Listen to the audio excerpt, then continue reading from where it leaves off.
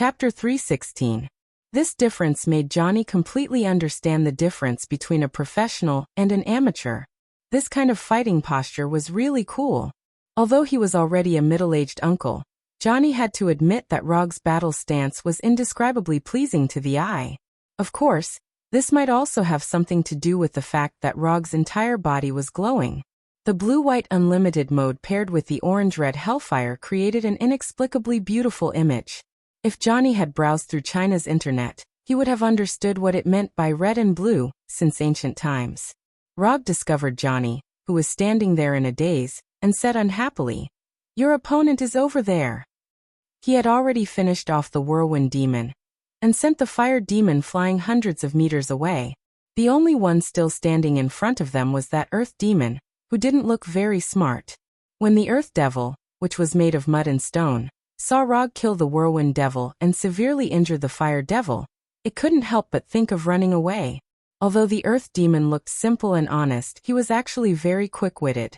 If he wasn't quick-witted enough, he wouldn't have been able to become one of the few demons who had mastered the power of nature. He wouldn't have been chosen by Mephisto to become his subordinate. Although in name, all the demons in hell were the subordinates of the Lord of Hell, Mephisto. But there weren't many demons who could truly become Mephisto's subordinates. The fact that the earth demon could stand out from so many demons was enough to prove his strength and quick-wittedness.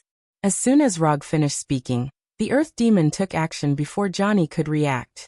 The earth demon's body began to dissipate rapidly, and his entire body shrunk rapidly as if it was collapsing. Although the earth demon didn't know how Rog had killed the whirlwind demon instantly, he keenly discovered an important point after seeing Rog shatter the whirlwind demon's core with one slash. Energy body.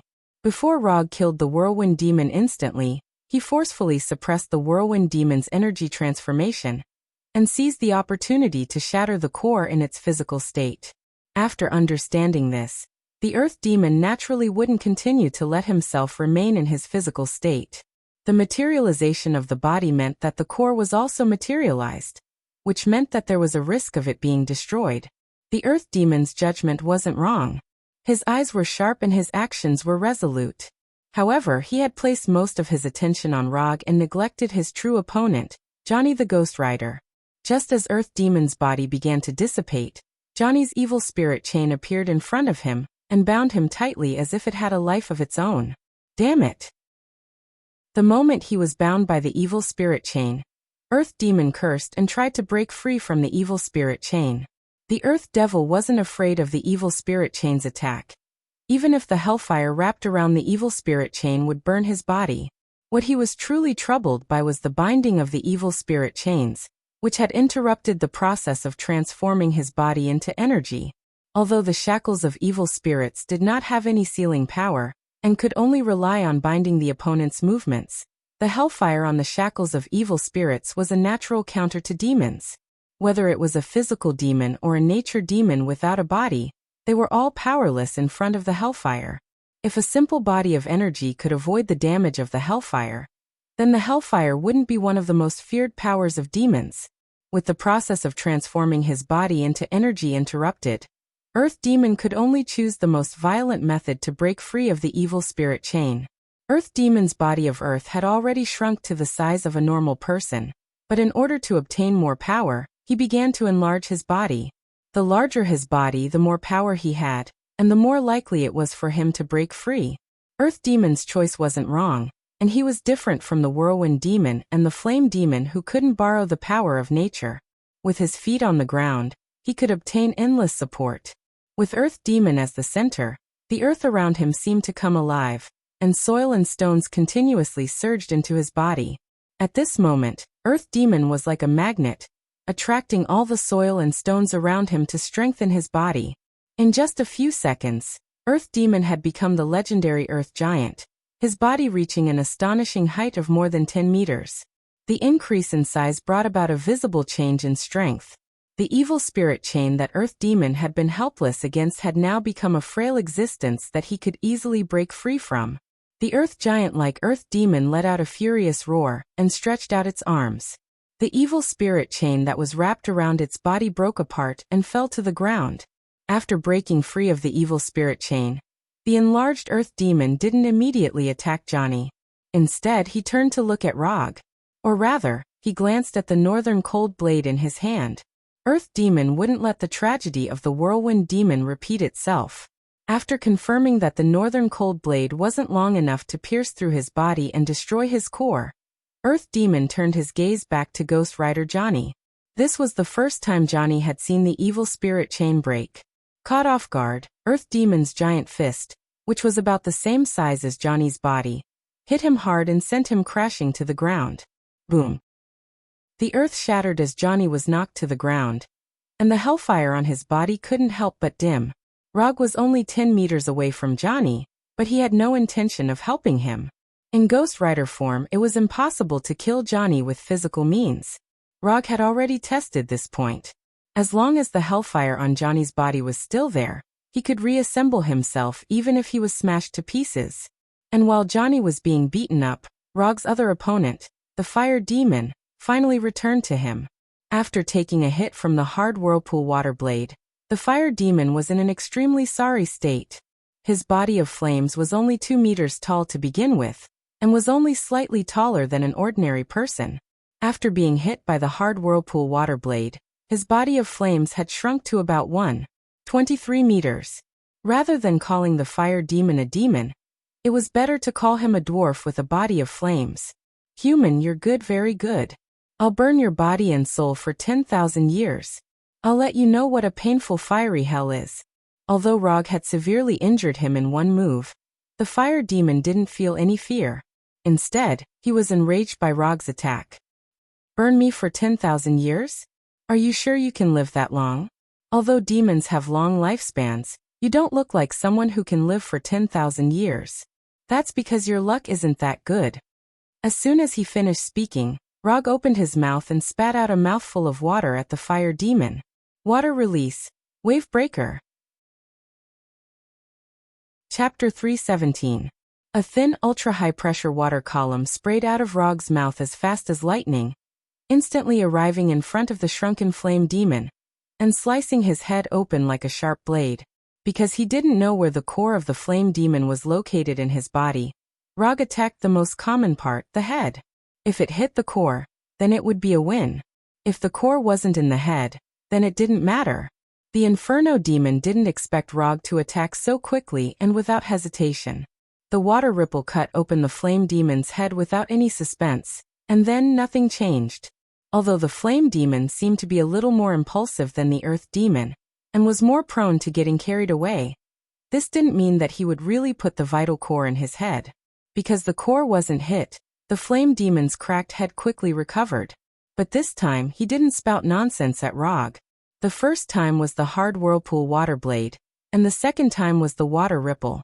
After being hit twice in a row, even if the flame demon was really impulsive and easily angered, he calmed down at this time. And he also found that the whirlwind demon was gone. Of course, the leader of the whirlwind demon wouldn't disappear for no reason. Since he couldn't see him now, it meant that the whirlwind demon was probably dead. After discovering this, the flame demon couldn't help but feel nervous. In terms of strength, the whirlwind demon was the strongest of the three of them. But the strongest whirlwind demon was the first to die, which scared the flame demon a little. From the time he was sent flying to the time he came back, only 4 or 5 seconds had passed at most. In other words, the human in front of him had killed the whirlwind demon in just 4 or 5 seconds. Thinking of this, the flame demon finally understood why Mephisto said to arrange a welcoming team.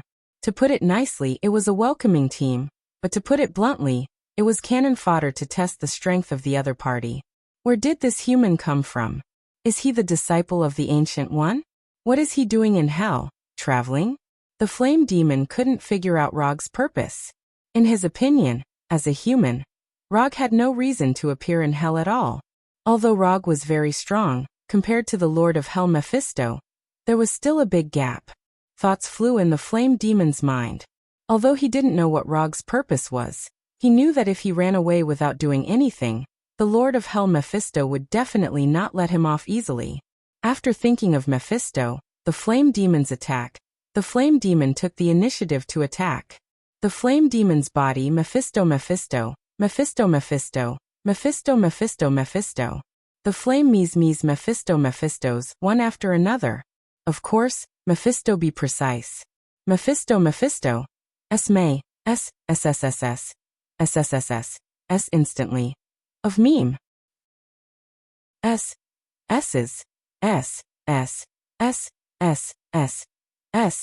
however, the flame demon was wrong about one thing, and that was that Rog did not even consider dodging. Rog raised the northern cold saber in his hand and decisively slashed at the incoming fireball. Unlike the whirlwind demon's wind blade, the flame demon's fireball could still cause damage even if it didn't hit its target. Art is Patrick's star. The northern cold blade in Rog's hand hit a fireball without any suspense. Then an orange-red flame soared into the sky. The fist-sized fireball exploded with a power far beyond imagination, and the exploding flames directly engulfed Rog's figure. Not only that, but after the first fireball exploded, the following fireballs seemed to have caused a chain reaction as they exploded one after another. Boom, boom, boom, boom, boom. Explosions rang out one after another. The orange-red flames continued to explode like a carnival, wantonly venting their own energy. Not only was the flame demon's attack shocking, but it was also quite powerful. Don't be fooled by the small size of the fireballs. The concentrated flame energy inside was not little at all. With this move, the flame demon defeated many demons who were stronger than him, allowing him to stand out among the demons and become Mephisto's acknowledged subordinate. The exploding flames not only engulfed Rog's figure, but also attracted the attention of Johnny and Earth Demon. Johnny never expected that the flame demon, who had been severely injured by Rog with one move, could actually turn the tables and suppress Rog to this extent. Looking at those flames that seemed to never be extinguished, Johnny could not help but worry for Rog. Rog was indeed very strong, but he was only a human after all. He did not have the ability to regenerate like him. However, Johnny soon realized that he was overthinking things.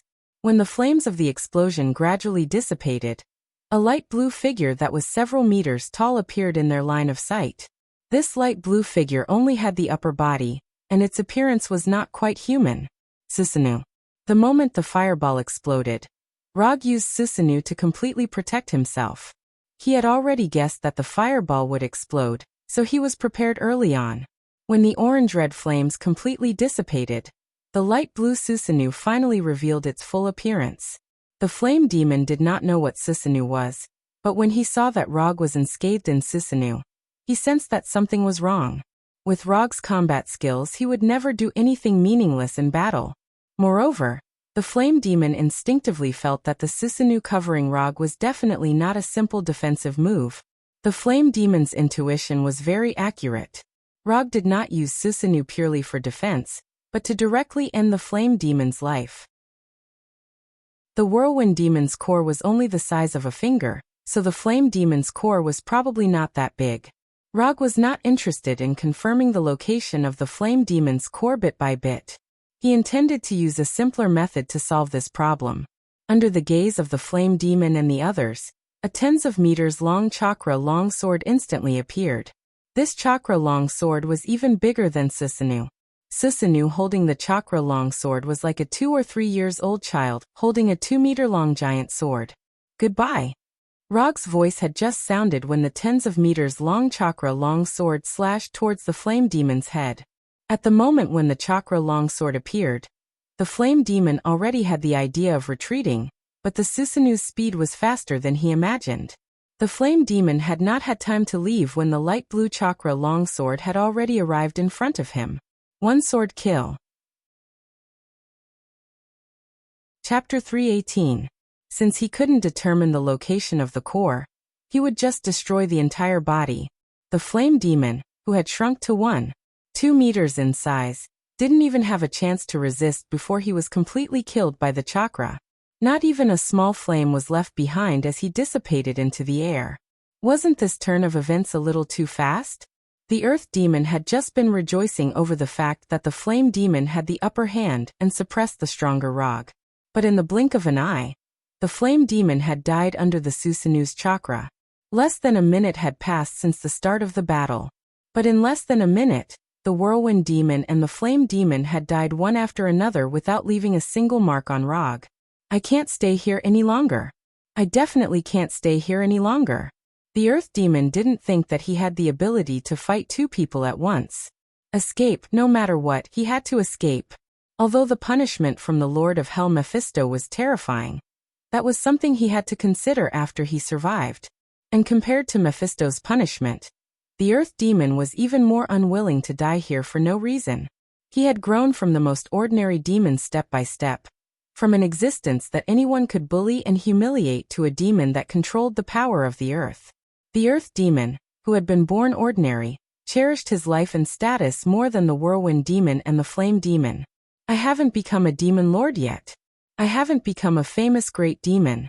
I definitely can't die here. The immense pressure brought about by death made the Earth Demon erupt with even more power.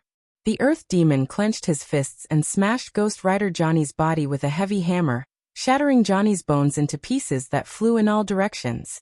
This wasn't the first time the Earth Demon had beaten Johnny to a pulp, but it was the same every time. Johnny, who had been reduced to pieces of broken bones, would recover with the help of the Hellfire. Unlike the previous few times, the Earth Demon didn't give Johnny a chance to reconstruct his body this time. After beating Johnny into a pile of broken bones, the Earth Demon took the opportunity to place his hands on the ground. The solid ground gradually softened, and within a few seconds, the thick ground became as soft as liquid. The rocks and broken bones on the ground quickly sank, as if they had fallen into water. When there was not a single bone in sight, the Earth Demon retracted its hands and allowed the ground to return to its original state. After doing all this, the Earth Demon did not say another word and ran away. Not only that, but the Earth Demon's 10-meter-tall body was also shrinking as he ran.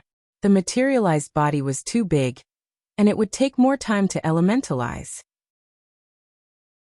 In order to leave this place as soon as possible, and mainly to ensure the success rate of escape, the Earth Demon could only choose to shrink its body first, and then elementalize.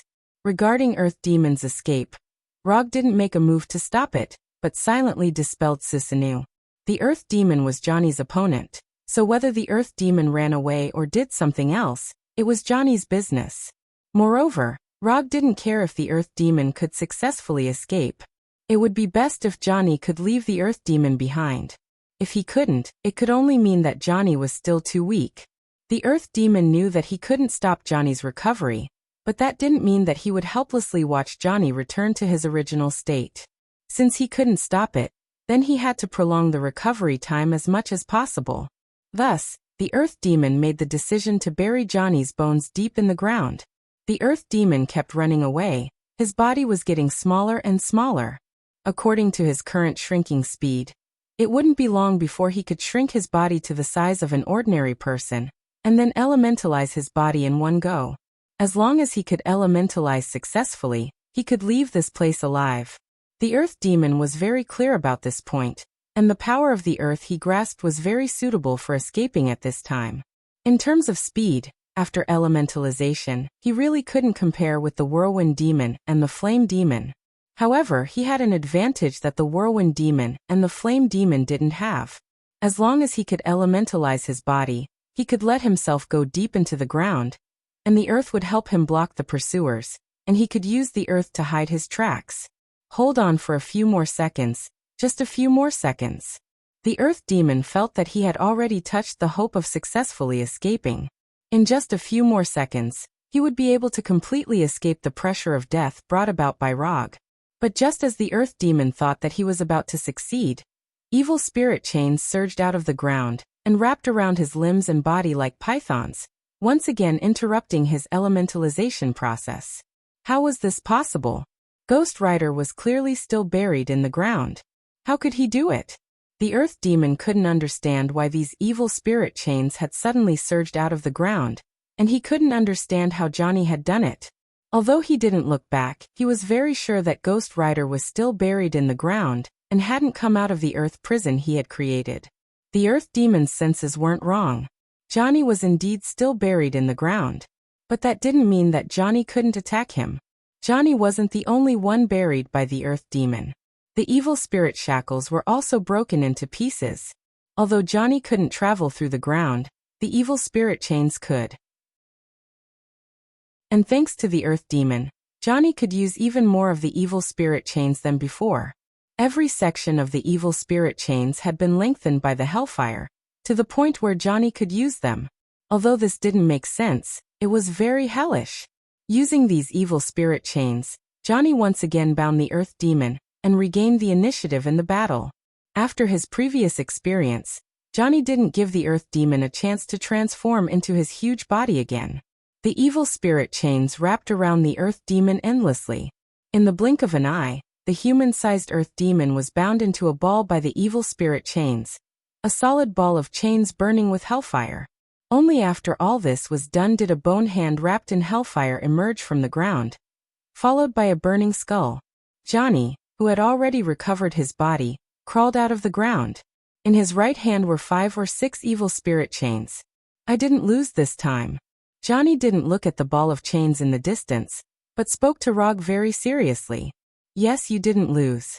After hearing Rog's reply, Johnny suddenly exerted force in his hand, and the ball of chains in the distance exploded like a bomb. The broken evil spirit chains danced in the air, and the Earth Demon was annihilated. Although it was a little different from what he had imagined, Johnny still finished off the Earth Demon alone in the end, leaving a deep mark on his battle career. Chapter 319. Well done. Johnny's move to deal with the Earth Demon was indeed not bad. He was getting better and better at using the evil spirit chain. Furthermore, Johnny finally had the aura a qualified warrior should have. If Johnny had let the Earth Demon leave just like that, Rog wouldn't have said anything, but he would still be a little disappointed. However, Johnny still ended up with a pretty good result, and dealt with the Earth Demon in a simple and crude manner. Where are we going next? Johnny asked after reforming the broken evil spirit chain, and wrapping it around his body. Anything is fine. No matter what we do, we'll meet Mephisto in the end. Rog didn't know where Mephisto was, nor did he have any interest in using Chakra's sensing ability to search for Mephisto. Then, will we encounter other demons later on? I seem to like the feeling of fighting demons. Johnny was silent for a few seconds before he said excitedly, as a ghost rider, killing demons with his own hands gave him an inexplicable sense of joy, as if he was born to do so. I don't know. It depends on Mephisto's arrangements. If he feels the need to continue testing us, then we'll continue to meet the demons he sends out. If he doesn't feel the need, then we'll meet him in person. Rog replied calmly. He wouldn't be surprised no matter what arrangements Mephisto made. When Johnny got back on his ghost bike and was about to leave, Rog suddenly stopped him. Since we have time now, let me tell you something. This was the first time Johnny had seen such a serious expression on Rog's face. Perhaps in your eyes, I'm very strong and can easily deal with those demons. But Mephisto isn't an ordinary demon.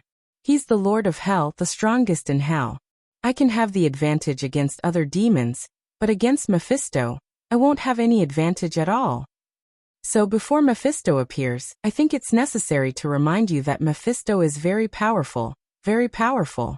Even if we join forces, our chances of defeating him are less than 10%, or even lower. If he was alone at this time, Rog would not have any hesitation. Even if he couldn't defeat Mephisto, he had a way to successfully escape from Mephisto. However, he wasn't alone now. He still had to consider Johnny's safety. Are you saying that we should leave Hell now?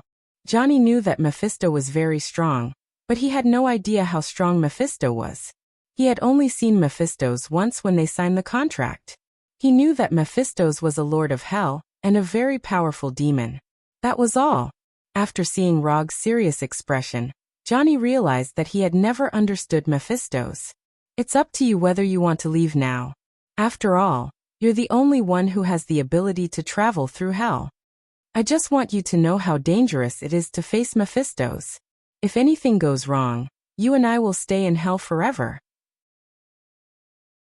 Whether it's necessary to gamble with your life to fight for that slim chance of freedom is something you have to seriously consider. Rog wanted Johnny to know how dangerous the journey ahead would be. After all, Johnny wasn't him and didn't know how terrifying Mephisto was. According to his estimation, Mephisto in Hell would be at least at the Heavenly Father level, which was the Heavenly Father level where Odin and Ancient One were. although the Heavenly Father level was only one level higher than the Earth God level. This level was the difference between heaven and earth, just like the difference in mass between the Earth and the Sun. If Rog remembered correctly, a Thanos without an Infinity Stone was the so-called Heavenly Father level. And such a Thanos was already a super overlord that was famous throughout the universe. Apart from those super big shots who basically didn't show their faces or make a move, Thanos was one of the ceiling of individual combat power in the universe. If a Heavenly Father level Thanos was already so terrifying, there was no need to mention those Heavenly Father level existences. What's more, Rog and Johnny were still in hell controlled by Mephisto, fighting against a Heavenly Father level existence. And in his domain at that, a narrow escape was already considered the focus of the goddess of luck. Is Mephisto really that strong?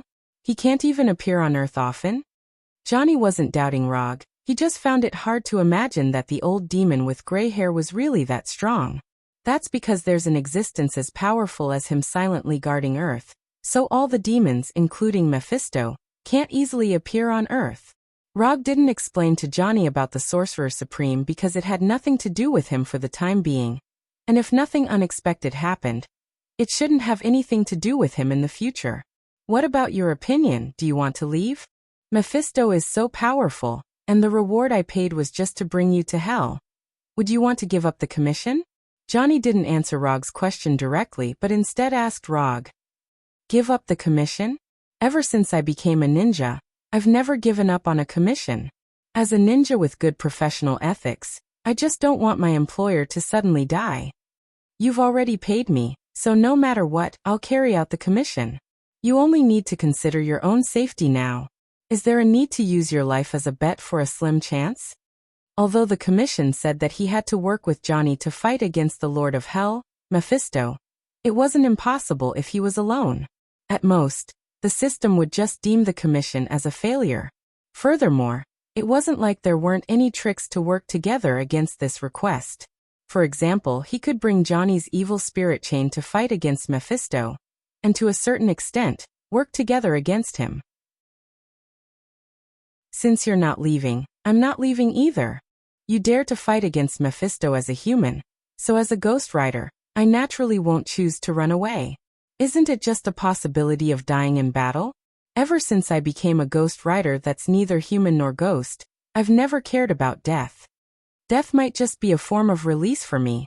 After serious consideration, Johnny finally gave an answer, and decided to face Mephisto with Rog. Wasn't it just fighting against the Lord of Hell?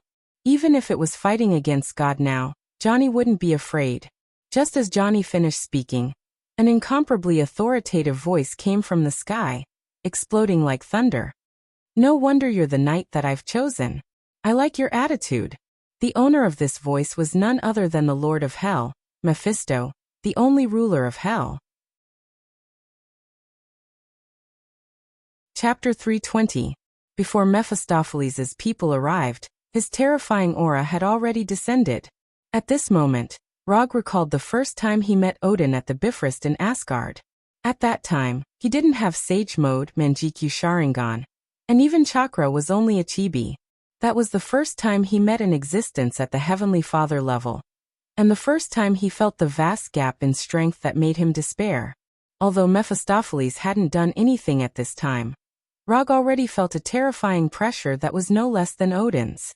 No, the pressure that Mephistopheles brought was even more terrifying than Odin's. At least Odin wouldn't have such strong malice towards him. Do you feel it? This is the power of a Lord of Hell. Rog took a deep breath and turned to Johnny, who was already a little stunned. Although Johnny, who only had a skull, couldn't make a human expression, Rog could see the bitter smile in his heart when he turned to look at him. Johnny had just made up his mind to fight Mephistopheles to the death. In the end, Mephistopheles immediately responded, and showed a little of his strength. I finally understand why you said that Mephistopheles is very strong. Johnny replied silently. Then, the hellfire on his body burned wildly, announcing his existence like an erupting volcano. Mephistopheles is indeed very strong, but so what? Isn't it just death? I don't care. I have made a choice that I regretted before, so this time, I will definitely not let myself regret it again. As soon as he said that, Johnny took off the chains wrapped around his body and pulled with both hands, turning the chains into evil spirit chains. This is the aura that a knight should have. I'm starting to like you a little.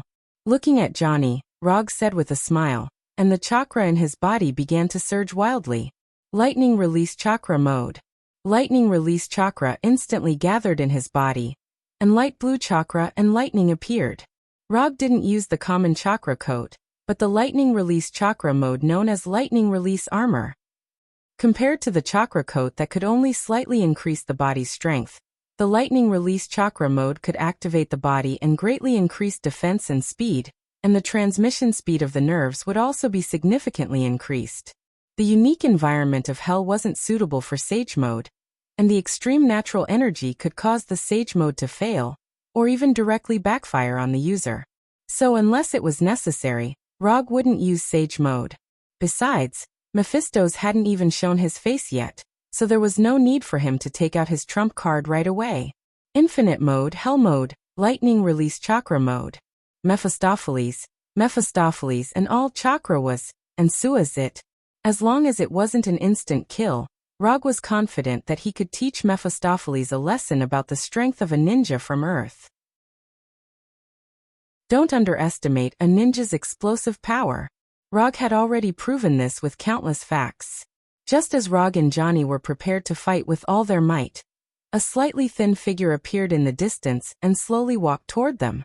He was dressed in a classic black suit, had meticulously groomed white hair, and held a black cane with a silver skull inlaid in his hand. The Lord of Hell, Mephistopheles, appeared in front of Rog and Johnny like an old British noble. Perhaps it was because Mephistos was considerate of Rog and Roland's perception, or perhaps it was because Mephistos preferred the human form. But at this moment, Mephistos did not reveal his true demon form. Instead, he appeared in front of them in his human form. I really didn't expect you to come to hell of your own accord. Good, very good. Mephistopheles' gaze lingered on Rog, who was surrounded by lightning and hellfire, for a few seconds before finally landing on Johnny, the Ghost Rider. I also didn't expect that we would meet again in hell. Facing Mephistopheles, who had changed his fate, Johnny didn't give any orders and replied calmly, "Tell me, my knight. What do you want?" As he spoke, Mephistopheles stretched out his right hand toward Johnny, as if a king responding to his general. "I want your life." At this moment, Mephistopheles was only about 10 meters away from them. To ordinary people, this distance might not be within the attack range. But to Johnny and the other two, this distance was no different from facing each other. As soon as he said that, the ghost chain in Johnny's hand appeared in front of Mephistopheles and pointed straight at his head. Although Mephistopheles had displayed astonishing power, this didn't affect Johnny's intention to leave him with some memories. The ghost chain's attack speed was very fast, even faster than the speed of ordinary bullets. But in front of the Lord of Hell Mephistopheles, Johnny's attack was still too crude. It was so crude that he didn't even have the mood to raise his hand. The ghost chain wrapped in hellfire appeared in front of Mephistopheles at lightning speed. Then, as if fixed in place, it stopped in midair in front of him. Interesting. Although Rog didn't know what method Mephistopheles used to stop the ghost chain, he had to admit that Mephistopheles' move was very beautiful. Or rather, it was very cool. Lightning body blink. Although he was amazed, Rog didn't stop moving at all. He disappeared in an instant. Lightning body, thousand birds blade. Rog appeared behind Mephistopheles as if he had teleported. The northern cold blade in his hand transformed into a blade of lightning, and slashed at Mephistopheles' neck. Just like the ghost chain, when the northern cold blade came to Mephistopheles' side, it was forcibly fixed in place by an inexplicable force. It was as if space had frozen, completely fixing the northern cold blade in midair. The moment the northern cold blade was fixed, Rog decisively let go of his right hand that was holding the blade, and condensed a Rasengan. At the same time, he pulled out a flying Thor kunai from his waist with his left hand. The Rasengan in his right hand, and the flying Thor kunai in his left. Not only did Rog not give up on attacking, but he also directly launched a second wave of attacks. As for the northern cold blade, which was fixed in midair, it was temporarily out of the battle sequence. The Rasengan and the flying Thor kunai attacked Mephistopheles at the same time. As long as one attack could hit Mephistopheles, Rog would be able to pull the battle into the flying Thor that he was best at. Mephistopheles had never fought Rog before, and didn't know what kind of ability Rog had mastered. But as the Lord of Hell, as the most powerful existence in Hell, he wasn't the kind of incompetent lord who would forget how to fight once he was in a high position. When the flying Thor kunai made of metal came near Mephistopheles, it was unsurprisingly fixed in place, just like the Northern Cold Blade's ghost chain. The Rasengan in his right hand easily broke through the invisible defense around Mephistopheles and touched Mephistopheles' suit. Chapter 321. Did I succeed? When the Rasengan touched the suit on Mephisto's body, a trace of doubt flashed through Rog's heart. Although he had never fought with Mephisto before, he was 100% sure that Mephisto, who had the strength of a heavenly father, would never perform so poorly. Mephisto must still have a backup plan. Although the Rasengan was not a weapon like the flying Thor kunai or the Northern Liang blade, if Mephisto wanted to stop it, he would definitely be able to. As he expected, when the spinning Rasengan touched the suit on Mephisto's body, an incomparably powerful energy burst out of Mephisto's body. This energy had no attributes, it was just pure energy to the extreme. Boom. In just an instant, the Rasengan in Rog's hand shattered, and the chakra, which had lost control, directly disintegrated and dissipated, leaving no trace behind.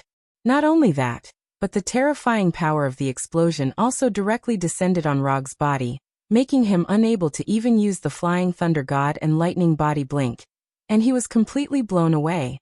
Although the energy that burst out of Mephisto's body was terrifying, it was extremely well controlled. Except for Rog himself, the Northern Liang blade, the flying Thor kunai, and the evil spirit chain, which were frozen in the air, were not affected at all, and still maintained their frozen state. Rog, who was blown away, flew a full 100 meters before he finally dissipated the impact of the explosion, and relied on the superlight rock technique to stabilize his body and float in the air. Mephisto, the Lord of Hell, is really strong. Rog raised his right hand and wiped the blood from the corner of his mouth, and his 3-Tomo Sharingan also transformed into Mangekyo Sharingan. The dynamic vision of the 3-Tomo Sharingan was already very terrifying, but it was completely unable to follow Mephisto's movements.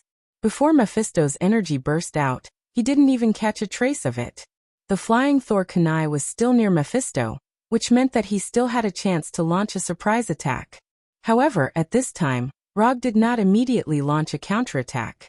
Instead, he slowly landed on the ground. Mephisto stood in place with his cane, looking calm and composed, as if he didn't care about Rog and Johnny's attacks at all. Rog's attack speed was indeed very fast, and his combat reaction was top-notch.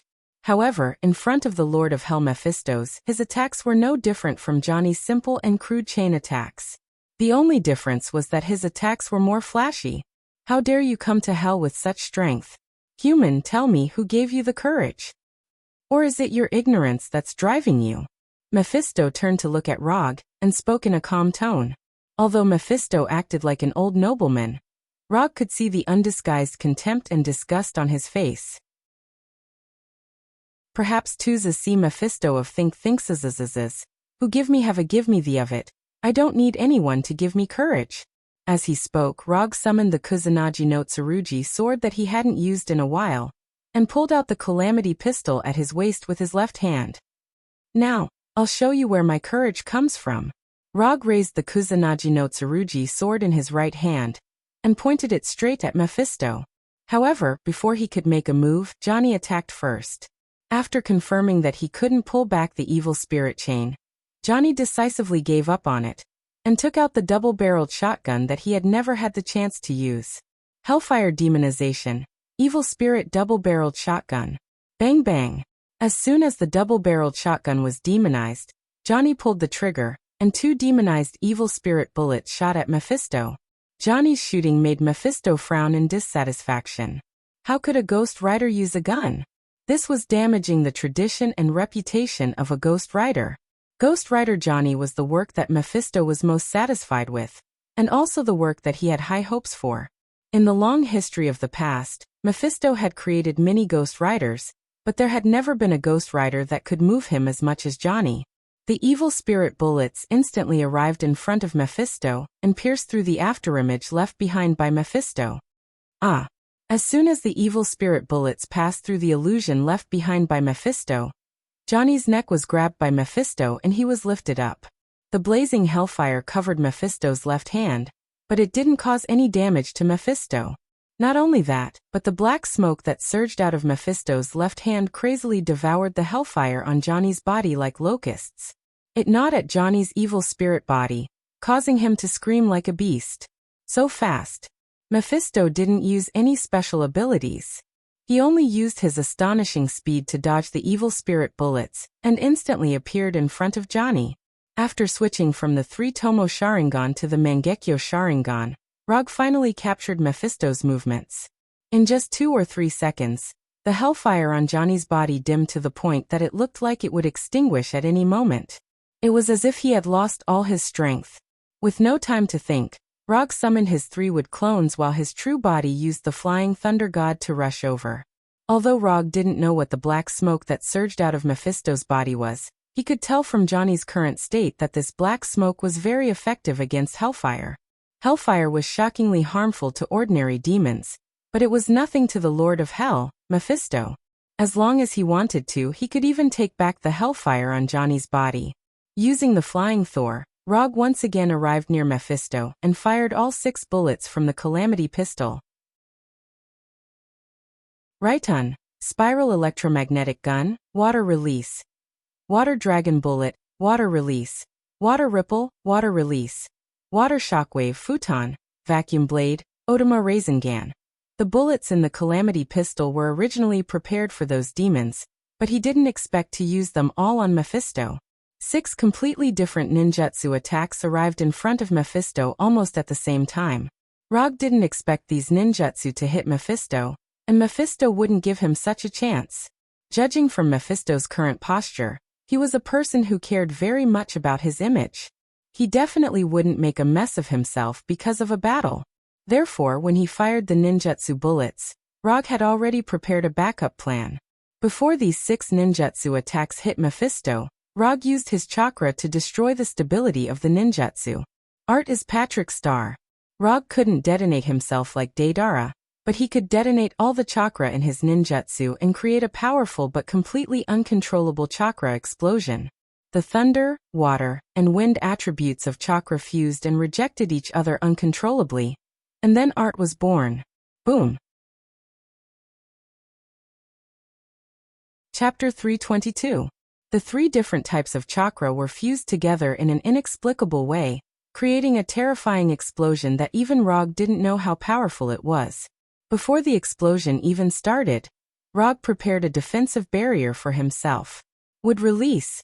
Wooden spindle wall. A curved circular wall was formed in front of him, completely enveloping him. The chaotic energy storm crazily released its own energy, and the terrifying shockwave destroyed everything around it, regardless of whether it was friend or foe. And the lightning and storm that filled the sky created a doomsday scene. In addition to the energy storm formed by the different types of chakra, this sudden energy storm also inexplicably caused a chain reaction, which attracted the natural energy of hell, further increasing the power of the explosion. The black and purple color caused by the explosion became the only color in the sky, and the earth shook violently, and the terrifying energy storm destroyed everything like a supernova. The thickened wooden spindle wall created by Rogue only lasted for a short 2 or 3 seconds before it was completely broken. Even if he continuously used chakra to strengthen it, it didn't change the outcome of the wooden spindle wall being destroyed. Susanoo. The light blue Susanoo instantly took shape and surrounded him in layers. In order to ensure that Susanoo has enough defensive power, he mobilized almost all the chakra in his body, and didn't spare any energy to support the existence of Susanoo. Although the energy storm in front of him was his plan, but as the planner, he didn't expect that the fusion of different types of chakra would produce such a terrifying power. What he didn't expect was that the extreme nature energy in hell would also participate in the energy storm's revelry. If he had known that there would be such a completely uncontrollable chain reaction, he wouldn't have taken the initiative to detonate his ninjutsu. The current situation was completely beyond his expectations, and it also completely disrupted his next step. According to his plan, he should have saved Johnny after the explosion while Mephistopheles was distracted. But in this situation, let alone saving Johnny, he wasn't even sure if he could protect himself. If this energy storm didn't end, he would have to use his trump card in advance. Not only did Rog not expect that the energy storm he created would cause such a huge chain reaction, but Mephistopheles also didn't expect it either. As the Lord of Hell, Mephistopheles knew a lot more about hell than Rog did. So he knew more about the current situation than Rog did. To put it simply, the energy storm created by Rog was like throwing a grenade into an arsenal full of high explosives. The grenade wasn't very powerful, but it detonated the explosives in the arsenal. And as time passed, more and more explosives were detonated. Mephistopheles didn't matter. He couldn't ignore the fact that the arsenal's explosion would directly blow up his base. This human, he really wasn't an ordinary human. More and more natural energy was being attracted by the energy storm. Mephistos even felt that all the natural energy in hell was showing signs of being awakened. If this energy storm was allowed, if was mice Mephistopheles, this was Mephistopheles. In order to maintain the order and safety of hell, Mephistopheles had no choice but to deal with this huge problem brought about by Rog. Mephistopheles casually swung his left hand, and Johnny, who had been grabbed by the neck, was flung out. He was instantly swallowed by the energy storm. Mephistopheles then stuck the black cane in his hand firmly into the ground, opened his arms, and released the energy in his body. There was originally a faint layer of energy barrier around Mephistopheles, protecting his safety and maintaining his dignity. But now he had no choice but to give up this energy barrier that could allow him to maintain his dignity. He even had to reveal his demon true form. Small curved horns that resembled demon horns appeared on his face, and the nails on his hands began to grow longer and sharper. His skin also turned dark purple. Apart from that, his eyes shone with an orange-red light like hellfire. Without the protection of the energy barrier, cracks appeared on the classic black suit he was wearing, and his meticulous white hair had completely disappeared. The change in his appearance was just an insignificant prelude. What was truly shocking was the astonishing energy emitted from his body. Under the interference of the energy storm, Rog's chakra senses were severely disrupted. Right now he couldn't even sense Johnny's existence or the flying thunder god's Kunashang. But it was in this situation where his senses were suppressed to the extreme that he felt a powerful force like a black hole. Profound, powerful, strange, unparalleled. Rog could not accurately describe how powerful this force was. The only thing he could be sure of was that this force could easily destroy planets and destroy the heavens and earth. Was this the true strength of a heavenly father? What a despair-inducing difference. Only now did Rog finally understand why the name of the father of gods, Odin, could spread throughout the entire universe, and why the Sorcerer Supreme, Ancient One, alone could prevent Earth from being invaded by other dimensions. Hell Lord Mephistopheles attacked with all his might, and the agitated natural energy was quickly calmed down. Without the natural energy in hell, the apocalyptic energy storm gradually weakened and finally disappeared completely. When everything returned to normal, the scene in front of Rog was completely different from before. What appeared in front of him now was a terrifying circular crater with a diameter of tens of kilometers. He and Mephistopheles were in the center of this circular crater. Although he could not see the exact height of the wall in the distance, it was extremely flat. Apart from him and Mephistopheles, who were still standing in place, everything else had flown off to who knows where, including Ghost Rider Johnny. Even the 3 wood clones that he had planned to leave behind as a backup had been completely destroyed by the energy storm. Mephistopheles did not give Rog a chance to see his demon true body. With his back facing Rog, he returned to his previous human appearance, then turned around and looked at the human who had almost caused a disaster that affected the entire hell. "Human, what's your name?" At this moment, Mephistopheles no longer had the contempt and disgust on his face. Instead, it was solemn and serious. "My name is Rog and I'm a ninja." In addition to his name, Rog also said his profession. "Ninja? Interesting." Mephistopheles nodded with a smile, then pulled out his cane from the ground and walked 5 or 6 meters in front of Rog. He said solemnly, "Become my ninja, and I'll make you the strongest ghost ninja in the entire universe. Chapter 323. Evil Spirit Ninja? And the strongest evil spirit ninja in the universe? Rog was stunned for a moment, unable to keep up with Mephisto's train of thought.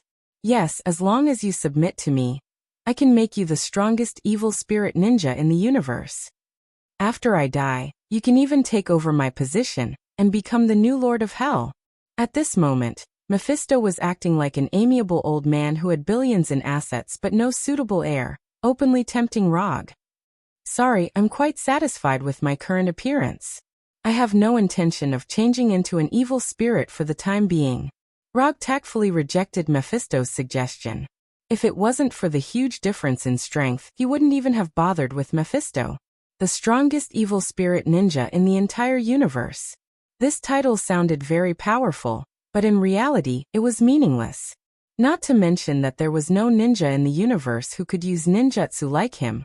Just the fact that he was the strongest in the universe wasn't very reliable. Even Mephisto himself wasn't the strongest in the universe, let alone the evil spirits he created. Be it Ghost Rider or Evil Spirit Ninja, they were just Mephisto's subordinates. They were naturally inferior to Mephisto himself. More importantly, the appearance of a skeleton after transforming into an evil spirit didn't match his aesthetic at all. Rog remembered that not long ago, several well-known media outlets in America had teamed up to do a survey on the most desirable superheroes to marry. If he remembered correctly, he was ranked first on this list. Furthermore, he had surpassed Captain America, who was ranked second, and Tani, who was ranked third, with an absolute advantage. Right, it was worth mentioning that Hulk was ranked fourth on the list, even above Thor and Thor. Yes, the one who was selected was Hulk, not Dr. Bruce Banner. As for the reason for being selected, Rog wasn't very sure for the time being. You don't like the image of an evil spirit? I didn't expect that you, who have such great power, would still care about such a superficial image. Power, eternal power that surpasses everyone. This is what existences like you and me should pursue. Appearance, image, charm, personality. These are all things that only incompetent and weak existences care about. Mephisto said in disappointment. He couldn't tolerate Rog, who had such great potential, wasting his energy on such boring things. I can only say that everyone has different pursuits. After all, I'm a human, and you're a demon, so everyone has different ideas. There's a saying that I'm not sure if you've heard of, but it's called 3 values run with one's facial features. To become a charming villain, facial features are more important than 3 values. Odin's youngest son Loki is quite good at this. You can learn from him. After hearing Rog's words, Mephisto fell silent.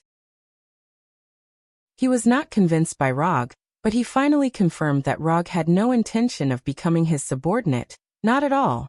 Whether it was his image or his worldview, it was all just an excuse for Rog not to become his subordinate. Forget it. Someone who can cultivate to your level of strength must have a firm belief. Otherwise, you wouldn't have the power you have now. Use your strength to prove your beliefs. Whether it's rejecting me or leaving hell alive, you can't do without strength. As soon as he finished speaking, Mephisto exuded an astonishing aura, as if the entire world was under his control. Don't say that I didn't give you a chance. As long as you can destroy or take away my staff, I'll let you leave and pretend that nothing happened. If you can't even do that, don't blame me for bullying you, a little ninja from Earth, Mephisto said confidently. Mephisto said with incomparable confidence. His insufferably arrogant image returned once more. Haha, is that necessary? You're already a high and mighty Lord of Hell, and you're still using such obvious words to destroy my state of mind. I'd be an idiot if I really believed what you said. Mephisto's was indeed very strong. He was the strongest enemy Rog had encountered so far, and the difference in strength between them was indeed so great that it made one despair. But even so, it didn't mean that he wouldn't be able to fight back when facing Mephisto's. If Mephisto's could really get rid of him easily, Mephisto's wouldn't have needed to say so much to him just now. You're indeed very strong, but if I want to leave, even if you're a Lord of Hell, you won't be able to stop me. I said it. As he spoke, Rog raised the Kusanagi no Tsurugi sword in his hand and pointed it at Mephisto's fearlessly. If he was afraid, he would lose for the rest of his life. Rog could admit that his skills were inferior, and he could also admit that he had failed, but he would never allow himself to lose for the rest of his life. If he agreed to Mephisto's conditions today, or placed his hopes of victory on destroying and taking away the staff, he would never be able to win against Mephisto's. Not only would he not win today, but he wouldn't win in the future either. I like you more and more. If you weren't a human but a demon born in hell, you would definitely become a great existence famous throughout the multiverse. But now you don't have that chance. The more Mephistos looked at Rog, the more he liked him. At the same time, it also triggered a desire to conquer that he hadn't felt for many years. He wanted to conquer this man and make him his most loyal subordinate. What else could give him a greater sense of accomplishment than this? Unlike before, Mephistos didn't wait passively for Rog to attack this time. Instead, he chose to make the first move. Mephistos raised his left hand slightly, and 3 pure and powerful energy tornadoes flew towards Rog. It was a killing move right from the start. These 3 energy tornadoes were almost transparent, and ordinary senses couldn't detect their existence at all. Moreover, unlike natural tornadoes, these 3 energy tornadoes didn't cause any abnormalities while flying. They didn't even cause a slight breeze. Mephistos used facts to prove what a lord of hell should be capable of. It was an almost godly level of control over his body. Good timing. These 3 energy tornadoes that couldn't be detected by the naked eye attacked Rog from 3 different directions, completely sealing off all his escape routes. However, Rog didn't have any intention of dodging at this moment. He clasped his hands together and took a deep breath. Chakra in his body began to fuse with the natural energy of hell. Hell Immortal Mode. Rog had already planned to use Immortal Mode when he summoned the wood clone earlier. Although the wood clone had been accidentally destroyed, it had given him enough feedback. Although the natural energy of hell was very extreme, it could still be used to fuse with chakra. Chapter 324. Only a madman could fight another madman. The natural energy in hell was very extreme. Even if it could be used to fuse with the immortal technique chakra, there was a risk of it going out of control. However, Rog didn't think too much about it at the moment. After absorbing enough natural energy from hell, he suddenly realized that he seemed to have fallen in love with this kind of torture that brought pain all over his body.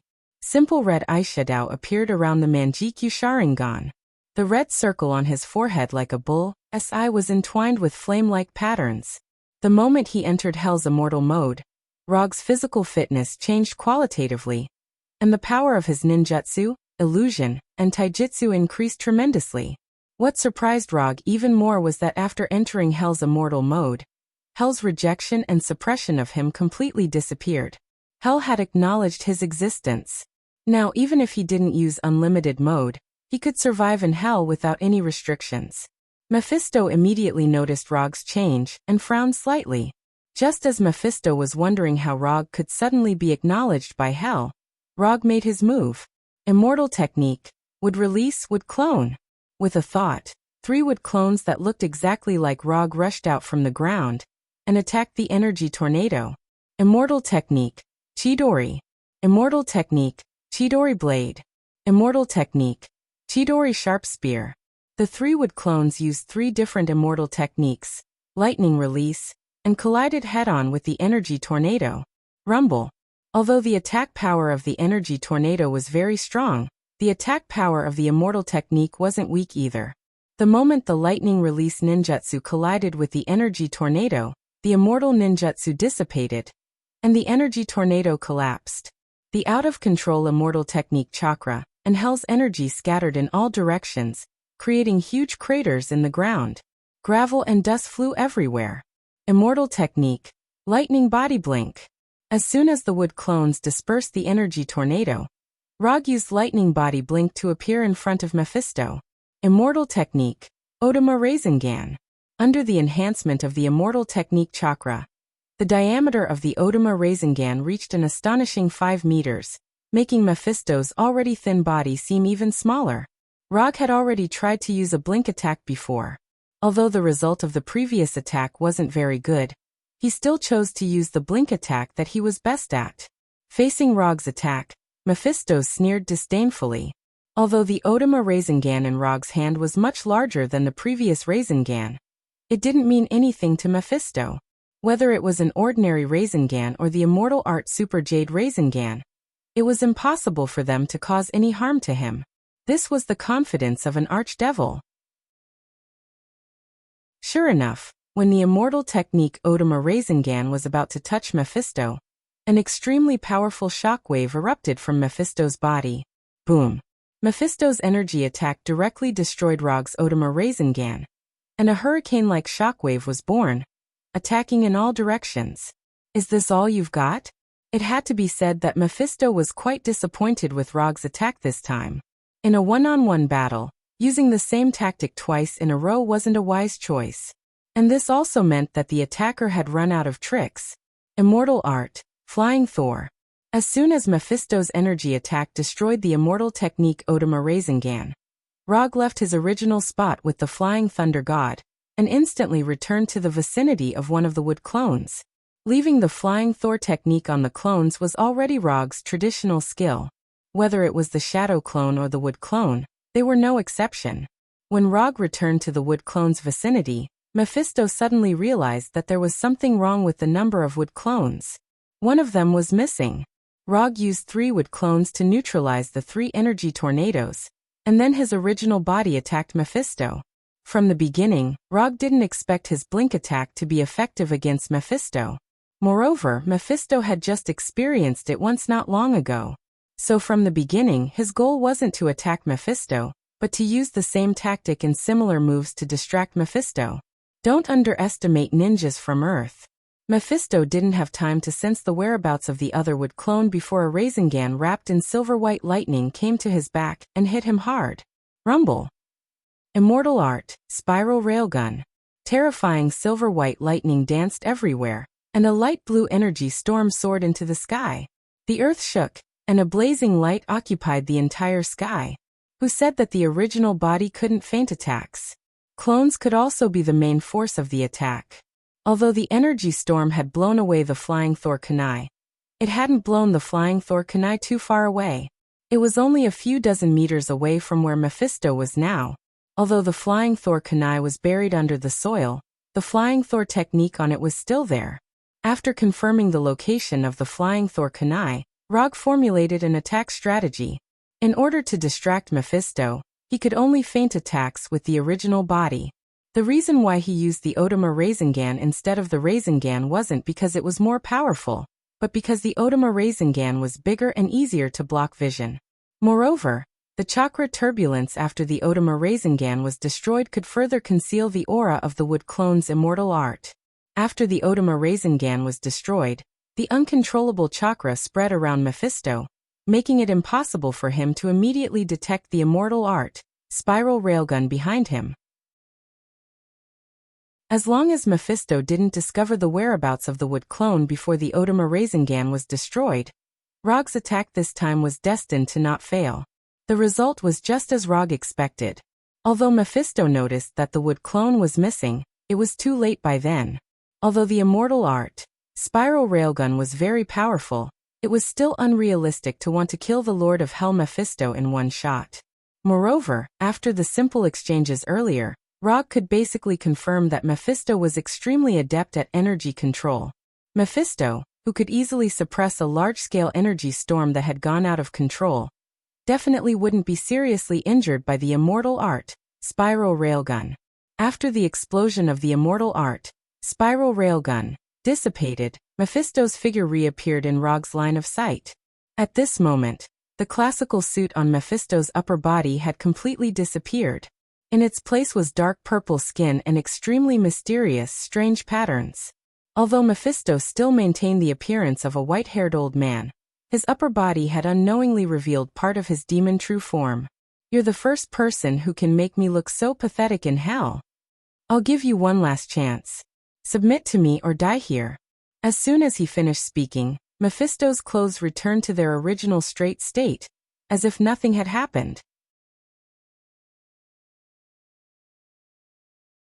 Chapter 325.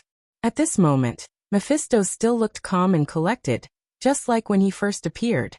However, Rog knew that Mephisto's was angry, and it was the kind that couldn't be appeased. However, this was normal.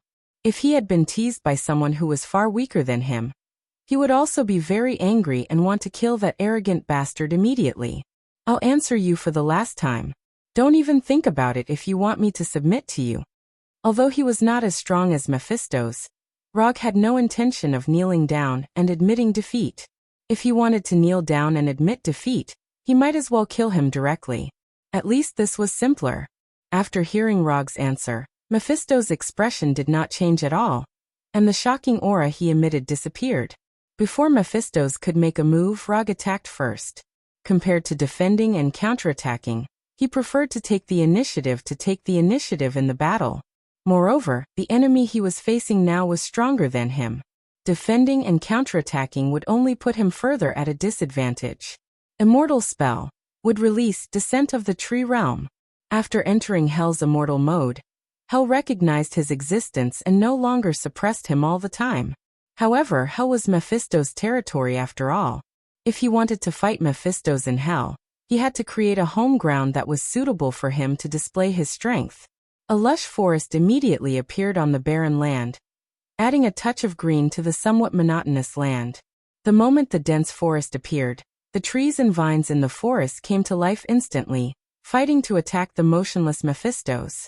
Although the forest formed by Descent of the Tree Realm was not a natural forest, it was more useful than a natural forest. As long as Rog needed it, all the plants in the forest could be used by him. Whether it was controlling the plants to attack or defend, or using them to restrain the enemy, it was as easy as breathing. Of course, the premise of all this was that he had enough chakra. In the face of the overwhelming trees and vines, the Lord of Hell, Mephistos, was still unmoved, as if he did not notice anything.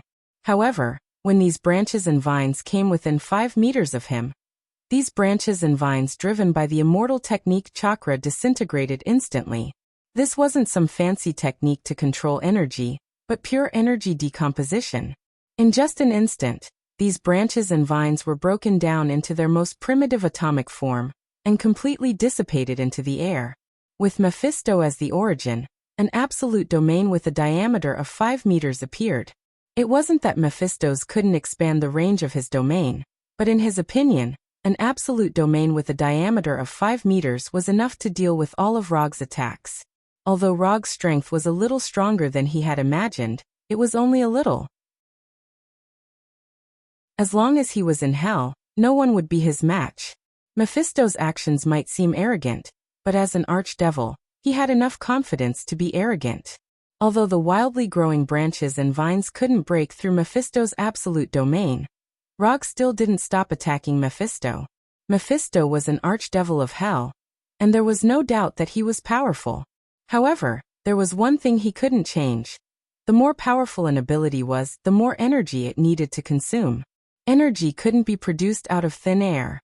Even if Mephisto was a Heavenly Father-level archdevil of Hell, he had to abide by this law. Otherwise, he wouldn't just be a Heavenly Father-level existence. While controlling the branches and vines to attack Mephisto, Rog's wood clone didn't stay idle either.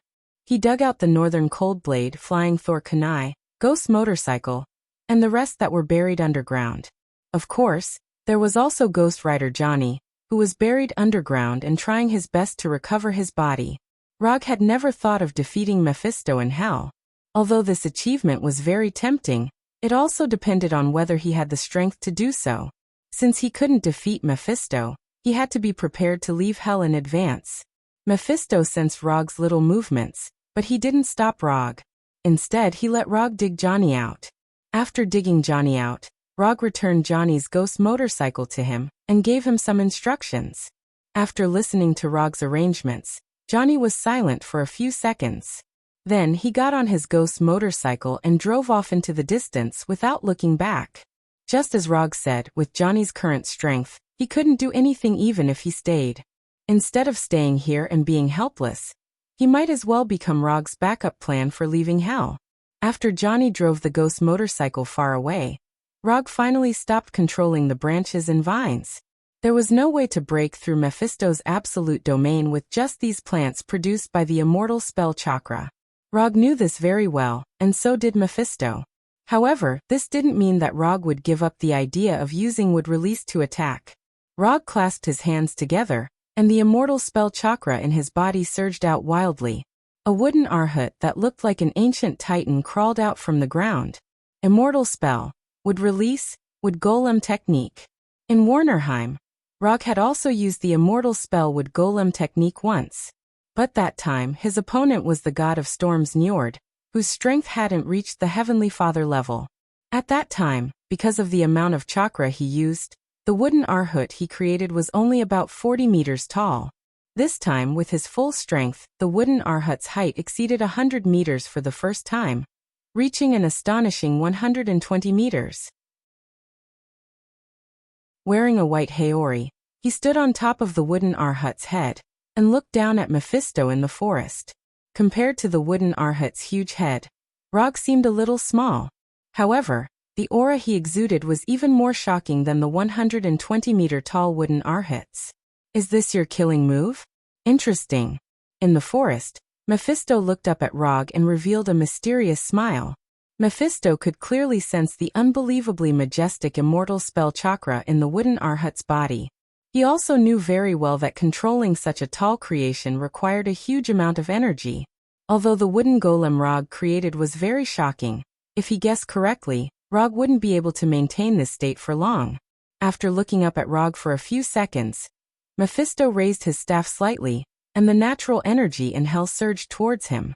Under Mephisto's control, the forest Rog created was quickly disintegrated, and in its place was a rising demon puppet that was 100 meters tall. With curved horns, bat-like wings, and a triangular tail, Mephisto created a demon puppet that looked exactly like the demons in the legends. Chapter 326. Immortal Spell Wood Golem vs. Demon Golem. Mephisto didn't make the demon golem too big. Instead, he kept it the same size as Wood Arhut. I'll use your attack style to defeat you head-on. Rog didn't know if Mephisto was thinking the same thing, but when he saw Mephisto standing on top of the demon golem's head, he took the initiative to attack. Wood Arhut, who looked like an ancient titan, swung his right fist and punched the demon golem's head directly. As soon as Wood Arhut swung his right fist, the demon golem also swung his right fist. Boom! Two incomparably huge fists fiercely collided together, forming an extremely strong shock wave. Although Mephisto wasn't good at close combat, his golem control skills weren't weak at all. Even though he punched later, he still accurately judged the trajectory of Wood Arhut's attack. You want to meet force with force? Then I'll fulfill your wish. After Wood Arhut's right fist was blocked, Rog didn't hesitate and controlled Wood Arhut again.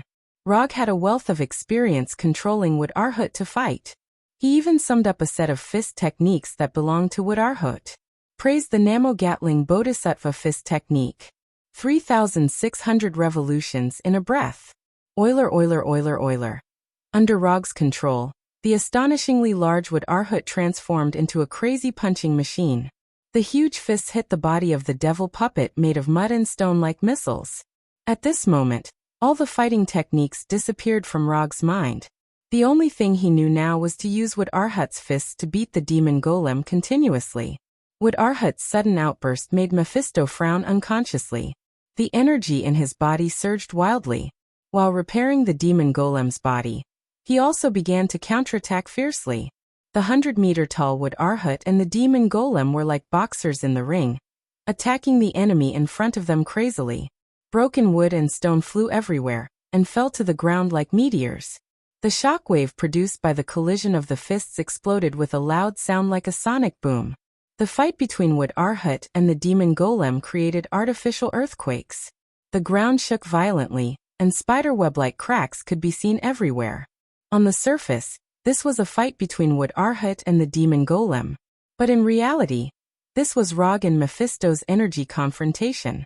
Whether it was controlling Wood Arhut to fight the demon golem or repairing their injured bodies, it required a huge amount of energy. As long as one side's energy was depleted, this earth-shattering fight would come to an end. As a Heavenly Father-level Lord of Hell, Mephisto's had an absolute advantage in terms of energy reserves. Whether it was the energy stored in his body or the natural energy that he could mobilize, he was far superior to Rog. So even if the demon golem was weaker, he wasn't worried at all. Unlike Wood Arhut, the demon golem was just a puppet that Mephisto had casually created. Other than being a little bigger, the demon golem didn't have any extraordinary abilities. Although Wood Arhut looked very ordinary, it was an out-and-out high-level wood-release ninjutsu.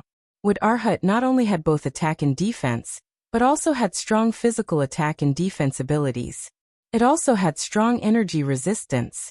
Ordinary energy attacks not only couldn't hurt Wood Arhut, but could also become a weapon for Wood Arhut to counterattack. The Bijudama was a typical example. Although Wood Arhut was fighting with the demon golem like a landslide, and had a slight advantage, he was still a wood-release ninjutsu. But Rog knew very well that if this continued, he would definitely be the one to lose. The wood-release ninjutsu was one of his ultimate moves, but the demon golem was just a puppet that Mephisto had casually created. The two weren't on the same level at all. What was even more troublesome was that his own chakra was rapidly decreasing. Once his chakra was exhausted, the Hell Immortal mode would automatically disappear. Without the buff of chakra, his strength would be further weakened. He didn't have much chakra, but the nine-tailed chakra couldn't be merged with natural energy, let alone be refined into chakra. Forget it, it's time to end it. After perceiving Johnny's current location, Rog decided to use his last card. Susanoo. The Susanoo formed by chakra appeared again. Compared to the 100-meter-tall Wood Arhut, the 7 or 8-meter-tall Susanoo seemed a little small. However, this half-body Susanoo didn't last for long before Roger took the initiative to disperse it. Before transmigrating, Rog had imagined a scene. Or rather, a move that was more advanced than Gundam. Susanoo Great Buddha, 2 people destroy 4 countries. This was a sentence that Rog had read before transmigrating, and now, he intended to fulfill the first half of this sentence. Aya. Rog, who was standing on top of Wood Arhut's head, let out a miserable howl. The tearing feeling brought by the Susanoo's materialization, and the stinging feeling brought by the Hell Immortal mode fused together, forming a bone-deep pain. The Susanoo that was scattered by Rog didn't dissipate. The light blue chakra began to cover Wood Arhut, and then materialized into the appearance of armor. Rog's Susanoo was originally only in the second form with flesh and blood. Under the buff of Hell Immortal mode, his Susanoo reached the third form with armor for the first time. At this time, the armor of Susanoo covered Wood Arhut's body. Pain, pain, pain, pain. Using Susanoo in Hell Immortal mode, only a madman like Rog would do this. And covering Arhut with Susanoo's armor was something that even Madara had never tried. Madara once used Susanoo, but it was just Susanoo covering Kyuubi's body. Covering Wood Arhut's body with Susanoo was a new experience that no one had ever experienced before, an inhuman experience of extreme pain. After using this shrunken version of Susanoo Great Buddha, even Rog, who had a strong will, couldn't help but kneel on one knee on top of Wood Arhut's head. After going back, he must practice Susanoo well. Although he was trembling with pain, Rog still had some messy thoughts in his mind. Although the cost of using it was a bit high, the effect was obvious. After putting on the light blue Susanoo armor, Arhut, whose momentum was already very amazing, showed a shocking power that was not weaker than Mephisto's. Susanoo Great Buddha. This was Rog's real trump card. When Arhut transferred the Susanoo armor, Mephisto's face finally became dignified, and he looked at Rog very seriously. Chapter 327. Although the battle didn't last long, Mephisto realized that Rog was more difficult to deal with than he had imagined. Or rather, he was more pleasantly surprised. Every time he thought that Rog was going to stop here, Rog would always come up with some new tricks and play one amazing trump card after another. If not for Rog's repeated rejections and provocations, Mephisto would have really looked forward to signing a contract with Rog and making him his strongest evil spirit subordinate. However, it turned out that Rog had no intention of signing a contract with him. Looking at Arhut, who was covered in light blue armor, Mephisto sighed as killing intent surged in his heart. Kill Rog, force his soul to stay in hell, and then transform his soul into an evil spirit. Since Rog was unwilling to accept his good intentions, Mephisto could only use some forceful means. Killing intent flashed across Mephisto's body, but Rog's sharp senses picked it up. He wasn't surprised by Mephisto's decision. If he were Mephisto, he would have made a similar decision. Although he said that, he had no intention of giving up. He had already used his trump card, the Susanoo Buddha, so there was no need to consider anything else. With a thought, Arhat, who was wearing the Susanoo armor, attacked again. Boom, boom, boom, boom. With the Susanoo armor, the wooden Arhat's attack power and defense power have been significantly improved. Although Arhat's body didn't change at all, his punches now were stronger than the previous dozen punches combined. Left hook, right hook, straight punch, forward punch, 1-2 combo. At this time, the wooden Arhat was like an invincible boxing champion in a boxing ring. Punch after punch landed on the demonic puppet's body, forcing it to retreat step by step. Although Mephisto's controlled the demon puppet to counterattack, the Susanoo armor on Arhat's body was like an absolute defense, blocking all of the demon puppet's counterattacks. In just a few seconds, huge spiderweb cracks appeared on the demonic golem's body. Broken soil and stones splashed out like a meteor shower, fiercely hitting the ground and creating craters of various sizes. Under the powerful attack that Arhat was unable to resist, the demon golem couldn't even make a slightly effective counterattack, and could only stagger backwards. The speed at which Arhat was destroying the demon puppets far exceeded the speed at which Mephisto could repair them. The 100-meter-tall demon golem was like an incomparably huge sandbag, receiving Arhat's punches that were each heavier than the last. From the looks of it, Rog now had the upper hand. But he knew very well that this upper hand was only the result of Mephisto giving up. Mephisto's best energy attack hadn't been used at all. Rog didn't know what Mephisto was planning. Perhaps he was using the demon puppet to exhaust his chakra, or perhaps he wanted to see how far Arhat could go. In any case, Mephisto was still standing calmly on top of the demon puppet's head, without the slightest hint of panic. Although Rog really wanted to control Arhat to kill Mephisto with one punch, he knew that this could only be a fantasy. Instead of wasting precious time on Mephisto, he might as well seize the time to deal with the demon puppet. Break for me. Taking advantage of the demon puppet's retreat, Arhat grabbed the demon puppet's arms, and with a sudden force, tore off the upper arms of the demon puppet. The two arms, which were dozens of meters long, were casually thrown by Arhat, and hit the ground like meteorites, raising a huge cloud of dust. After tearing off the demon puppet's arms, Arhat didn't stop at all, and grabbed the pair of bat wings on the back of the demon puppet with both hands again. Until now, Rog still didn't know why Mephisto wanted to make bat wings for the demon puppet. A demon puppet made of mud and stone obviously couldn't fly, so this pair of huge bat wings didn't have any practical use other than making the demon puppet look more like a legendary demon. Given Mephisto's experience, he shouldn't have wasted his energy to make a pair of useless bat wings. Although he couldn't understand what Mephisto was thinking, Arhat still grabbed the demon puppet's bat wings with both hands, and tore off the wings that were more than 200 meters long. At this moment, Mephisto's demon puppet was only left with its main body and head. When Rog controlled Arhat to throw away the huge bat wings in his hands, he suddenly realized that Mephisto, who was standing on top of the demon puppet's head, had a meaningful smile on his face. Not good. Years of battle experience made Rog acutely sense that something was wrong, and he planned to control Arhat to retreat some distance. However, it was all too late.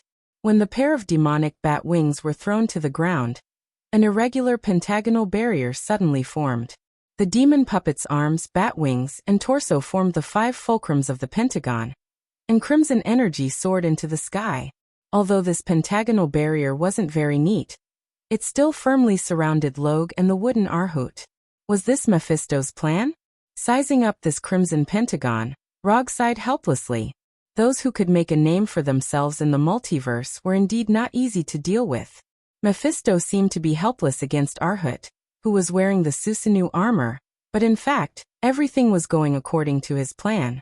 After trapping Rog with the pentagon, Mephisto didn't say anything, and only silently raised his right hand. The next second, the sky changed color, and the entire world turned from day to night. At the same time, the natural energy in the air boiled like boiling water, and the aura of destruction and death enveloped the entire world. At this moment, Rog, who was standing on top of Arhat's head, suddenly felt like he was against the entire world. The will of hell, which had acknowledged his existence, instantly disappeared without a trace. It was as if it had never existed in the first place. The sudden phenomenon of heaven and earth also attracted the attention of the demons in every corner of hell. Johnny, who was driving the ghost motorcycle at a crazy speed, also couldn't help but stop at this moment and turn back to look at the battlefield where Rog and Mephisto were. Could he really make it here in time? Looking at this phenomenon that almost covered the entire hell, Johnny couldn't help but worry for Rog. Don't worry, he's Rog. You just have to carry out his plan properly. Blackie's voice sounded beside Johnny. When Johnny left, Rog handed Blackie, who couldn't be put into the medium scroll, to Johnny, and let him leave with Blackie. I hope so. As soon as he said that, Johnny started the ghost motorcycle again, and sped off into the distance like a flaming meteor.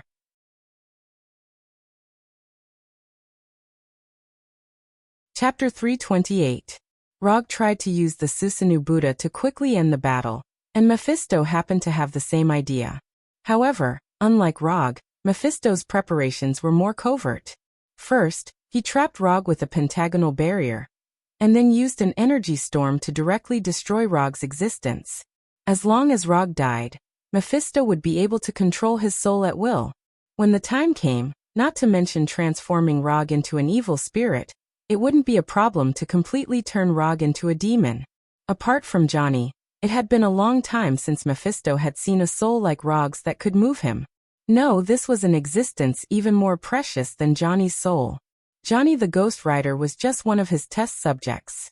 He couldn't compare to Rog at all. A strong desire erupted in Mephisto's eyes, which made Rog, who was standing on Arhat's head, involuntarily feel a chill. It wasn't a good experience to be sized up by a male creature like this. The natural energy in the air was still boiling wildly.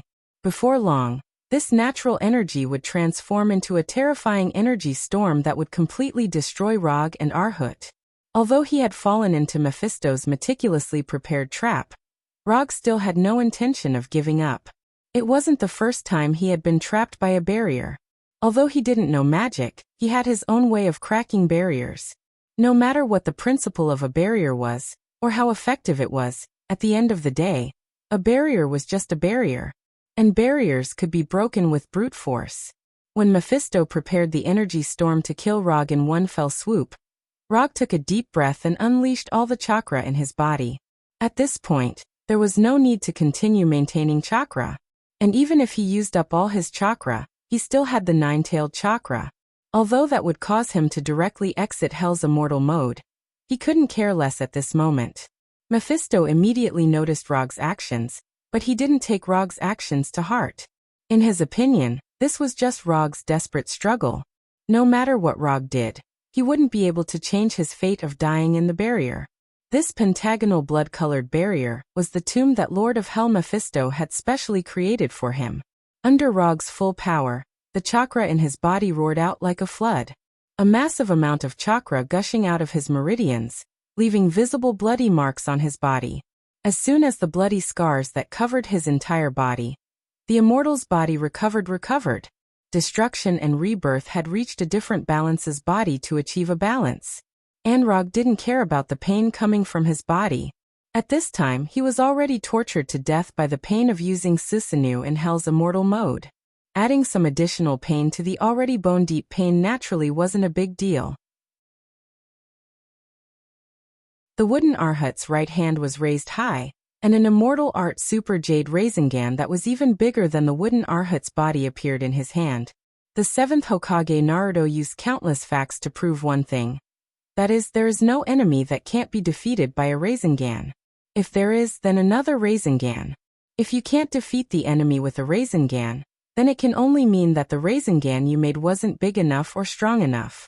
What Rog wanted to do now was to use facts to prove the 7th Hokage's point of view once again, and add a new record to the Rasengan's Rasengan tactics. Under Rog's full power, a huge Rasengan with a diameter of 300 meters was born. This super-huge immortal art super jade Rasengan spun wildly, and the flow of chakra even set off an equally huge super tornado. When this immortal art super jade Rasengan was formed, Rog still didn't stop, and covered it with the power of hellfire. In addition, he also mobilized a part of the Kyubi chakra, and forcibly integrated it into this immortal art super jade Rasengan.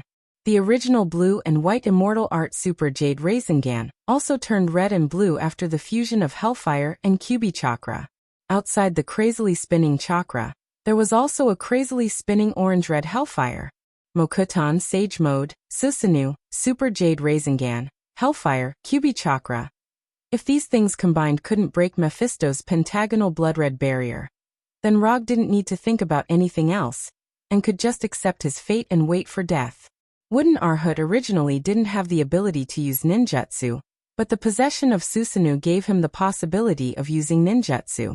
This unprecedented immortal art super jade Rasengan that fused many kinds of power was, to a certain extent, the limit of what Rog could currently use. This red and blue immortal spell super jade Rasengan entwined with hellfire was the pinnacle of his strength. Whether this Rasengan could break Mephisto's pentagonal blood-red barrier, or what kind of damage it could do to Mephisto, this was Rog's last attack. After this move, victory or defeat, life or death, would be the final answer. Mephisto thought that he had forced Rog into a desperate situation, but Rog proved him wrong again. Looking at the red and blue ball in the wooden Arhut's hand, which contained immense power, Mephisto suddenly laughed. This kind of aura, this kind of willpower, this was an opponent worthy of him taking seriously. Only this kind of existence can become the sharpest weapon in my hands, and bring the glory of hell to the multiverse.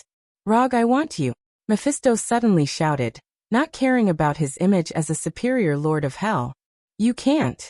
After hearing Mephisto's shout, Rog replied calmly. Then the 100-meter-tall wooden Arhut suddenly exerted strength in his legs, and his entire body leaped high into the air, directly pouncing on Mephisto. The pentagonal blood-red barrier had 5 fulcrums, and these 5 fulcrums were the key to the barrier. Rog wouldn't choose any of the other fulcrums to break the barrier. He would only attack the fulcrum where Mephisto was.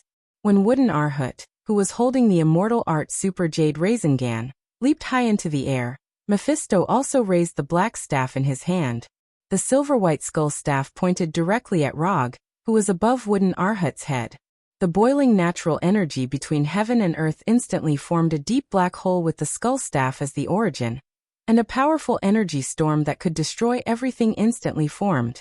The fist-sized black ball was the core of the energy storm, and contained all the energy storm's power. Break for me. The immortal art super jade Rasengan, which was 300 meters in diameter, collided fiercely with the black ball in the energy storm. A white light brighter than a supernova explosion instantly appeared, cutting through the endless night like the dawn of dawn.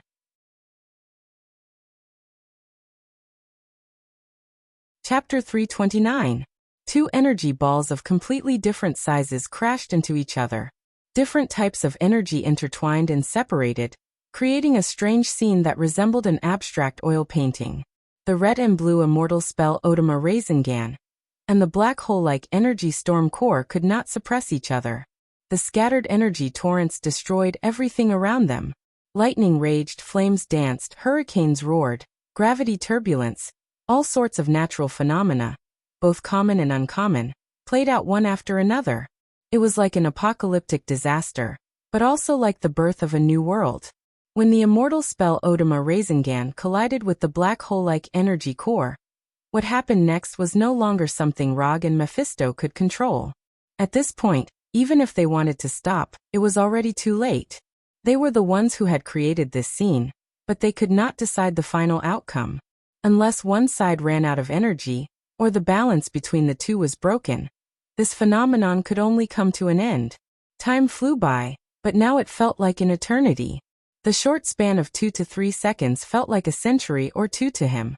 Under Rog and Mephisto's anticipation, the balance between the immortal spell Odama Rasengan and the energy storm core was finally broken. An indescribably terrifying explosion erupted.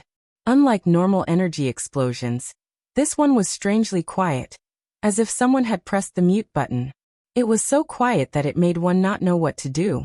On this devastated land, a ball of light that resembled the sun slowly rose. The blazing white light became the only color in the entire world. Boom! When this orange-red ball of light spread to the horizon like the sun, the long-awaited explosion sounded. It was as if a crack had been torn in the sky. The vast land welcomed an unprecedented earthquake, and the natural energy in the air was swept away. The moment the immortal spell Odama Rasengan and the energy storm core exploded, Rog connected to the flying Thor on the ghost motorcycle. He broke through the restrictions of space and appeared behind Johnny in an instant. Run full speed ahead. Although Rog didn't suffer any serious injuries, the exhaustion from the depletion of chakra made him look as weak as a seriously ill patient.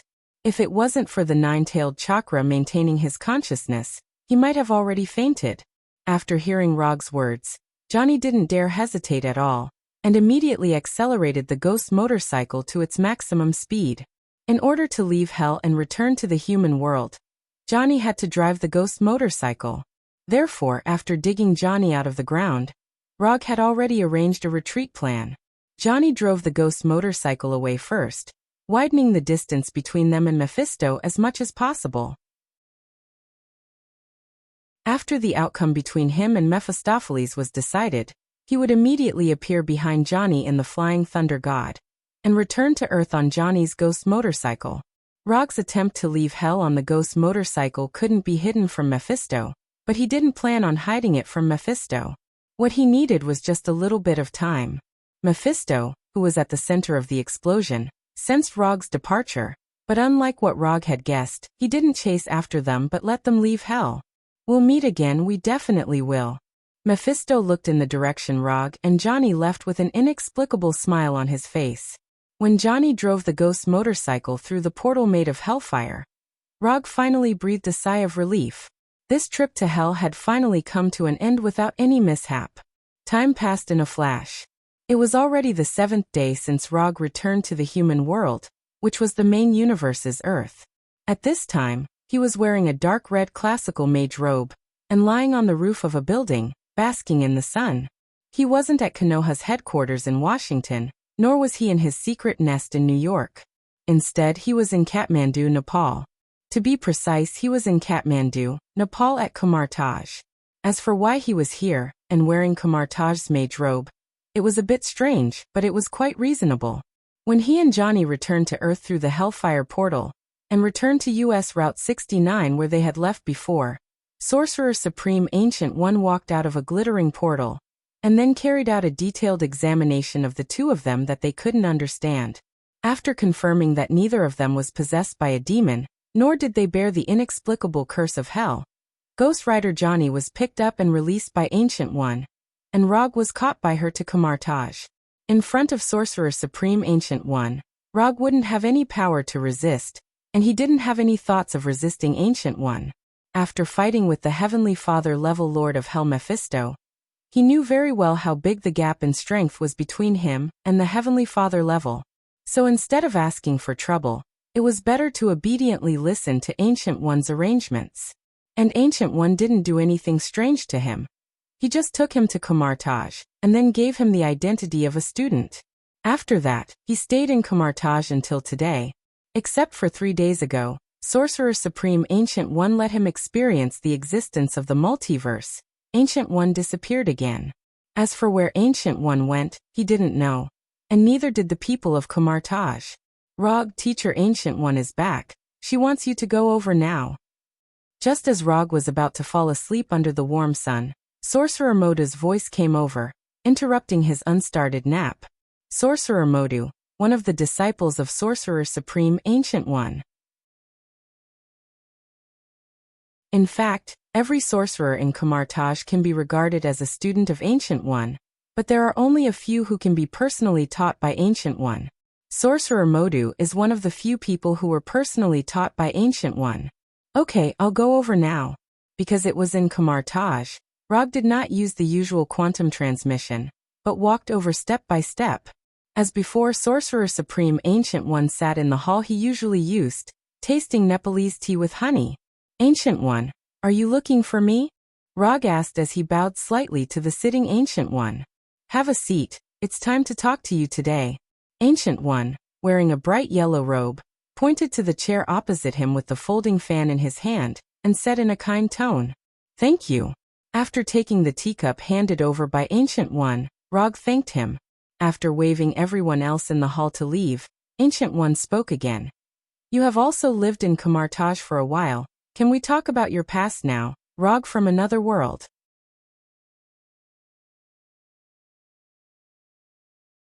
Chapter 330.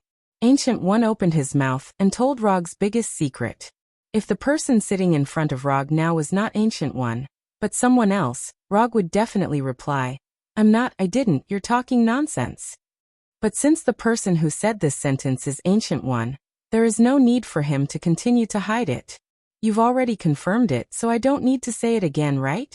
Like Ancient One, Rog at this time also has a calm look on his face, quite like a dead pig that is not afraid of boiling water.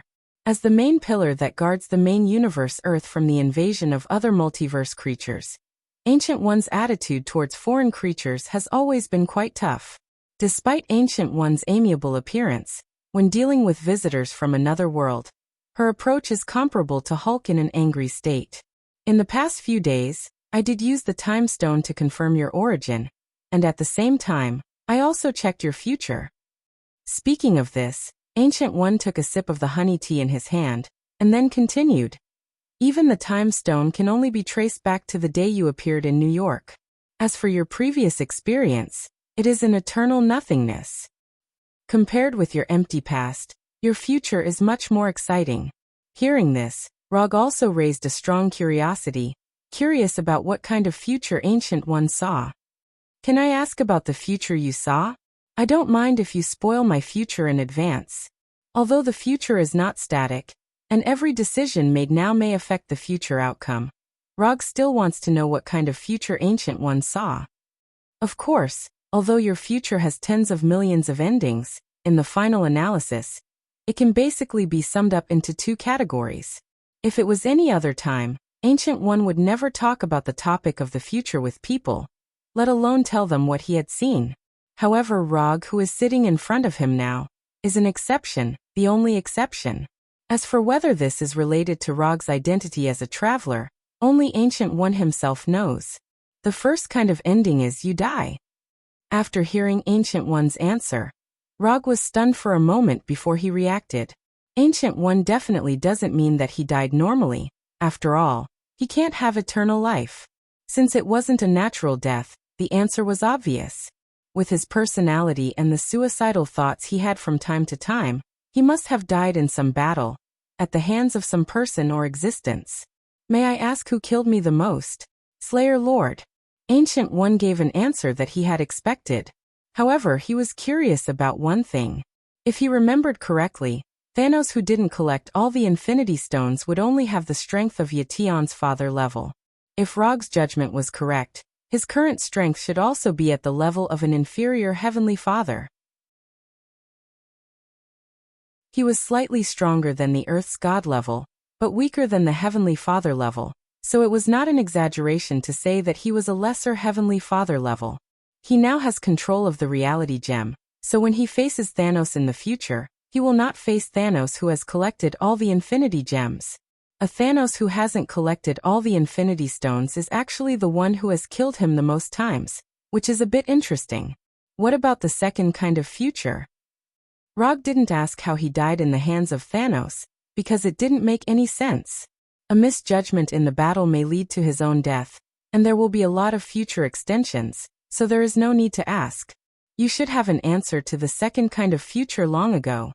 After all, this is your goal all along. You have become a god. You have become the god of ninjas who is famous in the multiverse. Starting from human beings, you have ascended the throne and become a true god. I don't know why ascending the throne, which sounds very awesome, when said by Ancient One, is like congratulating you on your graduation. It seems so ordinary. I understand. My future is either to become the god of ninjas, or to die on the way to becoming a god. Anyway, there won't be any ordinary ending. It's pretty good.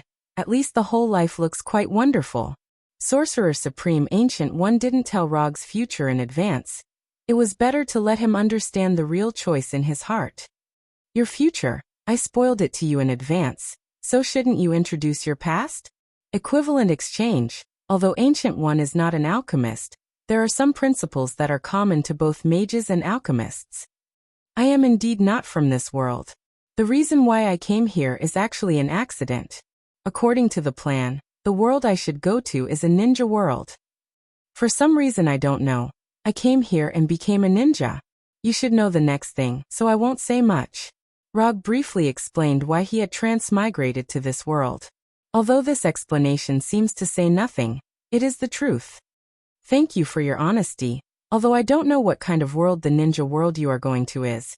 But since you are here, this may be the real arrangement of fate for you. It's rare for you to come to Kamartaj, so learn a few spells by the way and go back. After all, you are still my student. Rog almost didn't keep up with Ancient One's thoughts. He thought that Ancient One would let him go after confirming his origin and his harmlessness. Then it would be impolite for me to refuse. Although he didn't know what Ancient One was thinking, since Ancient One didn't mind, he certainly wouldn't mind. He was still very interested in Kamartaj's magic. In the following days, Rog officially began to learn Kamartaj's magic as a student of Ancient One. Then he finally figured out a question that he had wanted to know the answer to for a long time. Sharingan can't copy magic. Although Kamartaj's magic doesn't need to be recognized by some existence to learn it, before casting magic, it needs to collect energy from other spaces in the multiverse, and then cooperate with spells or gestures to cast it smoothly. Sharingan can copy the spells and gestures when casting magic, but the energy that drives magic, that is, magical power, Sharingan can't do anything. Ordinary magic can be cast as long as one has magical power. But there are some special magic that requires the approval of the corresponding existence to cast, such as some white magic in the system of the Wei Shan Emperor. The Sorcerer Supreme didn't teach Rog too many complicated magic. Basically, he gave him a few common magic of Kamartaj. Portal, mirror dimension, ring of Lagador, astral projection. Although the number is not much, Rog is very satisfied. After all, his job is a ninja, not a sorcerer.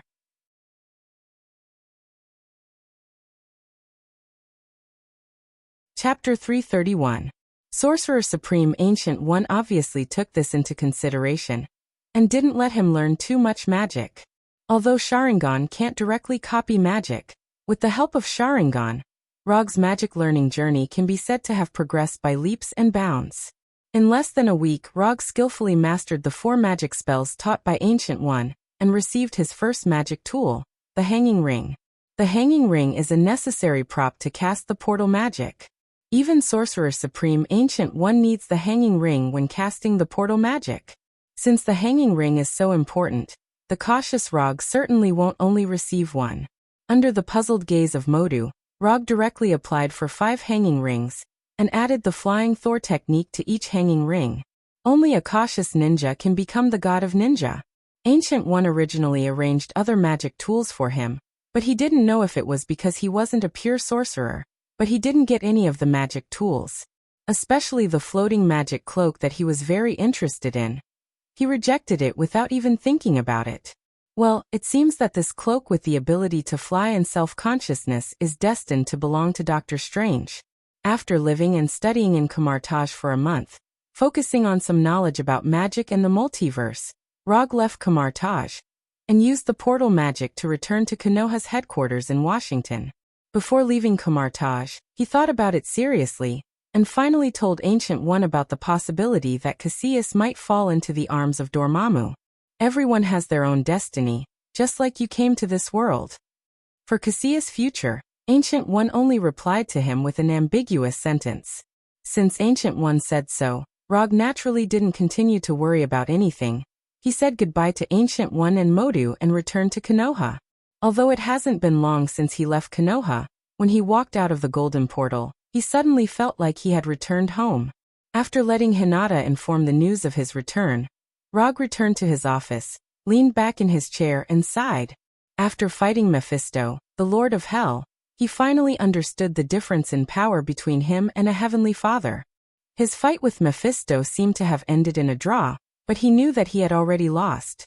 That unprecedented immortal spell, Super Jade Rasengan, was the limit of his current power, and the core of the energy storm created by Mephisto was obviously just an ordinary ultimate move. If he hadn't immediately left hell on Johnny's ghost motorcycle, he would have been the one to die in the end.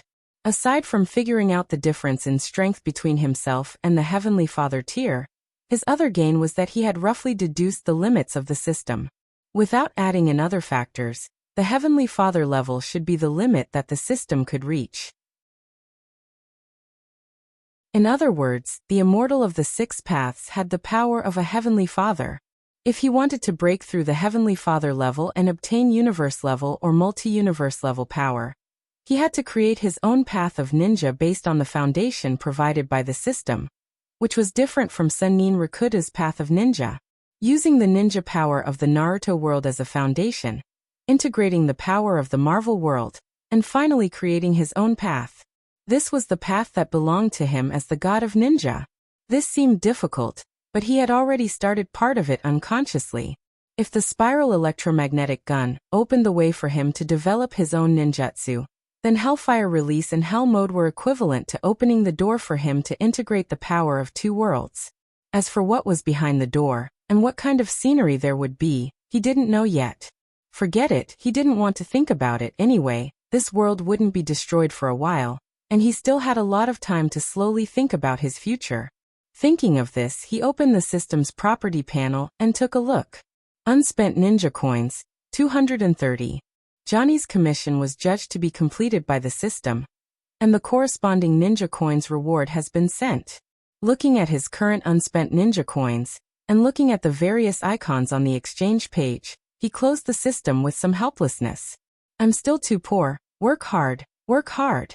Because he had already rested in Kamartage for a while, after returning to Konoha, he didn't intend to continue to rest, and directly opened some of the documents and commissions that he had accumulated before. Just as he browsed through the commissions registered by Hinata, he saw two familiar names. The client was Tony Stark, and the content of the commission was to rescue the kidnapped Banner Bruce. What's going on? Banner was kidnapped? Why did Tony commission through this channel? Hinata, what's this commission about? Rog immediately called out Hinata. Hinata's holographic image appeared in front of him, and began to explain the ins and outs of the commission. It was indeed Tani who issued the commission.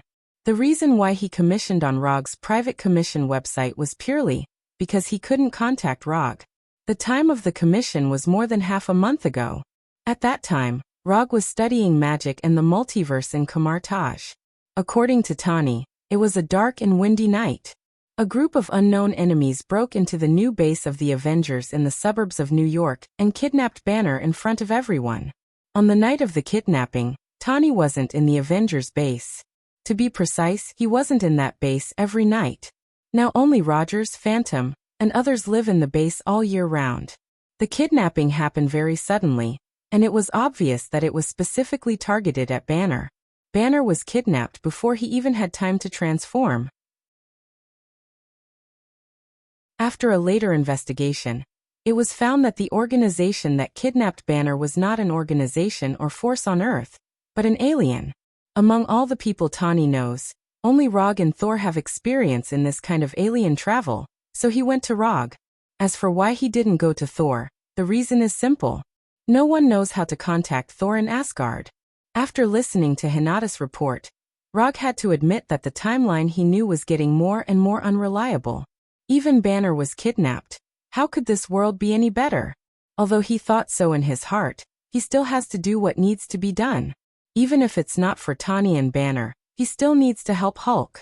Hulk is his friend. Contact Tani and tell him that I've accepted the commission. I'll go to their new base tomorrow. A group of aliens came to Earth to kidnap Banner? For some reason, Rog always felt that these aliens didn't want to kidnap Banner, but Hulk in Banner's body.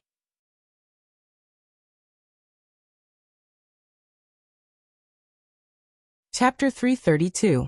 Although Banner is a genius scientist with 7 doctorates, Rog doesn't think that an alien organization will come to Earth to kidnap him.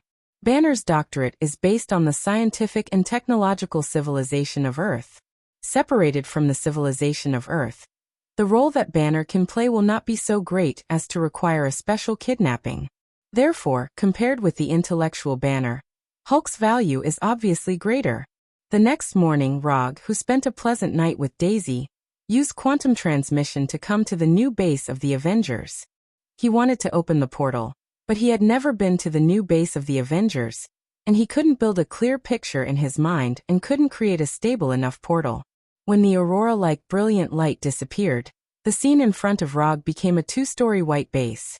As soon as he appeared, a guard with live ammunition rushed up and aimed their weapons at him. "Relax, I'm here for Tawny." After discovering that the person who came was Yondaime Rog, the guards put down their weapons and took him to a reception room in the base. It didn't take long for Tawny, wearing an expensive custom-made suit, to come to him with Rogers and others. In addition to the old faces such as Black Widow and Hawkeye, he also saw several newcomers who were not particularly familiar with them, including Colonel Rhodes, whom he had met once. Colonel Rhodes, the War Machine, Sam the Falcon, and Scott the Ant-Man, who didn't look very smart but actually had a master's degree in electrical engineering. When he was at Konoha's headquarters yesterday, Rog took the time to look at the recent development of Avengers. Since the Soul incident caused by Ultron, Avengers has been a lot more low-key, or rather, a lot more low-key on the surface. After suffering several losses in the mouth of the media and public opinion, Avengers finally learned to act in a low-key manner. This includes but is not limited to Tawny's direct acquisition of several news media and newspapers. It seems that you have been developing well recently. Not only have you added several new members, but you have also inherited the legacy of S.H.I.E.L.D. very well. Not bad, well done. S.H.I.E.L.D. has been officially disbanded since the helicarrier incident in Washington. Most of the intelligence network and intelligence personnel were absorbed by Konoha, while the operational personnel and logistics support were absorbed by the replicas. In a sense, S.H.I.E.L.D. was dismembered by Konoha and Fu Lien. The guards just now had a very obvious S.H.I.E.L.D. style. If nothing unexpected happened, they should be former S.H.I.E.L.D. agents. Enough with the pleasantries. Banner has been kidnapped for more than half a month. We need to rescue him as soon as possible. None of us have any experience in extraterrestrial operations, so if you don't mind, I hope you can lead the rescue team this time. Tawny sat on the sofa opposite Rog and said with a serious face. Obviously, before Rog arrived, the Avengers had already communicated in advance. Just by looking at their current attire, one could tell that they were ready to set off at any time. Except for Tawny and Colonel Rhodes, who did not wear Iron Man armors, everyone else was basically dressed for action. Of course, Illusions were an exception. The clothes on Illusions were all changed by him, so things like operational attire have no meaning to him. Well, I'll interrupt you for a moment. You may be underestimating the danger of extraterrestrial operations. To put it bluntly, all of you here, except for Illusions, don't have the ability to act on extraterrestrial planets. Rog was not deliberately attacking the members of the Avengers, he was just telling the truth. Let's not talk about whether you have a spaceship or not, just the strange natural environment on an extraterrestrial planet may kill you. Although not every planet is unsuitable for human survival, but to be honest, the human body is really fragile.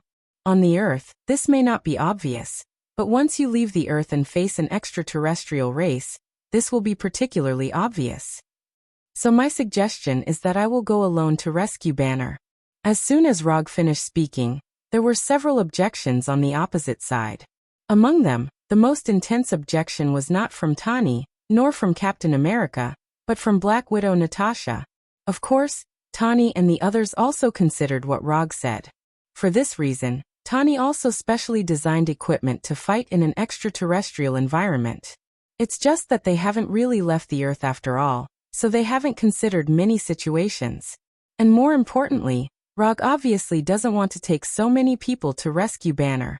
After a few minutes of internal discussion, Tawny finally gave their reply. We may not be suitable for extraterrestrial operations, but Illusions doesn't have any concerns in this regard. He can go with you. Although Illusions looks like a human being, he is not a real human being after all. No matter how harsh the environment is, illusions can survive. In their internal plan, illusions is also the first choice for this operation. However, their proposal was directly rejected by Rog. Illusions won't work. Taking illusions to rescue Banner will only increase the difficulty of the rescue. Why? It was not Tawny who asked, but Rogers of the American team. The reason is very simple. There is a very powerful madman in the universe who is collecting Infinity Stones, and the one on Illusion's head happens to be one of the targets. Letting illusions with Infinity Stones appear in the universe is no different from taking the initiative to deliver the goods. Rog explained briefly.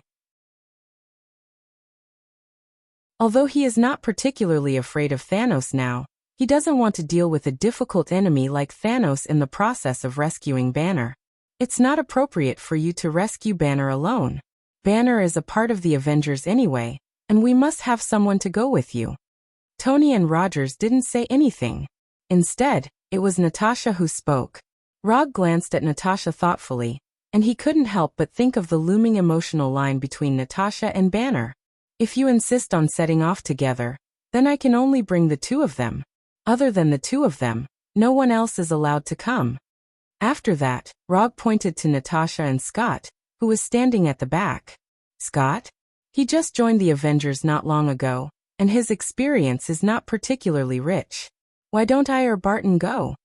Rogers of the American team glanced at Scott, and then volunteered. No, it can only be the two of them. Scott's ability is more suitable for this mission. In order to rescue Banner, Rog has no shortage of combatants. What he needs is a team member with special talents, and Scott is a good candidate. As for Natasha, it's because she has a good relationship with Banner and Hulk. Let's do this, Rog. You take Agent Romanoff and Scott on this trip. In the end, Tawny made the final decision and determined the members of the rescue team.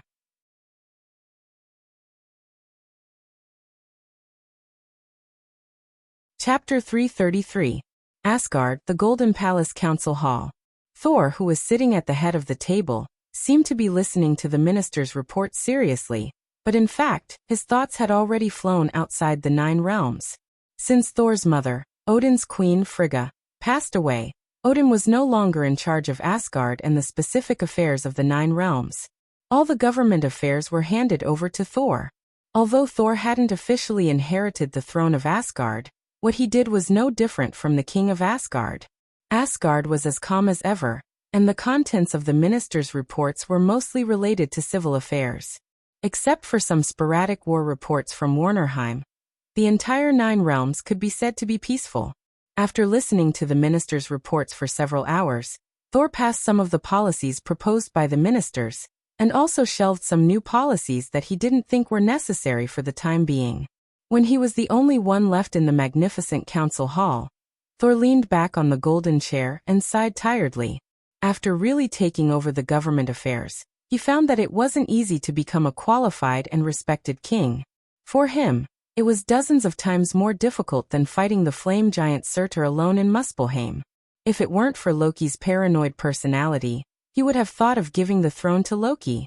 But this thought only lingered in his mind for a few minutes before it was completely thrown to the back of his mind. Thor, who was leaning back on the chair, closed his eyes and enjoyed this rare time of relaxation. He summoned Thor's hammer Mjolnir, that he hadn't waved for a long time, and waved it casually in his hand. Half an hour later, he had to inspect the barracks and set new assessment standards for Asgard's palace guards. I really want to fight. Since returning from Svartalfheim, the kingdom of the Dark Elves, he hadn't engaged in any battles, and he didn't even fly with Thor's hammer more than a few times. Just as he was considering whether to include himself in the list of assessment instructors for the palace guards, the door of the council hall was pushed open. 2 adult males, firm steps, reasonable strides, stable frequency, good skills. Through the sound of footsteps, Thor quickly judged the strength of the 2 visitors. Because he didn't have any chance to fight personally, he could only use these little tricks to satisfy his inner desire for battle. Thor, long time no see. Before Thor opened his eyes, a familiar voice sounded. This is Rog's voice. After hearing Roger's words, Saul suddenly opened his eyes. He quickly came in front of Roger, and gave him a strong hug. Rog, why are you here? Forget it. These are all trivial matters. Since you are here, then accompany me for a few moves. As he spoke, Thor did not forget to pat Rog on the shoulder excitedly, and a long-lost smile appeared on his face. In order to maintain the so-called majesty of the king, Thor had to put on a serious face when facing his ministers and other subordinates. Only when he saw Rog and other friends would he show a sincere smile. There's no hurry. I came here this time to ask you for help. As soon as Rog finished speaking, Thor's face changed from excitement to nervousness, and he quickly asked, "Is there something wrong with Jane?" Looking at Thor's rapid change of face like a Sichuan opera, Rog silently criticized him in his heart for valuing women over friends. Jane is fine, she is fine and safe. It was Banner who had an accident. Banner was kidnapped by a cosmic force. I came here this time to borrow the Bifrost. I need to bring that big green guy back to Earth safely. Rog briefly explained the ins and outs of the matter, including the fact that he was going to take Natasha and Scott to rescue Banner, as well as the spaceship and weapons used by the kidnappers at the time. After listening to Rog's description, especially after watching the pictures taken by the surveillance of the restoration base, Thor frowned slightly and said slowly, "Judging from the personnel and equipment, these kidnappers should be space pirates or criminals. As for which force they belong to, I can't tell for the time being. But don't worry, I will ask Asgard's intelligence personnel to pay attention to these people. Once I find anything, I will inform you immediately." After that, Thor pulled Rog and left, and without saying a word, they came to a training ground in the Golden Palace.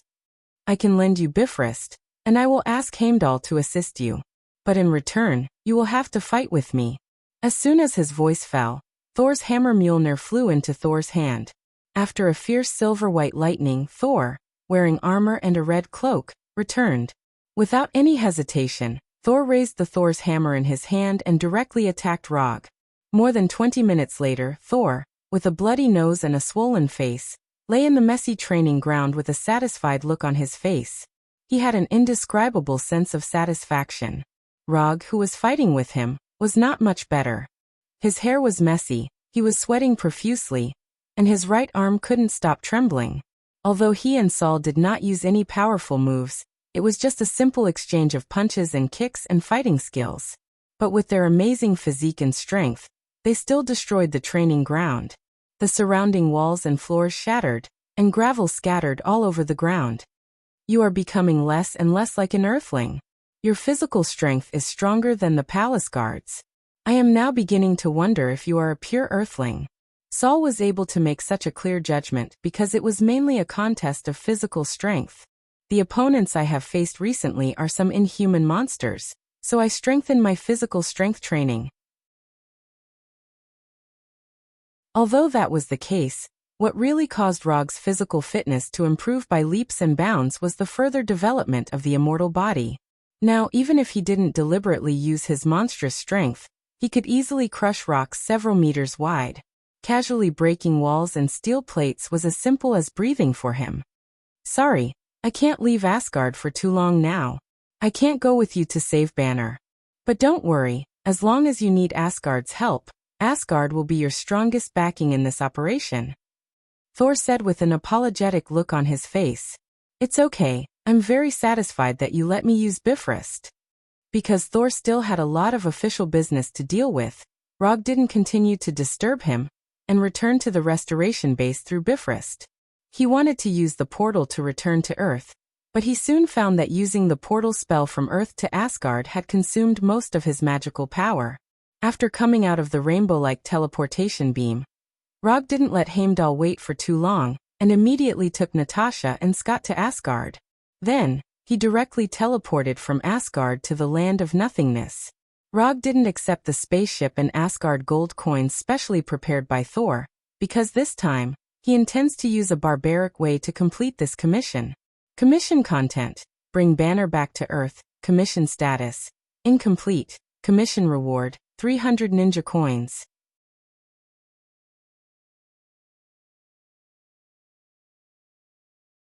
Chapter 334. This is a land of nothingness. It's different from the planet you think of. This is the brain of a huge ancient creature, We are now in the brain of this ancient creature. Rog did not explain to Natasha and Scott what the celestial group was. He simply described it as the brain of an ancient creature. Even in the universe, not many people knew about the celestial group. Therefore, instead of wasting time to explain the celestial group, it was better to just use the common impression of the universe. As for why Rog knew about this, it was all thanks to Ronan's selfless contribution. In the Kree battleship left behind by Ronan, there was a large amount of knowledge about the universe. Rog had just browsed through it. Don't ask too many questions. This is my first time here too. This is the Universal Language Translator. It was provided by a kind person. Most of the universal languages are recorded in it. Bring it with you and you will be able to communicate with other alien races. After that, Rog passed 2 universal language translators to Natasha and Scott, and gestured for them to wear it. Also, let me remind you, although this is a chaotic land without any laws, there is one thing you must pay attention to. Do not provoke the Daifan group. Daifan group? What's that? Ant-Man Scott asked curiously. Do you see those robots that look like they are absent from work?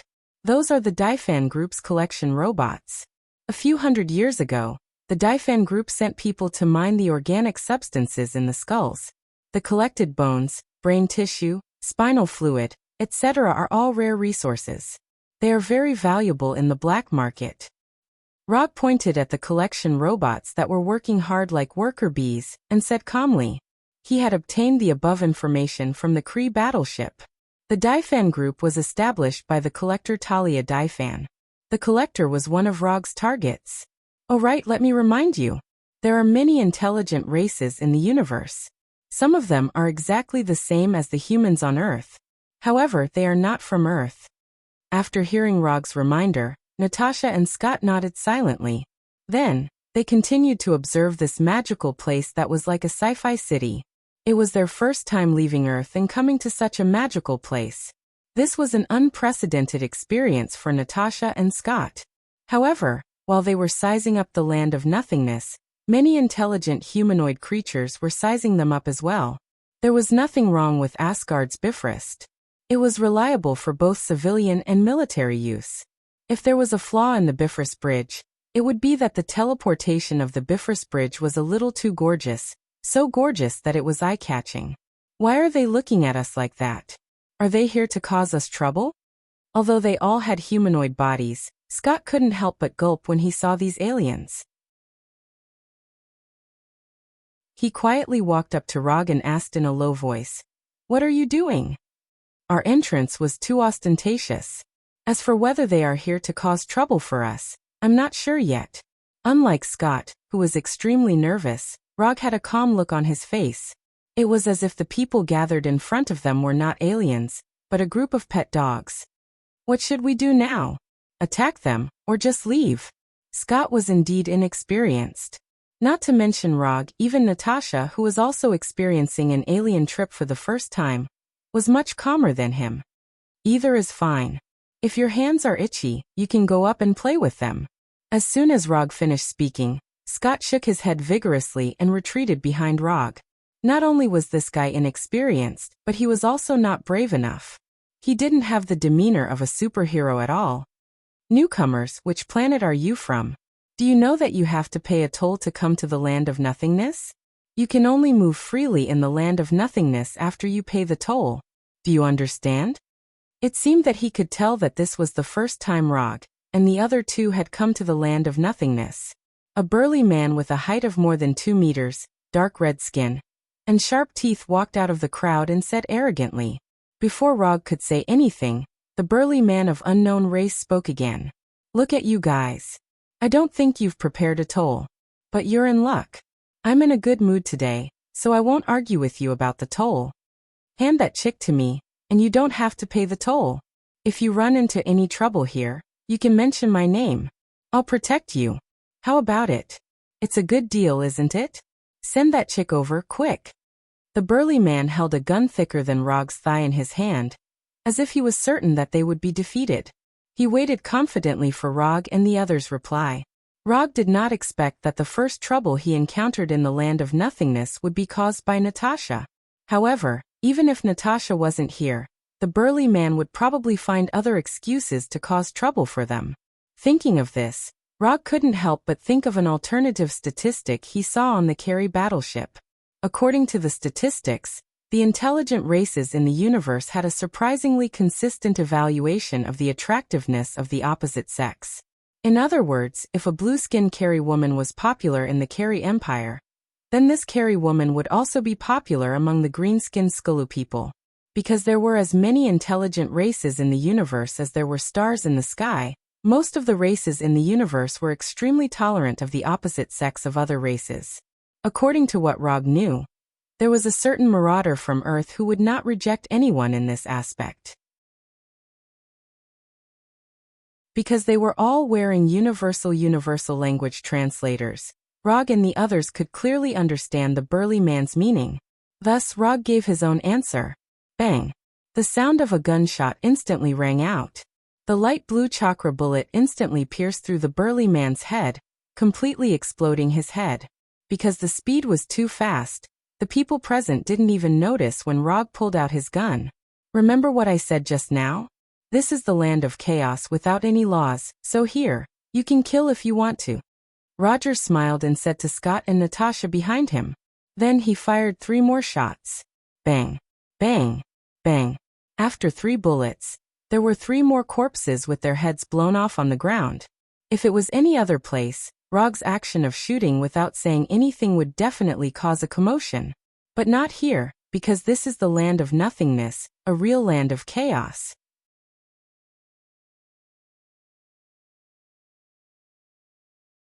Chapter 335. Collector Talia Divan was a famous existence in the universe. His obsession with collecting had reached an incomprehensible level. The collector was one of the oldest life forms in the universe, and he was also a member of the Council of Elders of the universe. No one knew how long he had lived, just as no one knew what kind of power he had. The only thing people knew was that no one could forcibly take his collection from the collector. Anyone who tried to rob the collector's collection, without exception, all disappeared. Although there was no nominal ruler in the land of nothingness, Collector Talia Divan was the actual ruler of the land of nothingness. Rog used the land of nothingness as the first stop of the mission, and he came specifically for Collector Talia Divan. The universe was vast, so vast that it made people feel desperate. It is not an easy task to find Banner's whereabouts in the vast universe. In order to find Banner as soon as possible, Rog decided to make a deal with the collector. A deal that the collector would never refuse. The reason why the land of nothingness became a magical place famous throughout the universe was not only that the place itself was unique, but more importantly, Collector Talia Divan was here. As long as you could give him a unique collection, the collector would give you a huge return that you could not imagine. Money, power, strength, weapons, resources, even an entire planet, as long as you wanted it, the collector could satisfy you. To some extent, the collector was like the spirit of the wishing lamp. As long as you could satisfy him, he could fulfill your wish. Because of this, the land of nothingness attracted gold diggers from all over the universe, trying to harvest their own gold mines in the land of nothingness. Of course, not everyone was here for the collector. The unique nature of the land of nothingness itself made it the favorite of space pirates, criminals and villains, and people from all walks of life gathered here. Under the guidance of several enthusiasts, Rog and the other 2 successfully arrived at the collector's residence. We have collected the most races, treasures, antiques, remains, and so on in the universe. Anything you can imagine can be found in the master's collection room. An alien maid wearing a short white-maid uniform with wine-red skin confidently introduced to Rog, and the other 2. Rog didn't agree with the maid's introduction. At the very least, he knew that there were a few collectors who wanted to get their hands on this treasure, but they never got their hands on it. For example, the Infinity Stone. Coincidentally, in the original timeline, the Reality Stone was handed over to the collector by Asgard. But because of his appearance, the Reality Stone was intercepted and fell into his hands. Although he came to do business with the collector, he had no intention of handing over the Reality Stone. If he wanted to impress the collector, other things besides the reality gems would also work. For example, the the northern cold saber that was modeled after the Black Death Sword, which was Xiaohei. Or maybe he was the only one in the entire universe who could make ninjutsu bullets. The key to moving collectors had never been their value, but whether or not they were rare enough. Now let us welcome the great collector, Talia Divan. The maid who led the way used exaggerated movements and tone to introduce the collector to Rog, and the other two. Following the maid's voice, a middle-aged man with a head full of white hair and strange clothes slowly turned around, and walked in front of Rog and the other two. TSK, let me see 3 rare earthlings. The collector Talia Divan glanced at Rog and the other two. He then took off his strange glasses and focused his gaze on Rog. When the collector said rare, he didn't mean that earthlings were rare, but that earthlings rarely appeared in the universe. Not to mention intergalactic voyages in the universe, the Earth civilization couldn't even travel to planets in a reliable way. Therefore, to other space civilizations, Earthlings who hadn't mastered the technology of intergalactic travel were considered to be a backward civilization. Because of this, Earthlings rarely appeared in the universe. I wonder what kind of collection you 3 rare Earthlings have brought me. If it's too ordinary, I'll be angry. The collector's mental state seemed to be a bit abnormal, but this was his normal state. I believe you will like this. As soon as the voice fell, Rog took out a rectangular box from the summon scroll. Whether it was Blackie or ninjutsu bullets, Rog didn't plan to trade them. Although Blackie is unique, he doesn't have the habit of trading his partners. And ninjutsu bullets may not be enough to tempt the collector. After all, ninjutsu bullets can be mass-produced. In order to impress the collector and successfully obtain information about Banner, he deliberately spent 20 ninja coins and exchanged a branch of the god tree from the system. When Rog opened the metal box and took out the branch of the god tree that was more than 1 meter long, the collector's face suddenly changed, and his right hand reached out uncontrollably to the branch of the god tree. Before Rog could introduce the branch of the god tree in his hand, the collector grabbed it and carefully looked at it. It wasn't until 2 or 3 minutes later that the collector reluctantly looked away and slowly said, "What kind of plant is this? Where did you get it?" "I can only tell you that this is a special tree called the God Tree. This is a branch of the God Tree that I got by chance. As for the rest, I have no comment." Although facing the collector, who is famous in the universe, Rog still has no intention of revealing his secrets. He came here to make a deal, not to make a confidant. "Tell me, what do you want to exchange this branch of the God Tree for, wealth or power?" The collector looked at Rog with a serious expression and said, "That's right." Since Rog doesn't want to say it, he won't force anything. He is a collector, and collecting rare existences is his interest. He is not interested in secrets. "I want to know the whereabouts of this person, or the whereabouts of this group of kidnappers." Rog handed the tablet that he had already prepared to the collector. "No problem, I will give you accurate information in 7 Earth days." The collector didn't take the tablet handed over by Rog, but let the maid next to him take it. Except for those rare existences, he doesn't want to take anything.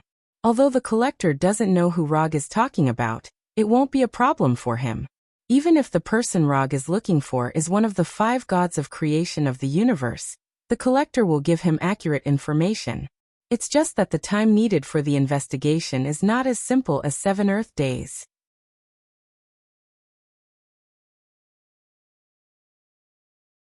Chapter 336. On a balcony of the Exciting Night Hotel.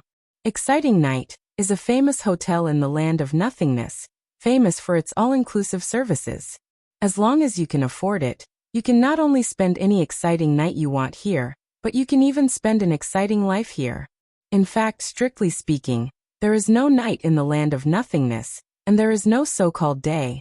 After all, this is the head of an ancient creature, not a normal planet, and there is no rotation. What are we going to do next? Wait here for 7 days. Scott stood beside Rog with an unknown drink like a cocktail and asked, "We won't go anywhere until we get accurate information. If you feel bored, you can find some fun in the hotel. The casinos and entertainment venues here are still very fair." Rog didn't look at Scott.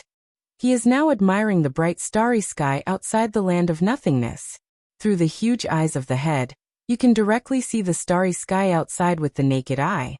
This is one of the reasons why Rog chose to stay in the exciting night. Although they have just arrived and don't have more recognized common currencies such as Creek coin, this doesn't affect them staying in the exciting night hotel. The 4 aliens who tried to blackmail them before provided them with a small amount of startup capital. Relying on this startup fund in Sharingan, Rog went to the casino outside for more than 10 minutes, and then earned enough money to make them fall for a week. Although the casinos in the land of nothingness are completely different from the casinos on Earth, and the gameplay is also different, all of this is not difficult for Rog. Gambling, in a sense, is also a game, and it is a high-risk, high-return game. And Rog happens to be a game master. Therefore, winning money was not a problem for him. Can the collector really find the whereabouts of Banner? The universe is so big, it's not easy to find a person. Scott raised the glass in his hand and took a sip, then coughed violently. What kind of wine is this? It's too bad to drink. Even gasoline tastes better than this. Scott said with a disgusted look on his face. Have you drunk gasoline? Rog's curiosity suddenly came out. No. Scott quickly shook his head. He would never admit that he had drunk gasoline. Don't underestimate the collector. Although he looks quite crazy, the promises he makes are still very reliable. After that, Rog turned around and walked towards the door of the room. Where are you going? Seeing that Rog was about to leave the room, Scott immediately asked loudly. Ever since they had arrived at the land of nothingness, Scott had wanted nothing more than to stay by Rog's side 24/7. In this place where there was no law at all, he could only feel a sense of security by Rog's side. We're going to have fun. If you want to go out, remember to bring Little Black along. As soon as he finished speaking, the northern cold blade hanging from Rog's belt was thrown in front of Scott. Before Scott could reach out his hand, the pitch-black northern cold blade disappeared. Instead, it was Xiaohei, who was nearly 3 meters tall, had a mouth full of sharp teeth, and a pair of huge white eyes. Hello, I am Xiaohei. After changing from the northern cold blade form to a humanoid form, Xiaohei greeted Scott in a friendly tone that he understood. But obviously, Scott couldn't accept Xiaohei's friendliness. Rog ignored Scott's screams and left the room straight, then knocked on the door of the next room. Not long after, the door of the room was opened. The person who opened the door was none other than Black Widow Natasha, who was wearing a special black combat uniform that vividly displayed the curves of her body. What happened to Scott? I seem to have heard his screams just now. It's okay, he met a new friend and was just a little excited. The people of the Avengers didn't know about Xiaohei, and Rog didn't intend to explain it to them. So until now, Natasha thought that only the 3 of them participated in the rescue operation of Banner. After entering Natasha's room, Rog directly took out a bottle of unknown drink that was slightly more pleasing to the eye from the wine cabinet, and poured a glass for himself and Natasha. When did you get together with Banner? After handing one of the glasses to Natasha, Rog asked casually. Together? I wasn't with Banner, I just wanted to save my companions. Natasha froze for a moment. She thought that Rog wanted to tell her about the next arrangement, but she didn't expect Rog to ask such a question. Really? You didn't look like you just wanted to rescue your companions at the Avengers base. Natasha is a very smart woman, otherwise, she wouldn't have become a top spy, so she instantly understood why Rog said that. Banner is indeed a very talented man, but he's not my type, and he hasn't recovered from Dr. Ross's breakup yet. Natasha picked up the glass and took a sip, and a blush quickly appeared on her delicate face. Not only do you have such a misunderstanding, but others also have similar ideas. Rogers even took the initiative to set me up with Banner. At this point, Natasha smiled bitterly. Wait, the person you like is not Banner, then it can't be Hulk, right? Do you like Hulk? Rog knows that there is some kind of emotional thread between Natasha and Banner. After all, this is the case in the timeline he knows. But now it is clear that the development of things is completely different from what he remembers. Natasha doesn't like Banner, but she likes Hulk. This development trajectory is a bit out of the ordinary. However, after thinking about it carefully, this wasn't something impossible. Although Hulk is very different from normal people, in a sense Hulk is also a good man. No, I don't like Hulk either. Also, put away those dirty thoughts in your mind. Natasha is worthy of being an experienced top spy. Although Rog hasn't said anything yet, Natasha can see what he is thinking at a glance. Ahem, I'm a gentleman. I won't have any inappropriate thoughts. No, you don't like Banner, and you don't like Hulk, then why are you so nervous? This is not the mental state a qualified spy should have. Rog soon found the blind spot. Are there only these animal instinctive thoughts left in your men's minds? I have carried out several missions with Hulk. In the process of carrying out the mission, I found that Hulk is not as barbaric and violent as people think. He doesn't like to use violence, and he doesn't want people to be afraid of him, but no one has ever cared about what he thinks. Everyone thought of Hulk as a powerful barbarian warrior, but they never thought about what Hulk wanted. Hulk is lonely, he also wants friends, he also wants someone to really care about him, not treat him as a weapon, a tool. Hulk has mentioned you many times in front of me. He said that you are his friend. You will eat barbecue with him. You will teach him fighting skills. He said that you will teach him a top martial art called Hashiman Tanku in the future. He doesn't know why, but after listening to Natasha's words, two thoughts suddenly emerged in Rog's mind. The first is that Natasha seems to have an inexplicable motherly love for Hulk. The second was that Hulk, this little guy, actually really remembered what he had said before. After the commission is completed, he will try to teach Hulk the Hashiman Tanku. Since Hulk regards him as a real friend, Rog will naturally live up to Hulk's expectations. And he also wants to see if Hulk, who has practiced the Hashiman Tanku, can kick out the legendary ending.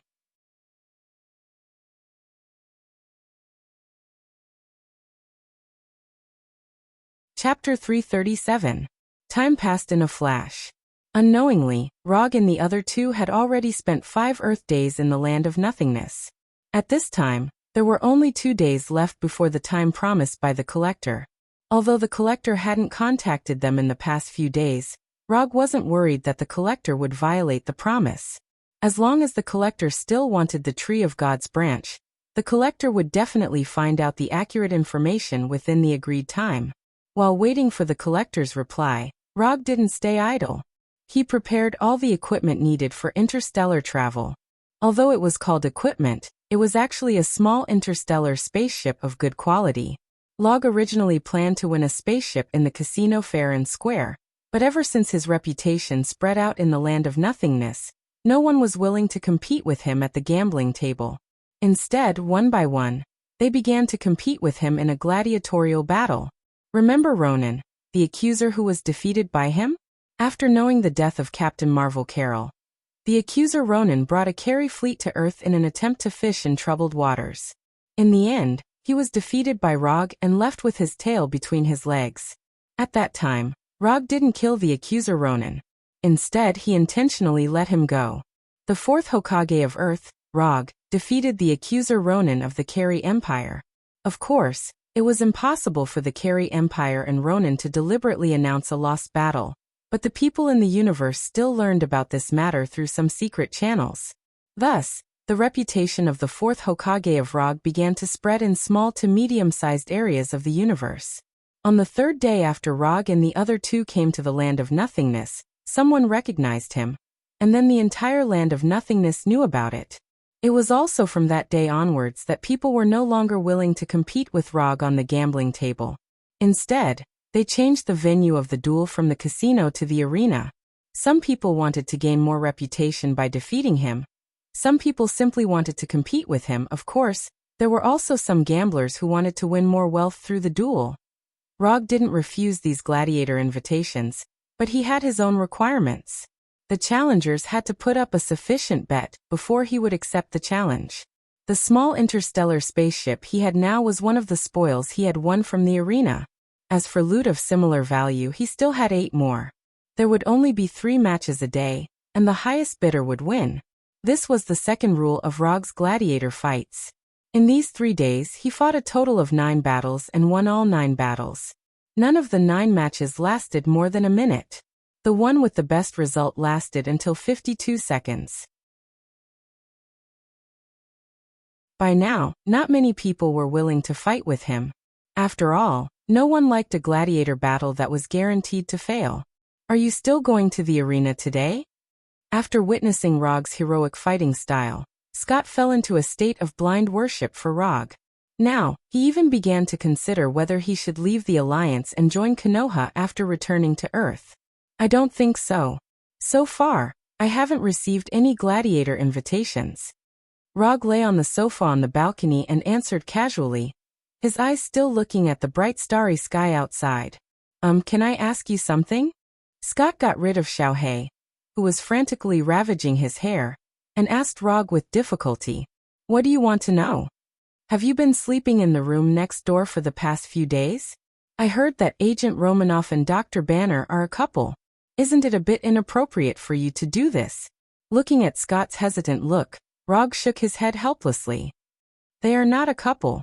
You all think too much, and I don't like to put a hat on people. If it was someone else, Rog wouldn't bother to explain. But since Scott had such a question, he didn't mind explaining it for the sake of his current teammate, lest Scott have any bad associations. Really, then there's no problem. But speaking of which, Agent Romanoff's figure is really... Before Scott finished speaking, Rog grabbed his shoulder and flew straight into Xiaohei's arms. Since Xiaohei showed his true form, Xiaohei had been entangled with Scott, like a black Labrador who saw his favorite frisbee. Xiaohei, let go of me. I'm warning you, let go of me quickly. Damn it, put your tongue back, stop licking my head. Scott had tried to become smaller or bigger to get rid of Xiaohei's ravages, but unfortunately, all his resistance failed. Just when Rog thought that today was going to be so dull, there was a sudden noise on the street outside the hotel. In the land of nothingness, fighting in the street was not uncommon. Especially near casinos, bars, and other entertainment venues, this kind of thing was even more common. But this time, Rog's eyes were on one side of the battle. There was a raccoon holding an energy gun and screaming crazily, and a treant that was several meters tall. It can't be such a coincidence, right? After seeing the raccoon and the treant, Rog's eyes quickly swept through the surrounding crowd, trying to find several other familiar figures. But unfortunately, except for the raccoon and the treant, he didn't find any other people in his memory. The genetically modified raccoon, Rocket, and the treant of the giant flower god clan, Groot. Xiaohei, look after Scott and Natasha, I'm going out. As soon as his voice fell, Rog used the body flicker technique to leave the balcony of the room, and his whole person disappeared completely. In just a moment, he came near Rocket and Groot. You bunch of waste monsters, listen to me, this guy is my prey. If you don't want to die, get out of my way. Rocket pointed his gun at a person in front of him and said in a fierce tone, I'm Groot. Groot, who was standing on top of Rocket, also made a boxing pose and echoed in a low voice. Although they were now surrounded by more than a dozen enemies of different figures, Rocket and Groot didn't show any fear. Instead, they had a proud posture of victory. Looking at Rocket with a fierce expression and baring his teeth, Rog began to wonder if the Galaxy Awkward Dance Group had been established. In the timeline in his memory, the Galaxy Awkward Dance Group should have been established at this time, but they haven't successfully obtained the advanced achievement of Awkward Dance Saves the Universe. However, judging from the performance of Rocket and Groot at this time, the Galaxy Awkward Dance Group didn't seem to have even a shadow. Although Rog didn't know who the prey Rocket was talking about was, he was sure of one thing, that is, Rocket and Groot were doing the work of bounty hunters.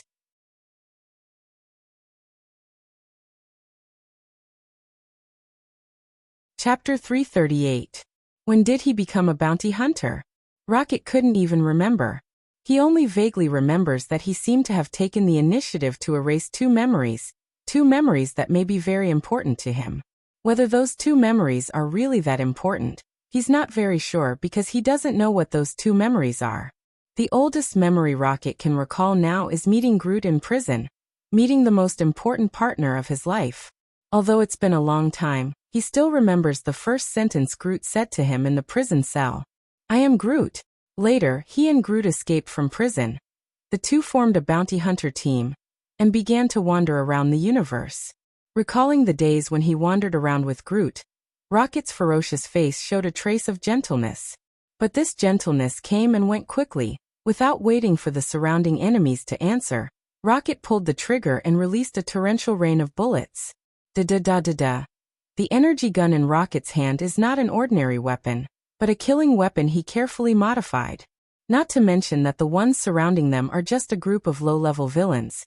Even if they are standing in front of the elite soldiers of the Carey Empire, Rocket is confident that he can quickly eliminate them in a short time. No one thought that this 1-meter-tall raccoon would be so violent, not caring about the surrounding crowd and shooting without any hesitation.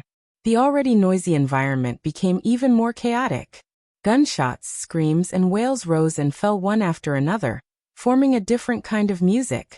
The moment Rocket fired, Rog decisively used the body flicker technique to retreat a distance to avoid being shot. While Rocket was shooting wildly, Groot didn't stay idle. The branches turned into hands and quickly extended to attack the enemy behind Rocket. Rocket is responsible for the frontal attack. Groot is responsible for the support. With amazing tacit understanding, Rocket and Groot didn't say a word and instantly played a superb cooperation. In just a few seconds, Rocket and Groot finished off all the surrounding enemies, as well as their mission target.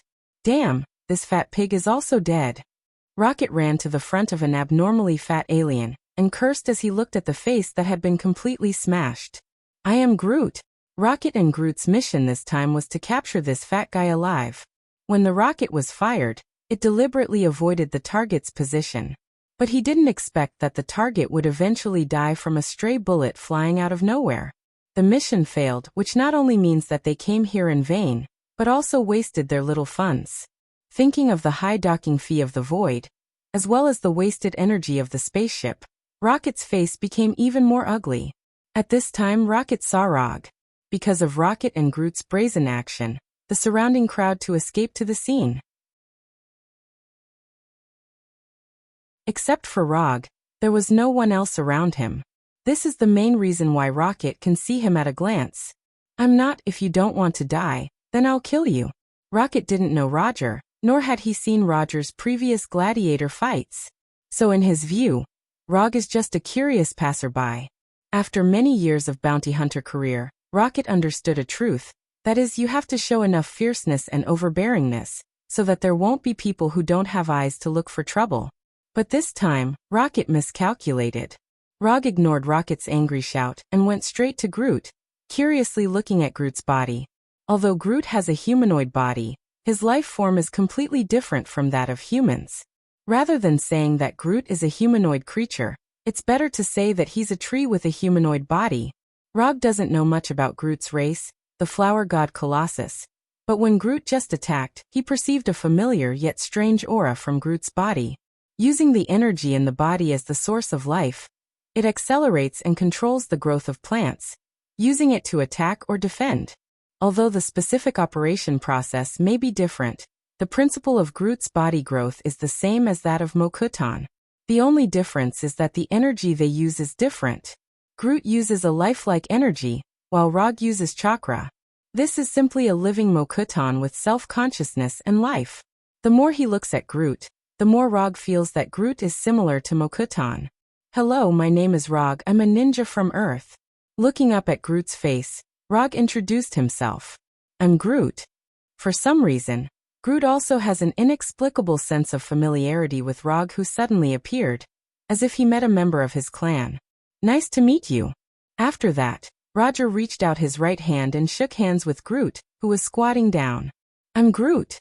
Although he has a universal language translator, Rog can't understand Groot's words at all. The universal language translator he is now carrying is a product of the Carey Empire.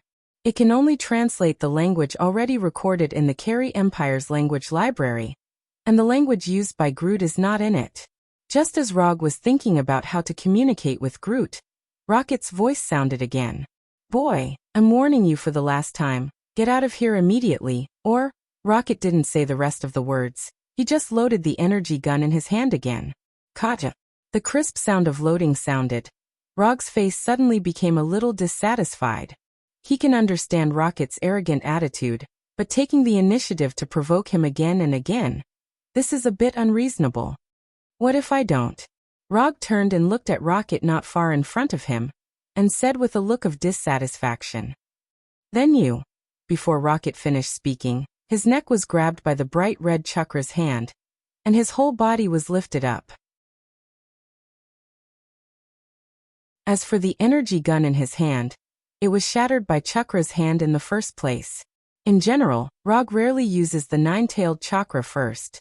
But in some cases, the nine-tailed chakra is better than his own chakra. For example, when it's used to mimic objects. After seeing Rocket being lifted up by the blood-red Chakra's hand, Groot hesitated for a second or two, and then his huge right fist directly smashed towards Rog in front of him. Although Groot felt an inexplicable sense of familiarity from Rog, compared to the safety of Rocket, this is nothing. Groot's attack can't be said to be slow, but Rog's counterattack is faster. Would release, Great Forest Technique. Rog's right hand's 5 fingers instantly turned into wooden vines, like 5 vipers attacking their prey. They instantly knocked Groot away and firmly tied him up. What's going on? After seeing Rog's 5 fingers turned into wooden vines and flew away and tied up Groot, Rocket's face was full of disbelief. He couldn't believe what he saw in front of him. I'm Groot. However, the most surprised person was not Rocket, who was pinched by Chakra's hand, but the tied-up Groot. I'm Groot.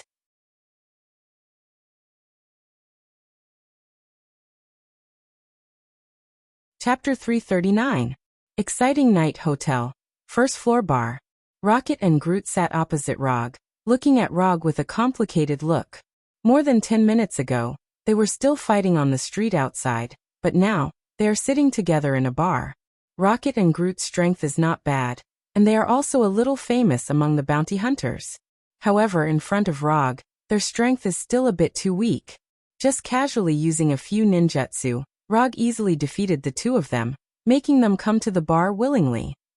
Who are you? What do you want to do? Rocket asked Rog with a vigilant look. Rog's strength is very strong, but what Rocket really cares about is not his strength, but the Mokuton he just used. Rocket is also a knowledgeable bounty hunter, but he has never met someone like Rog. Making the body grow like a tree, except for Groot, this is the first time Rocket has seen this ability in other people. And unlike Groot, Rog's Mokuton is obviously more magical. Groot is a giant flower god. His body is originally a tree, so even if his body suddenly grows, it is not a particularly strange thing. But Rog is different. Rocket is very sure that Rog is a human, a real flesh and blood body. I said before, my name is Rog, a ninja from the earth. Rocket is curious about Rog's Mokuton, and Rog is also curious about Groot's life form. If it weren't for the current conditions, he really wants to do a detailed physical examination for Groot. And his intuition tells him that Groot is hiding the secret to further improve his Mokuton. After meeting Groot, he finally understood why Orochimaru, one of Konoha's Sannin, embarked on the path of a mad scientist. I have no malice to you. I'm just a little interested in Groot, or Groot's race. But don't worry, I'm not some Frankenstein monster. I won't do something like dismembering people and soaking them in formalin. Rog didn't explain to them what Mokuton was, nor did he hide his interest in the Groot race. Please don't say that you just want to make friends with us. Rocket said disdainfully. I don't care if you believe me or not, but I do intend to make friends with you. What happened just now can only be considered as an exchange of blows leads to friendship. I still have some things to do, so I can't tell you too much for now. This is the contact code of my spaceship. If you are interested, you can contact me at any time. After that, Rog took out a small piece of metal from his pocket. The metal plate was engraved with the internal communication code of his small spaceship. As long as the distance wasn't too far, any spaceship could use this communication code to contact Rog's spaceship. To put it simply, it was a communication number between spaceships. After handing the metal plate to Groot, Rog went on to say, if you like, you can play here for a few days. Just put the bill under my name. Because of the bet, Rog now had a considerable amount of wealth on him, which was enough for Rocket and Rocket to indulge in debauchery for a long time. After saying that, he directly left the bar. Meeting Rocket and Groot was purely an accident. But since he met them, Rog didn't mind greeting them in advance. It would be more convenient to deal with them in the future. When Rog's figure completely disappeared behind the bar, Rocket took the metal plate from Groot's hand and put it in his pocket. He's a weirdo. I'm Groot. Groot replied silently. After spending another exciting night with Natasha in the hotel, The collector's exaggerated maid finally appeared in front of Rog's group again. I didn't expect you to be the one who defeated Ronin, the fourth Hokage. When I met you last time, I felt that you weren't an ordinary person. As soon as the voice fell, the white-haired collector, Tanya Daivan, came in front of Rog. His fingers danced excitedly as he said in a greedy tone, "Your eyes are simply a masterpiece. When you die, please let me pay for your eyes." Rog silently stepped back, widening the distance between himself and the collector. He didn't like a male creature so close to him, especially a male creature with an unstable mental state. "Let's talk about the eyes later. I just want to know, did you collect the information I want?" Rog psychically summoned the metal box where the branch of the Tree of God was placed, and casually took out the branch of the Tree of God. "You should be more careful when dealing with rare existences." The collector took the branch of the Tree of God from Rog's hand, and signaled the maid next to him to return Rog's tablet to him. The ones who captured Bruce Banner were a group of slavers called rope catchers. They don't belong to any faction. They capture all kinds of powerful creatures in the universe, and then sell these creatures to customers who need them. As far as I know, my brother Ansaka bought a lot of interesting creatures from the rope catchers. Collector Tanya stroked the branch of the sacred tree in his hand with exaggerated movements, then continued, "Your tablet has the information and the latest location of the rope catcher slave hunters. If you're fast enough, you should be able to find them before they sell Banner." Rog turned on the tablet and saw the star map on it, as well as the planet whose coordinates were specially marked. Xander. The rope catchers are on Xander? If Rog remembered correctly, Xander was the planet where the New Star Army's headquarters was located, and it was also one of the most orderly planets in the universe. The rope catchers were a slaver group, and if they took the initiative to go to Xander, it was no different from a fugitive going to the police station. Xander was a place where a street brawl could land one in jail for serious crimes. Isn't this information a little wrong? Xander will not allow the existence of slavers. The brighter a place is, the easier it is for darkness to breed. The collector replied with a smile, then signaled the Burgundy maid to see him out. At first, Rog thought that Banner would be captured to Sokka, which was ruled by Lord Gao. After all, Lord Gao was the one who liked to organize gladiator fights. He did not expect Banner to be sent to Xander, which was famous for its civilized order. At the same time, he also had a question. How did Banner, who had never left Earth, get targeted by the slavers?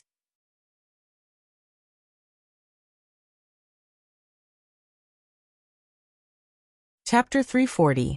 More than 3 hours later, Rog and the others arrived at Xander from nothingness. Originally, it only took more than an hour to travel from nothingness to Xander, and there were enough space jump points between the two places. The problem was with the pilots. Neither Natasha nor Scott had any experience in flying small spaceships. Although Rog had experience flying a small dark elf fighter, a fighter was not the same as an interstellar spaceship, and the manufacturers of the two were completely different. So before they set off, they had to take a temporary spaceship driving course. Fortunately, Rog was an experienced pilot. With his past experience and reasonable guesses, or rather recklessness, he successfully learned how to fly a spaceship. Although it was not perfect, he still managed to drive the spaceship to Xander and land it at the docking port. Halden City, according to Xander's evaluation standards, was a first-class city only one level lower than the capital. According to the information provided by the collector, the rope hunters who kidnapped Banner had just arrived in Halden City a day ago. Although Rog and the others did not have any legal identification documents, they did not have any wanted or bad records, so under the charm of money, they successfully obtained 4 temporary identification documents. That's right, 4. Even Blackie needed to get an identification document. Blackie in the form of the Northern Frostblade could fool ordinary people, but he could not fool the port's immigration scanners. Therefore, on the immigration records, Blackie was a creature that must be identified, not an item. Where are we going next? Scott was still wearing his classic Ant-Man uniform, and he did not even take off his helmet. According to him, he was worried that the air here would contain substances harmful to humans. However, in Rog's view, Scott was not worried about the air being harmful, but he did not want Blackie to continue ravaging his hair. Let's find a place to check in first, and then exchange these things for new star coins. Except for the small spaceship, Rog's other winnings could not be directly exchanged for new star coins, the common currency of Xander. Therefore, whether it was to find Banner or for their own journey, they needed to exchange the things in their hands for new star coins. Rog originally intended to give these things to the collector directly, but unfortunately, the collector had no interest in them. Because of the new star army, Xander was more orderly than most planets in the universe, and the civilization level of the inhabitants was also higher. If the civilization of the inhabitants of the Land of Nothingness was equivalent to the Middle Ages on Earth, then the civilization of the inhabitants of Xander was equivalent to the 21st century on Earth. And to a certain extent, Xander was a bit like Earth after the rapid advancement of technology. However, as the collector said, the brighter the place, the easier it was for darkness to breed. Even Xander, with its perfect laws and strict order, had an inescapable dark side. Rog, on the other hand, was very good at dealing with these dark forces hidden in the shadows. In a certain black market that was not welcomed by the officials, Rog successfully exchanged the spoils in his hand for Nova coins, and exchanged them for a number that satisfied him. 132.68 million new star coins. Rog had just inquired that the most expensive suite in the most luxurious hotel in Halton City was only 100,000 new star coins per night. So he was not dissatisfied with this number. In addition to solving the financial problem in the black market, Rog and the others also successfully inquired about the rope hunters. To be precise, it was Natasha who inquired about it. People who could not control their rationality in the face of beauty were not only on Earth, but also on Xander. The rope hunters just arrived yesterday. I heard that they sold a few good prey. In tonight's Bloody Gladiator, one of the rope hunters' prey will be fighting. I got 4 tickets, Natasha said calmly. At the same time, she took out 4 black tickets with only a red skull and a string of numbers printed on them. Then let's go take a look tonight. If everything goes well, we might be able to return to Earth tomorrow. Although that was what he said, Rog did not think that they would be so lucky. The fact that the rope hunters could make a name for themselves in this industry was enough to prove that they were not rookies. Rog had read the information provided by the collector. Although the rope catchers were just a group of slave hunters, their strength was not inferior to a regular army. In fact, they were even a bit stronger. If not, they would have been wiped out by the armies of other planets long ago. Xander's environment was very similar to Earth. Not only did the rotation time was similar, even the gravity and air were similar.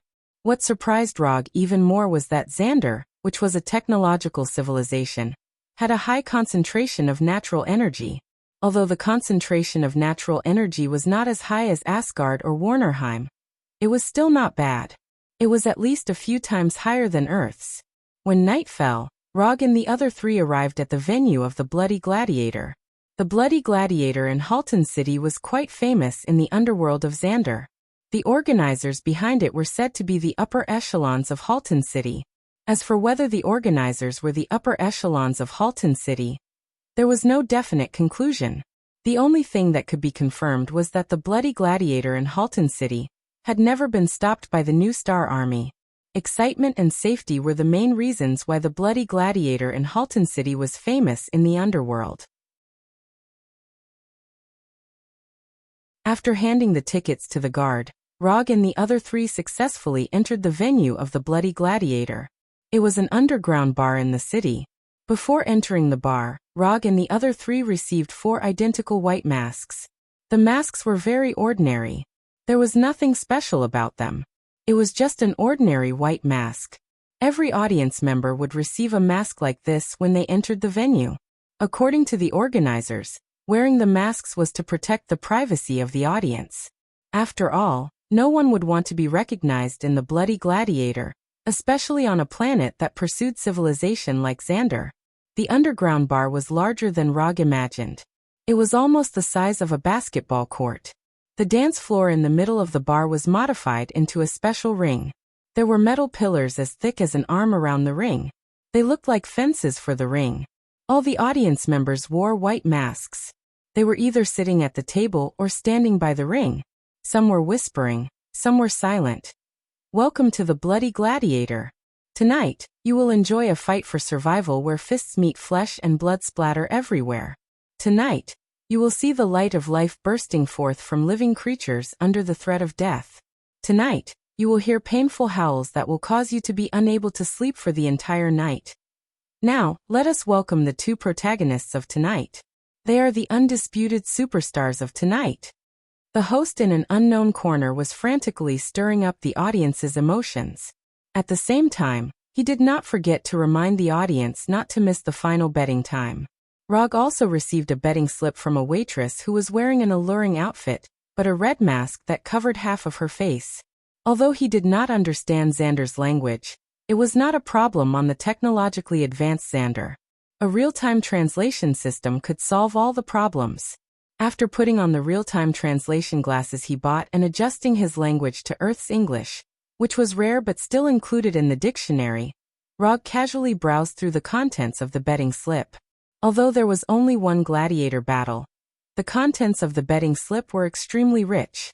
In addition to the simple victory and defeat, there were also bets on how many minutes the battle would end, whether the defeated party would live or die, whether they would be crippled or seriously injured, and even how many fingers would be lost in total. Depending on the content of the bet, the odds were completely different. Even for the simplest bet, the odds were not 1-to-1. On the betting slip, there was also a general introduction of tonight's contestants. One was a four-armed ape of an unknown race, and the other was a human. Of course, the human here was not an earthling, but an Asari.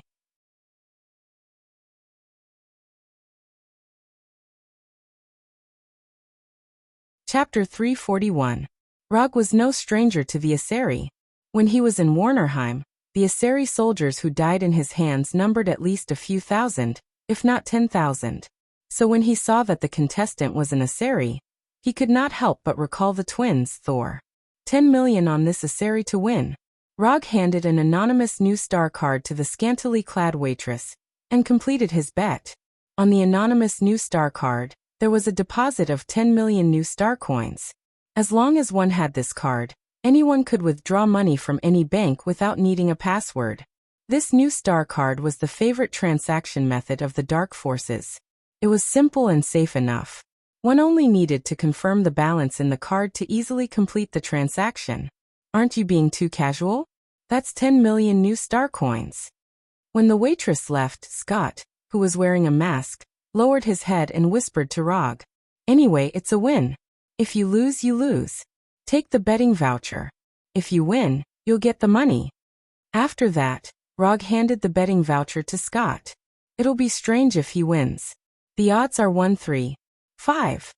Anyone can see that this Asari is bound to lose. Scott said with some disdain, but he still silently kept the betting voucher handed by Rog. It was better to be safe than sorry. If he wins, this voucher would be worth 35 million new star coins. A few minutes later, the lights in the entire bar dimmed, and the spotlights focused on a side door of the bar. The first to appear was the Asari. With just a simple glance, Rog deduced the identity of this Asari. This was a Chiliarch of the Sword and Shield Brigade. He had a sword in his right hand and a shield in his left hand. The armor on his body was also the standard armor of a Chiliarch in the Asari army. Although a Chiliarch was not a general, he was only one step away from being a general. Even such an existence had become a gladiator. This bloody gladiator was not simple.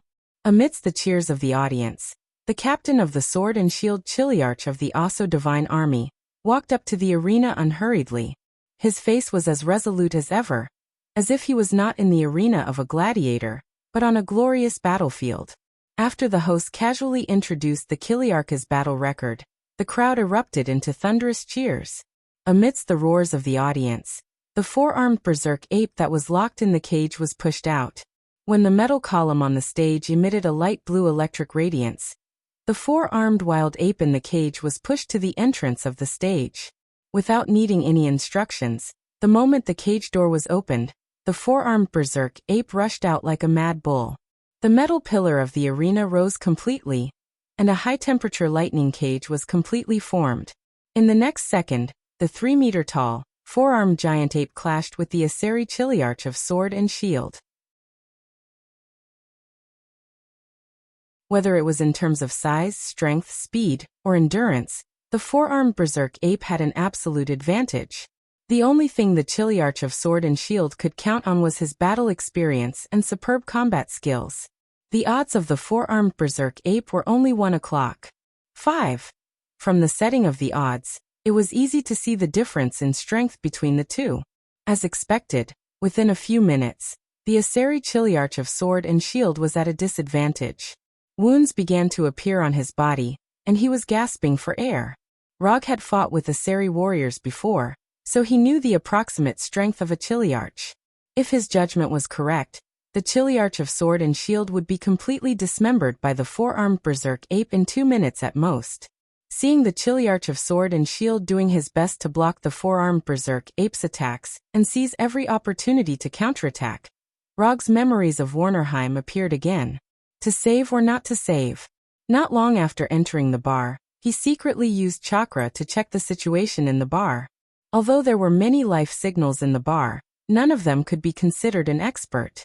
If he wanted to save the Chiliarch of sword and shield in the ring, it would not be as easy as eating, but it would not be too difficult either.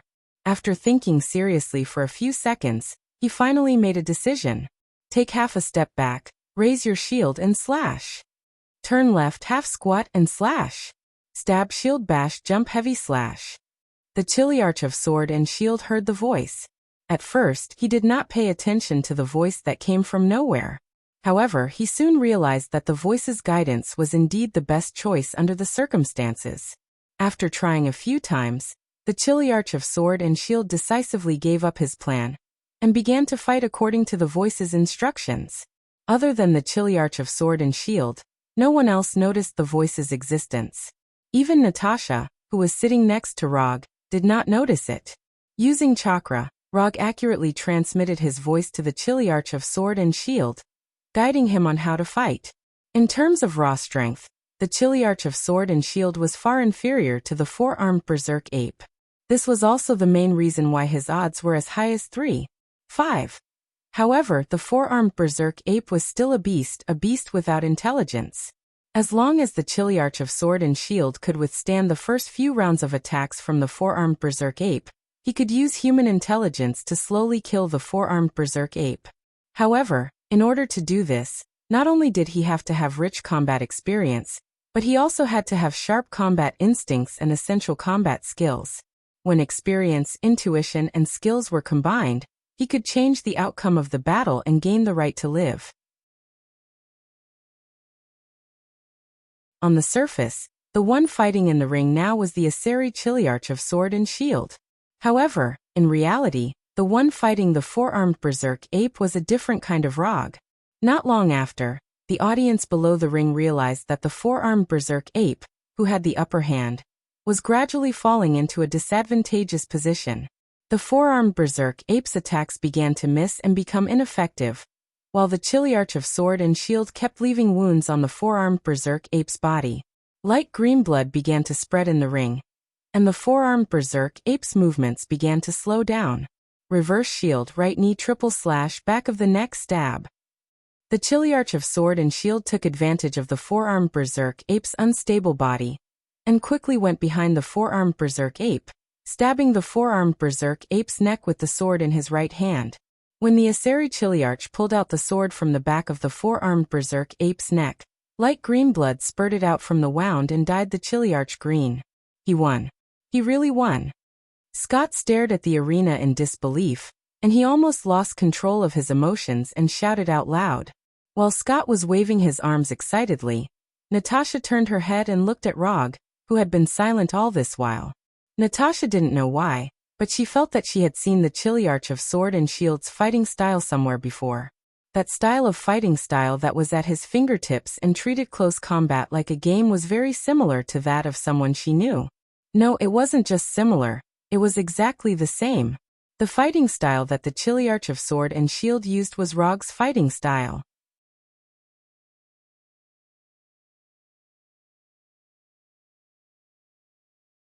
Chapter 342. Did you help the Chiliarch? Natasha asked in a low voice. Before speaking, she wisely turned off the universal language translator in her ear.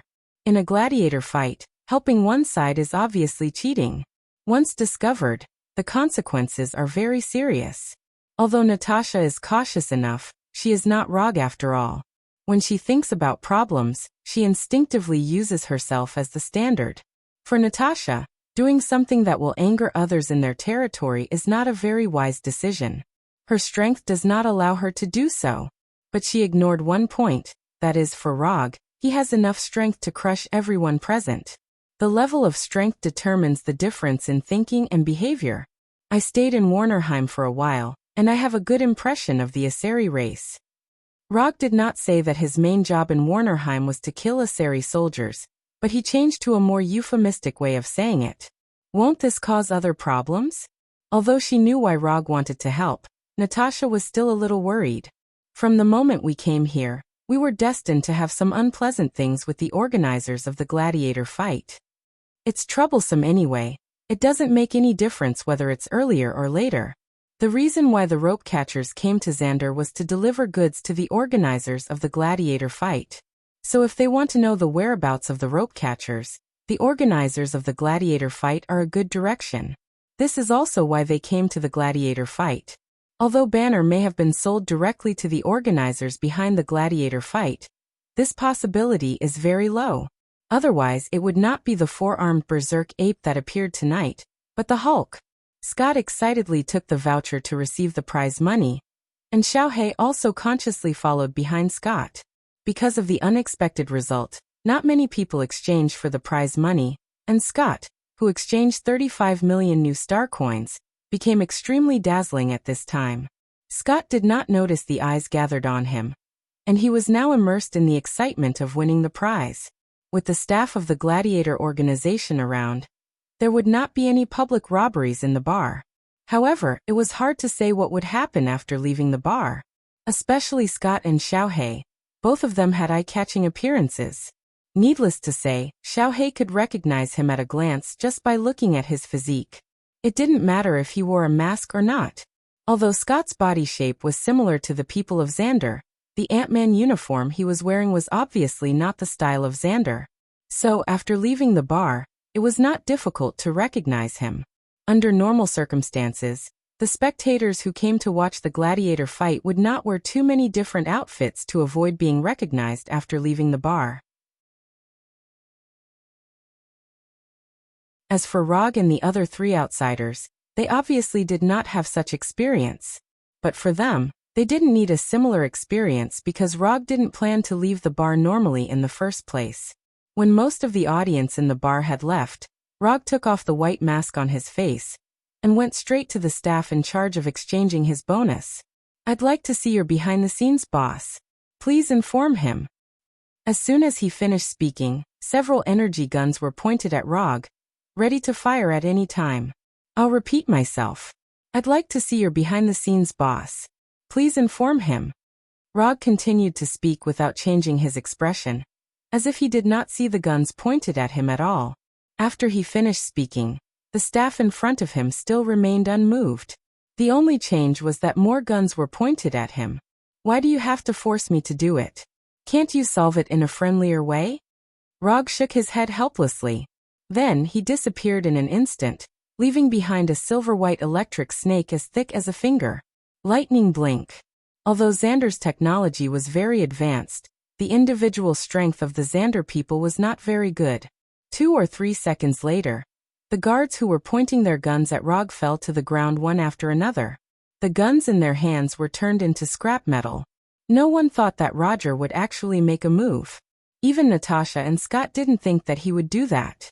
Blackie, if anyone tries to resist, just eat him.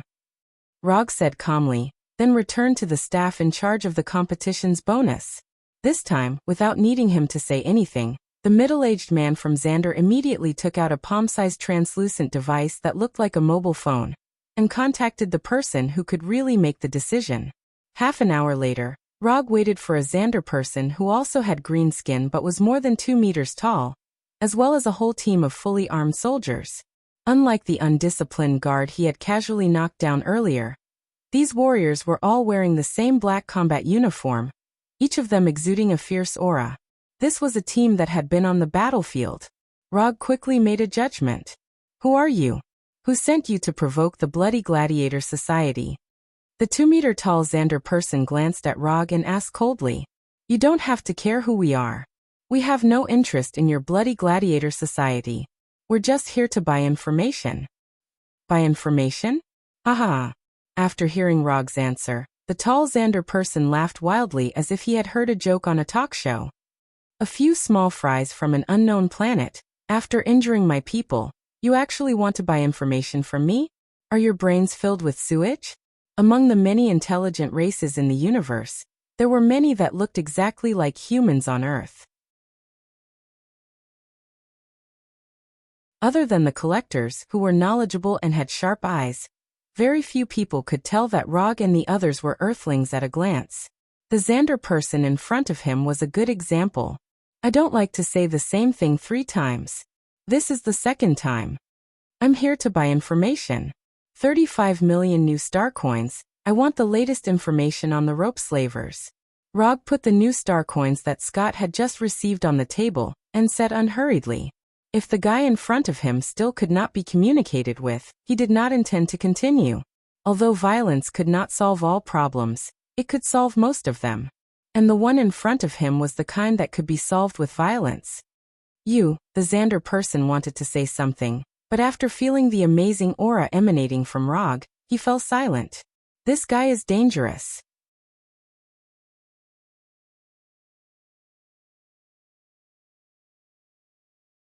Chapter 343. You have to follow the rules when buying information, but you're not following the rules now. After a few seconds of silence, the tall Xander said word by word. Although the Xander's face was still cold, his tone was much friendlier, without the previous arrogance and disdain. Rules need to be backed up with strength. I'm the strongest here, so my words are the rules. The other party gave in, but that didn't mean Rog would follow suit. When dealing with these guys who made a living in the dark, either admit defeat from the start or be overbearing to the end. Rog didn't like to admit defeat, and he wouldn't admit defeat, so he chose his favorite and most commonly used method. Looks like you've got us.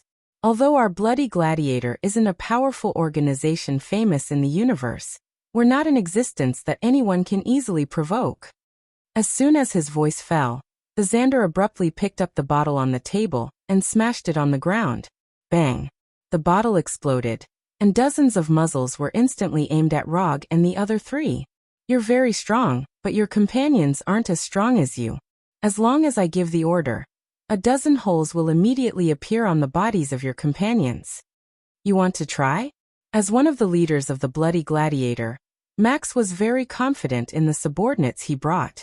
Although his subordinates weren't members of the New Star Army, each one of them was no weaker than an official member of the New Star Army. And compared to the warriors of the New Star Army, his subordinates had more combat experience, and their fighting methods were more ruthless. Although he only brought 30 people, these people were enough to fight against the New Star Army in Halton City, and they might even be able to take down the entire city under the protection of the New Star Army. The reason the Bloody Gladiator could monopolize the underground arena in Halton City was not only because of the few higher-ups behind them, but also because they had the strength to intimidate the weak. But this time, they weren't facing the same kind of weak people who also made a living in the dark world, but Rog, a fierce dragon from another planet. Threats and intimidation as expected, these are the same old tricks. Don't you have any new tricks? Since you've already mentioned this point, then I'll cooperate with you. Give the order to open fire. If you're still a man, then give the order to shoot. Not only did Rog not take Max's threat to heart, but he also provoked Max further. Threatening the safety of his companions might be useful against other superheroes, but it would not mean anything to Rog. He had never taken this kind of threat to heart. You think I don't dare? Max's expression became even more unsightly as he silently raised his right hand. Rog didn't answer Max. He just snorted disdainfully. Good, very good. Since you don't care about their lives, I'll satisfy you. As soon as he finished speaking, Max swung his right hand down forcefully. Then nothing happened. What was going on? Didn't they see my gesture? The expected gunshot didn't sound, and Max's face turned even uglier. This team was personally led by him. He knew his subordinates very well, so he was very sure that his orders would be carried out immediately. However, the situation at this time was completely different from what he expected. He was ready to fight with Rog, but his subordinates dropped the ball at this time. Do you find it strange that your loyal subordinates didn't shoot? I'll give you a chance to look back. I swear on my character that I will never attack you when you turn your head. Although Rog made a promise, Max didn't believe a word of it. The bar was quiet again. Max's eyes were fixed on Rog, and one guess after another flashed through his mind. After nearly 3 minutes of silence, Max finally made a decision. From the moment his subordinates didn't shoot according to the order, the initiative was no longer in his hands. After taking a few deep breaths, Max slowly turned his head to look at his subordinates, and then saw a phenomenon that he couldn't understand at all. Every one of his subordinates maintained the posture of aiming, motionless, aiming very seriously, aiming very carefully. Everyone's finger was on the trigger, ready to shoot at any time. However, they didn't shoot.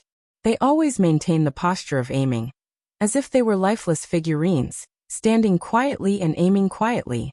Although Xander's technology is developed enough and there are many dazzling inventions, Max has never heard of any weapon that can cause such a scene in front of him, which is completely beyond his understanding. Max wasn't the only one who was confused. Scott was just as confused as he was. Only Natasha, who had seen Rog freeze shield agents, could roughly infer the truth of the matter. Sharingan Genjutsu. To be precise, it's the Golden Bind Genjutsu cast by Sharingan. Before he had the Sharingan, Roger liked to use ninjutsu to freeze those small fries who weren't very strong. After he had Sharingan, the way to freeze small fries changed from ninjutsu to Sharingan Genjutsu. And now, as his Sharingan Genjutsu became more and more exquisite, the ordinary Sharingan Genjutsu was replaced by Golden Bind Genjutsu. Instead of using ninja coins to exchange for Golden Bind Genjutsu from the system, Rog relied on his own ability to forcibly research Golden Bind Genjutsu and successfully obtain the recognition of the system. Now, are you interested in trading according to my rules? After confirming that his subordinates had completely lost their ability to act, Max sighed helplessly. This time he really lost. The next thing went smoothly. Max didn't even take the 35 million Nova coins that Rog paid for the information, and handed over all the information about the Venus flytrap slave hunters to Rog. The situation is stronger than the person. Even if Max tries his best, he can't change the fact of failure. Instead of making an indifferent resistance on a whim, which will lead things to a worse direction, it's better to admit defeat and control the loss within a controllable range. As one of the leaders of Bloody Gladiator, Max knows when to be tough and when to admit defeat. I've given you all the information you want. When can my subordinates recover? Max asked in a very kind tone, without the slightest dissatisfaction on his face. They'll be back to normal in an hour. After that, Rog left the bar with Xiaohei and others, and began to go to the hiding place of the Venus flytrap slave hunters.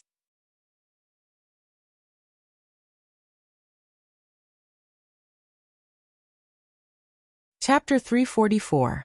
In a farm dozens of kilometers away from Halden City, Jaros, who had just celebrated his 20th birthday, pushed a cart full of food toward a secret detention room below the farm. This farm was the only one within more than 10 kilometers. It mainly grew a herb called blue potato. Blue potato was easy to grow, had a considerable yield, and had good nutritional value. Thousands of years ago, blue potato had become one of the main foods of Xander. On the surface, this was an ordinary farm that grew blue potato. But in fact, this was one of the secret bases of the Venus flytrap slave hunters on Xander. Unlike the other members of the slave hunters, although Jaros was also a member of the slave hunters, he had never left Xander, let alone participated in specific slave hunting activities. Even his identity as a member of the slave hunters was inherited from his deceased father. Normally, Jaros's main job was to plant blue potatoes and be a responsible grower. When the Venus flytrap slave hunters came to Xander, He was responsible for delivering food to the prey and providing other reasonable services to the other members of the slave hunters. This included, but was not limited to cooking, cleaning, serving tea, and so on. I don't know when I can become a real slave catcher. Deputy Commander Noah has already promised me that as long as I take good care of Special Prey number 41, I will be qualified to be a trainee slave catcher and follow the team to catch prey in the universe. Thinking of this, the tired look on Jeros's face was suddenly replaced by excitement. No one wanted to be a nobody for the rest of their life, and Jeros was no exception. Now, Special Prey number 41 gave him the opportunity to change his life. There was a 3-story base under the farm. The first floor underground was the living area of the slave hunters. The second floor underground was the detention area for ordinary prey, and the third floor underground was the special detention area. Under normal circumstances, the detention room on the third floor underground was rarely used. In Jeros's memory, the last time a prey was locked up in the third floor underground was 3 years ago. Pushing the cart to the third floor underground, Jeros could not help but gulp. Then he mustered up his courage and walked toward the detention room of Special Prey number 41. Jeros did not know much about Special Prey number 41. He only knew that this was a special prey captured from a planet called Earth. Compared to normal prey, there were not many creatures that the rope slavers could note as special prey. These special prey were either extremely rare or extremely powerful.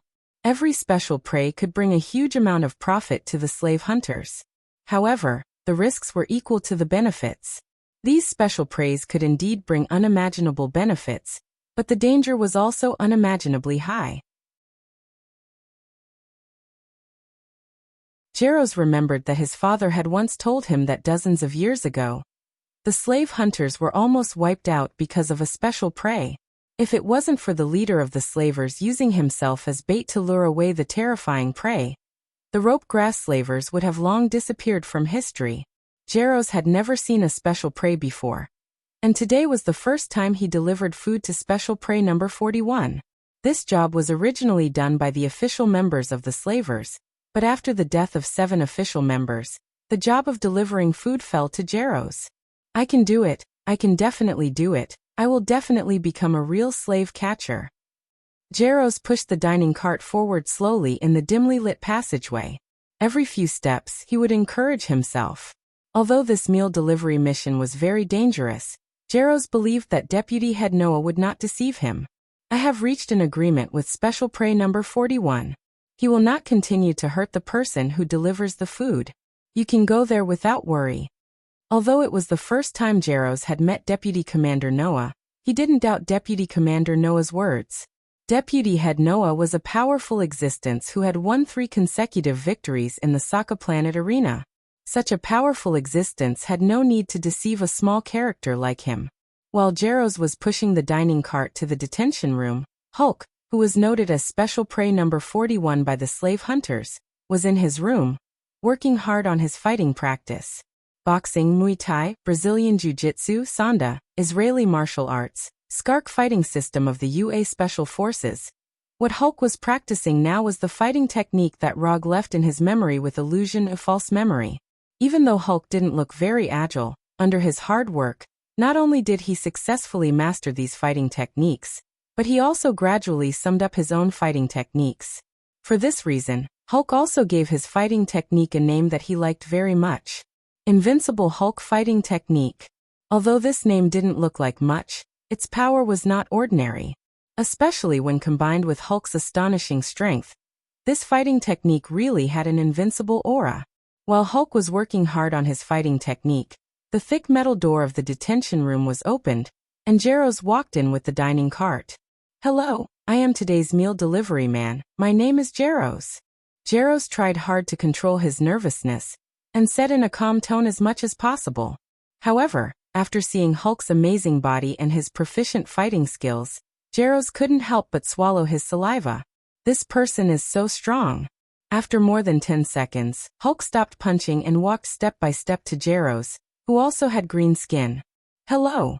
After a simple reply, Hulk directly sat on the ground and used his palm, which was bigger than Jeros' head, to take out food from the dining cart. The dining cart full of food didn't even last 3 minutes in front of Hulk, who had an amazing appetite, before it was completely consumed. After drinking the last nutrient solution in his hand, Hulk looked at the motionless gyros in front of him and said slowly, "This food is not enough. Next time Hulk wants 3 times the amount." Although Hulk's tone was very calm, Gyros felt that he wasn't talking to a human, but a prehistoric beast. This kind of terrifying oppression was even stronger than that of Deputy Commander Noah. Gyros finally understood why Deputy Commander Noah's right hand was bandaged, and there were obvious bruises on his face when he met him. "No problem, 3 times the amount, I'll remember it." Gyros replied quickly with an unprecedented speed, but in the next second Gyros, who was oppressed by Hulk's aura, completely fainted. "Big guy, long time no see." When Gyros' body fell forward uncontrollably, Rog's voice sounded.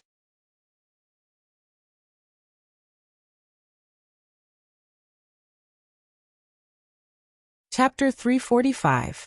Rog, why are you here, and Natasha? Seeing Rog and Natasha coming in from the door of the room, Hulk's expression became extremely happy. "I knew you were kidnapped, so I came to save you." While speaking, Rog looked at Hulk seriously, and a look of doubt appeared on his face. Judging from Hulk's current appearance, he doesn't seem to mind the fact that he was kidnapped. Hulk was not kidnapped, it was Banner who was kidnapped. Hulk is very strong, Hulk will not be kidnapped. Hulk explained very seriously, and he didn't forget to wave his fist as he spoke. Although Hulk shares a body with Banner, Hulk is very clear that he is him and Banner is Banner. He won't admit that the weak Banner is Hulk. Well, it was Banner who was kidnapped, not Hulk. "Let's go, I'll take you back to Earth. You shouldn't like to live in this kind of cell-like room." Rog didn't argue with Hulk about who was kidnapped and directly changed the subject. After getting the information about the rope grass slavers from Max of the Bloody Gladiator, Rog immediately rushed over with Natasha and others, for fear that Hulk would be taken away again if they were too slow.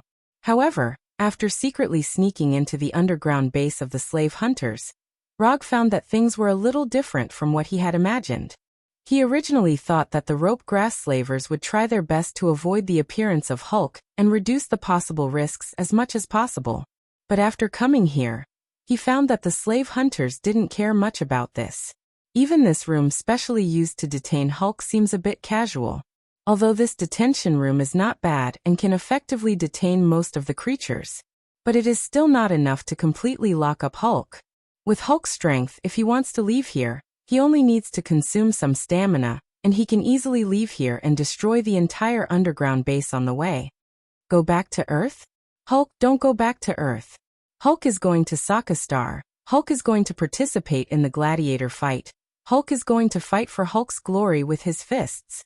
As soon as Rog finished speaking, Hulk shook his head fiercely and decisively rejected Rog's proposal. What was going on? Was Hulk brainwashed? Hulk's answer was not only out of Rog's expectations, but even Natasha, who had been with Hulk for a long time, was also confused. Rog and Natasha looked at each other, and came to the same conclusion. The brainwashing techniques of the rope trappers were pretty good. Although they don't know when Hulk came out, it has only been more than 20 days since the day Banner was kidnapped. In less than 20 days, the rope trappers had managed to brainwash Hulk. Although this efficiency wasn't particularly shocking, it was still considered quite good. Compared to Banner, although Hulk is not smart, he is definitely not stupid, and his will is definitely stronger than Banner's. Although Hulk sometimes had a childlike mentality, it was just that he was too lazy to disguise himself. Rog gave Natasha a look and asked her to persuade Hulk. Gladiators are dangerous, and the glory obtained from gladiators is not real glory. Don't you want others to be afraid of you? If you participate in gladiators and use force to fight for glory, it will only make others more afraid of you. If you want to get your own glory, you can do it on Earth. You are a superhero on Earth, and people on Earth like you, and they will be proud of your glory. Natasha slowly came in front of Hulk, holding Hulk's huge right hand with both hands, and said in a gentle tone. Looking at Natasha's gentle demeanor at this time, Rog couldn't help but think of the profession of a kindergarten teacher. Hulk was the stubborn child in the kindergarten, and Natasha, the kindergarten teacher, was trying to persuade him. Although the picture shown was very similar to normal situations, the feeling it gave people was exactly the same. When the person who was persuading him became Natasha, Hulk's refusal obviously lessened a lot. However, after a few seconds of silence, Hulk shook his head silently and rejected Natasha's proposal. Earth doesn't like Hulk, Sokka Planet likes Hulk. Noah promised Hulk that Hulk would become a hero that everyone on Sokka Planet would like. Hulk wants to fight, Hulk doesn't want to disguise himself, Hulk wants to be recognized by others. Although Rog has never seen Noah, he knows that the Noah mentioned by Hulk is the deputy head of the slave hunters. In the information provided by the Collector and Max, there is information about Noah. Before Noah became the deputy head of the slave hunters, he was a gladiator on Sokka Planet, and he was a gladiator with some achievements. But unlike other gladiators, Noah participated in gladiators as a free man. So after fighting a few gladiators and getting 3 consecutive victories, he left Sokka Planet and joined the rope hunters.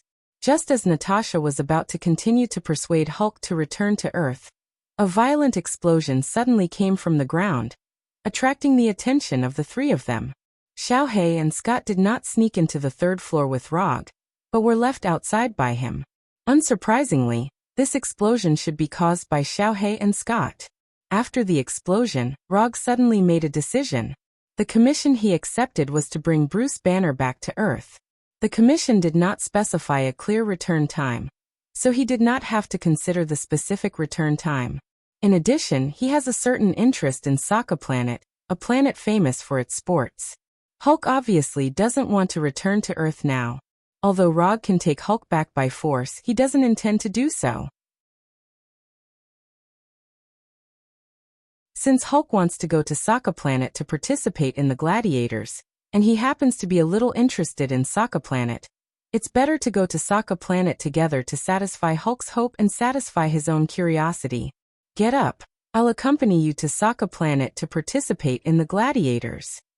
Speaking of which, I don't seem to have a serious physical competition with you. Why don't we officially compete in the arena of Sokka Planet? Although Rog and Hulk have fought a few times before, those battles were not considered official. At that time, Hulk was either fighting Wood Dragon and Wood Arhut, or getting hit by his Tsukuyomi. Hulk has never officially competed with him in physical skills. Really? Do you really want to go to Sokka Planet with me? After hearing Rog's words, Hulk instantly became excited. He suddenly stood up, grabbed Rog's shoulders with his huge hands, and shook Rog's body excitedly.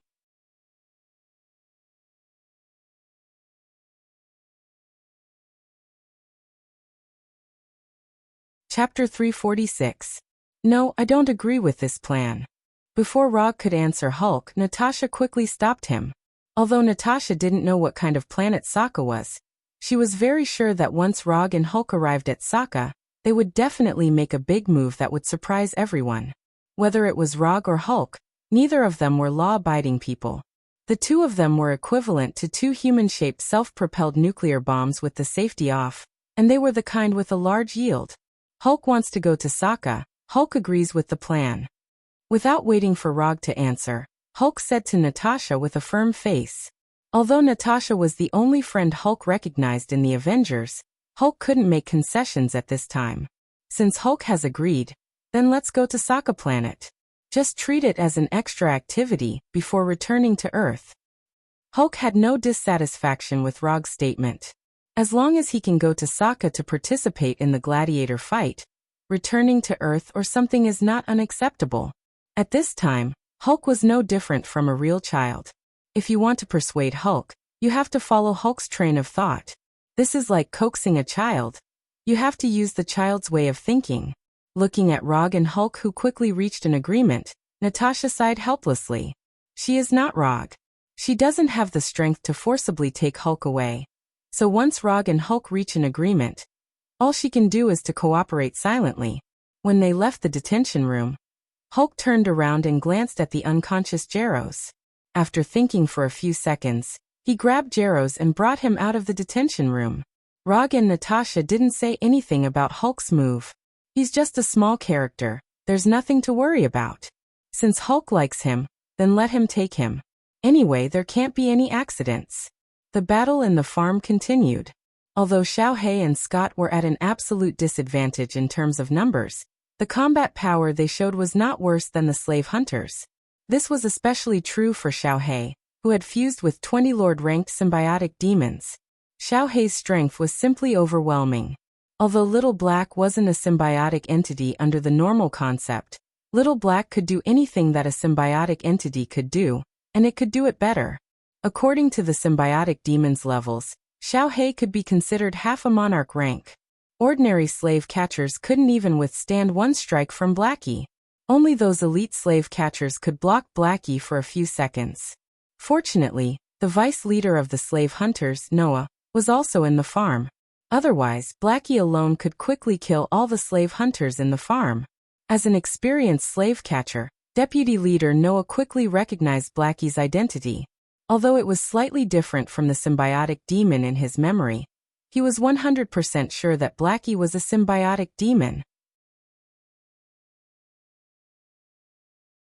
Perhaps it was because its master was Rog, but Little Black also had the thought of obtaining pleasure from the battle. Under Little Black's intentional indulgence, Noah, who was holding a two-handed greatsword, had a rare chance to catch his breath. In the beginning, Noah and the other slave catchers used firearms. However, under Little Black's unstoppable attacks, they helplessly realized that using firearms would only make them die faster in front of Little Black. Thus, each of them took out their cold weapons and began to fight with Little Black in close combat. Of course, other than cold weapons like swords and knives, they also used some special capturing weapons. For example, sonic weapons and flame weapons that targeted certain special creatures. However, Little Black wasn't one of those common symbiotic demons. Sonic weapons and flames couldn't cause fatal damage to him. When Little Black quickly killed more than half of the slave catchers and directed the battle to close combat that he was interested in, Scott completely withdrew from the battle.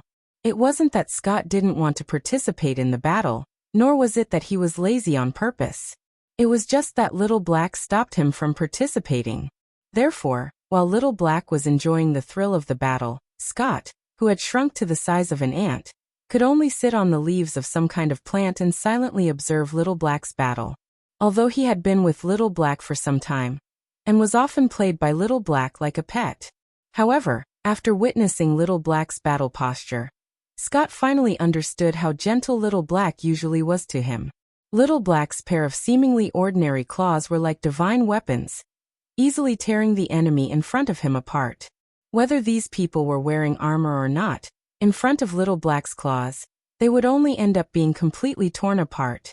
Recalling the scene where Little Black often used his hands to ravage his hair, Scott couldn't help but swallow his saliva. Fortunately, we're on the same team. Fortunately, Little Black's happy battle didn't last long. It wasn't because all the slave catchers were dead, but because Rog and the others came near the battlefield. Because of Little Black, most of the combat personnel in the underground base were attracted to come out. Rog only dealt with a few logistics personnel, who didn't have much combat power, and left the underground base easily. When Little Black stopped, the slave catchers, including the deputy leader Noah, finally breathed a sigh of relief. In just a few minutes, they lost more than half of their members. If this continued, it wouldn't be long before all of them died here. Although Little Black stopped attacking, the deputy leader Noah didn't dare to put down the two-handed greatsword in his hand. He looked at Little Black with vigilance, as well as Rog and the others who had just arrived. After seeing Rog, especially Hulk beside Rog, Noah knew that they were in big trouble tonight. Blackie alone had the ability to wipe them all out. If Rog and Hulk were added, their survival rate was less than 1 in 10,000. Although it was the first time Noah met Rog, he was very sure that Rog was the strongest in this group. This was his intuition as a warrior, and also his unique vision that was honed by many years of combat experience. Looking at you, you should be Hulk's friends. This time we the rope catchers admit defeat. Tell me, what kind of compensation do you want? After confirming that his strength was far inferior to the other side, Noah decisively chose to admit defeat. Noah stabbed the two-handed greatsword in his hand into the ground, silently stepped back a few steps, and motioned for the others to put down their weapons. From the day he became a slave catcher, Noah was mentally prepared for someone to come knocking on his door. So after seeing Rog and the others, he didn't show any doubts. The slave trade was not welcomed by the mainstream, and it was an industry that licked blood from the edge of the blade. Not only did they have to face dangerous prey, but they also had to be careful of all kinds of revenge brought by the slave catchers.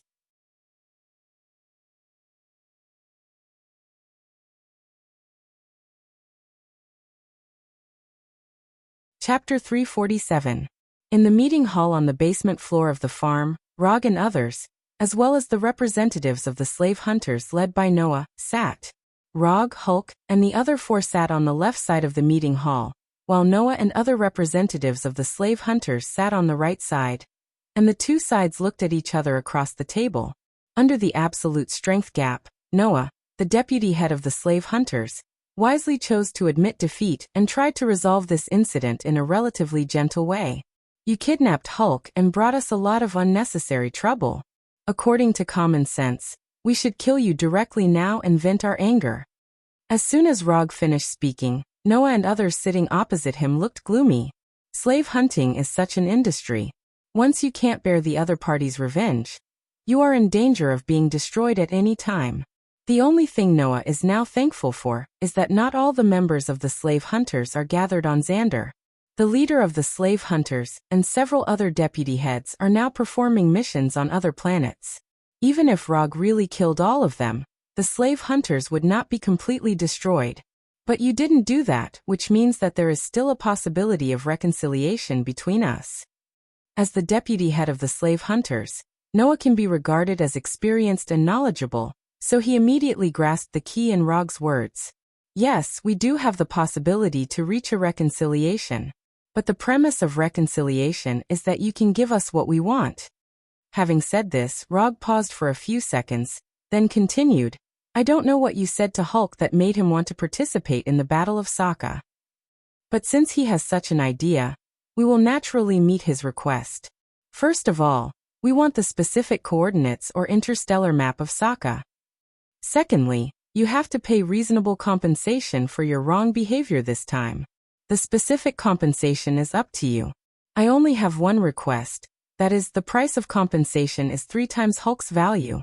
Finally, I want the specific information of the planet where the blooming giant elephant clan is located.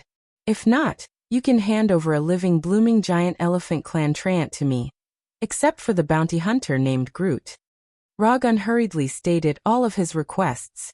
The first request was the simplest one, and it was also the prerequisite for fulfilling Hulk's wish. Although Sokka Planet was very famous in the universe, not many people knew its exact location. In particular, the safe route to Sokka Star was a secret that only a few people and organizations knew. Unlike other planets, Planet Sokka was surrounded by all kinds of known and unknown universes. It was impossible to enter and exit Planet Sokka normally. Moreover, there were no public jump points near Sokka Star, so it was very difficult for ordinary spaceships to fly to the star field where Sokka Star was located. Whether it was entering or leaving Sokka Star, it wasn't a simple matter. If one didn't have enough information and rashly went to Sokka Star, the result was likely to be a crash. Noah didn't have any objections to Rog's first request. It wasn't a difficult thing for them to do. The rope grass slavers had a lot of dealings with the ruler of Sokka Star, Gao Tianzuan. They had information on how to safely get to Sokka Star. In addition to the first request, Noah also felt that the second request was very reasonable. The loser had to pay reasonable compensation. No matter which planet it was in the universe, this was a common practice. The only thing that gave Noah a bit of a headache was the last third request. The Flower God Colossus clan. Noah knew about this special race. He had done some research on this race before, and even planned some capture plans. Groot was once on their arrest list. But unfortunately, they didn't catch any Flower God Colossus clan treants in the end. Even Groot's traces were intermittent. They couldn't track him at all. As for Planet X, which was said to have a large number of Flower God Colossus clan treants, the rope grass slavers hadn't obtained any useful information so far. The first 2 requests are no problem. I can make the decision to agree to them now. But if you want the location of the Flower God Colossus clan's planet, or a living Flower God Colossus clan treant, I can't give you an accurate answer for the time being. Some customers have made similar requests before, but until now, we haven't caught any Flower God Colossus clan treants, let alone the location of their planet. Some scholars even believe that the Flower God Colossus clan has been completely extinct. The Treant Groot may be the last Flower God Colossus clan treant in the universe. Noah didn't dare to directly reject Rog's third request. He tried his best to explain the difficulty of the request. This is your business. I just need a result. If you're sure that this request can't be fulfilled, I won't force you too much. After all, I'm not a demon. Rog answered calmly with an indifferent expression. Although he looked very easy to talk to now, Noah was 100% sure that if he said that he couldn't fulfill it now, they would definitely not be able to see the sunrise tomorrow. We will do our best to fulfill this request, but it will take some time, so I hope you can give us a little more time. That's not a problem. Before the third request is fulfilled, you can follow me. When your leader sends the information or a living treant, you can leave. After hearing Rog's answer, Noah froze for a moment, then showed a wry smile. Rog is obviously using him as a hostage, and at the same time he is forcing the slave hunters to make a choice. If the slave hunters feel that their deputy leader is not as valuable as a Flower God Colossus clan treant, then of course, they will not pay attention to Rog's request. At that time, Noah, who has been abandoned by the slave hunters, will continue to keep the secret for the slave hunters. This is also a problem. Noah is loyal to the slave hunters, otherwise, he wouldn't have become the deputy leader of the slave hunters. But no matter how loyal a person is, after being ruthlessly abandoned, there will be some dissatisfaction. This has nothing to do with loyalty, it's just simple human nature. Okay, I agree. Although he knows that this is a trap, Noah can only bite the bullet and jump down. The next thing is very simple. Under Noah's arrangement, the members of the slave hunters began to prepare for the compensation. The relevant information of Sokka was also handed over to Rog for the first time. When receiving the information of Sokka, Rog left a flying Thor technique on Noah's neck in front of him. This is just a safety device, but I believe that you are a smart person and will not let this device take effect. Rog did not explain the role of the flying Thor technique to Noah, but simply reminded him.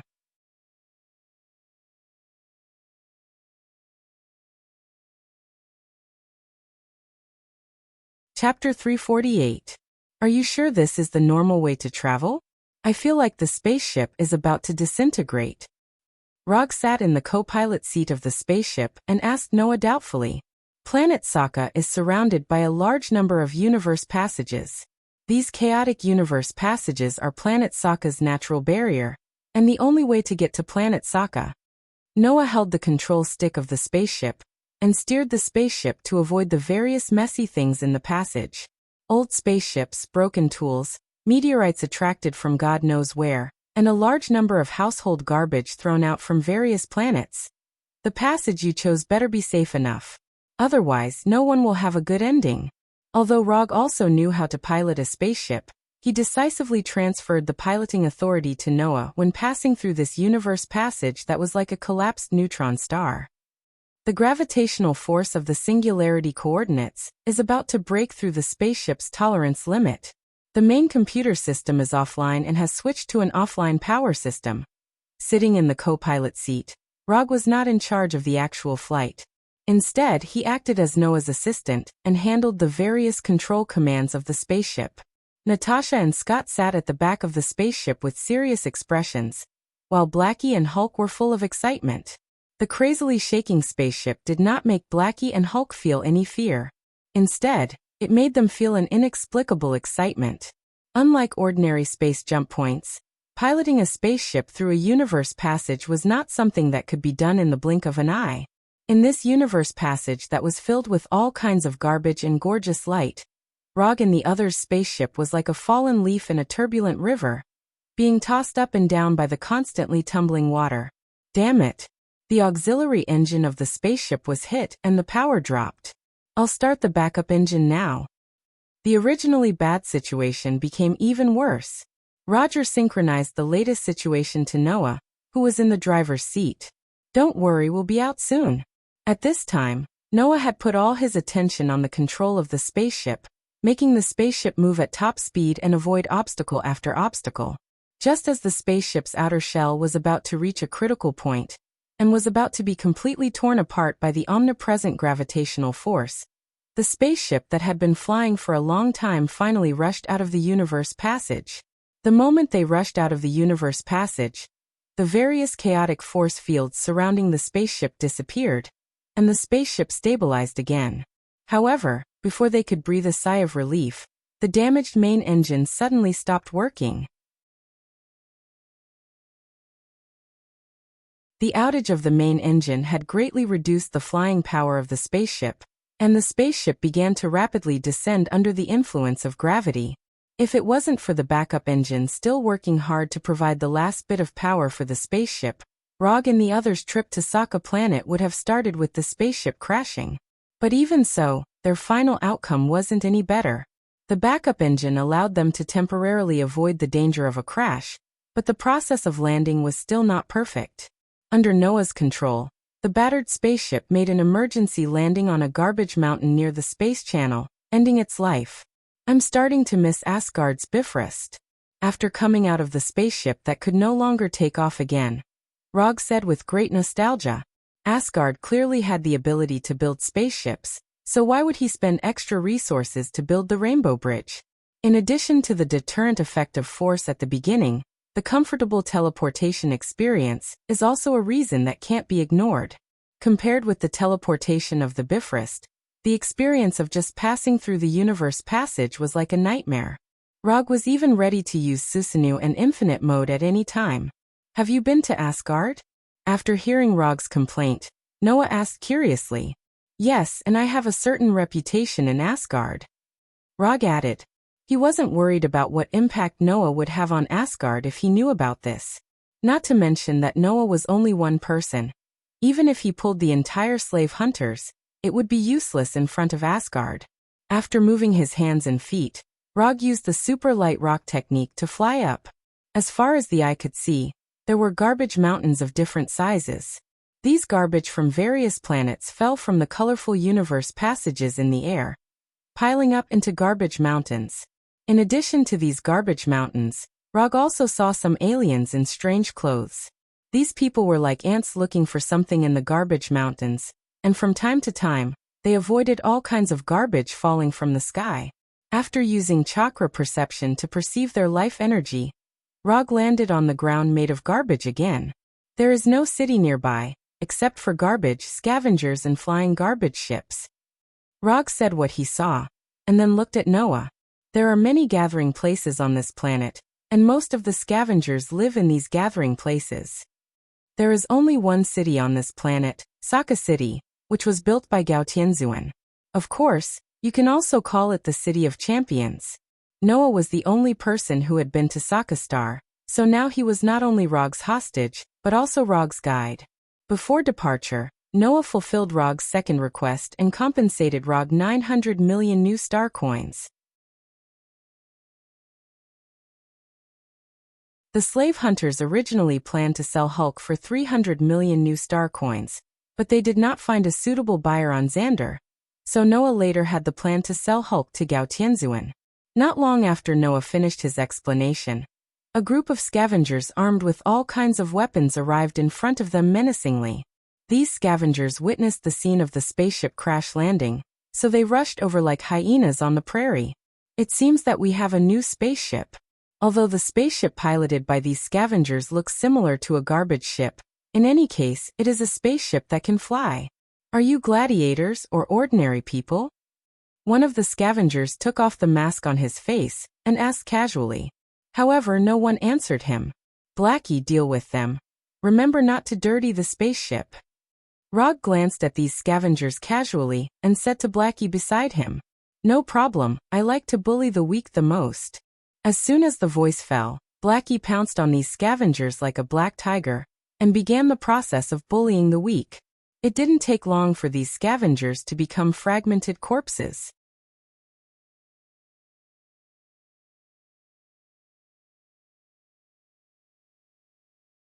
Chapter 349. Saka City, Central City, Arena Theme Hotel. Under the leadership of Noah, Rog and others piloted a broken spaceship and successfully arrived at Saka City, where they stayed at the Arena Theme Hotel specially built for extraterrestrial tourists. Although Saka has an exclusive currency, the currencies of other advanced civilizations, such as Xander's New Star coin and the Carey Empire's Kree coin, can also be used here. However, in order to facilitate the transaction, Rog still took out 500 million New Star coins from the 900 million New Star coins and exchanged it for Saka Planet's legal currency, champion coins. As for the remaining 400 million New Star coins, and the more than 100 million New Star coins he originally had, Rog has no plans to exchange them for the time being. Xander's New Star coins can be used on many planets, while Saka Planet's champion coins are only valuable on Saka Planet.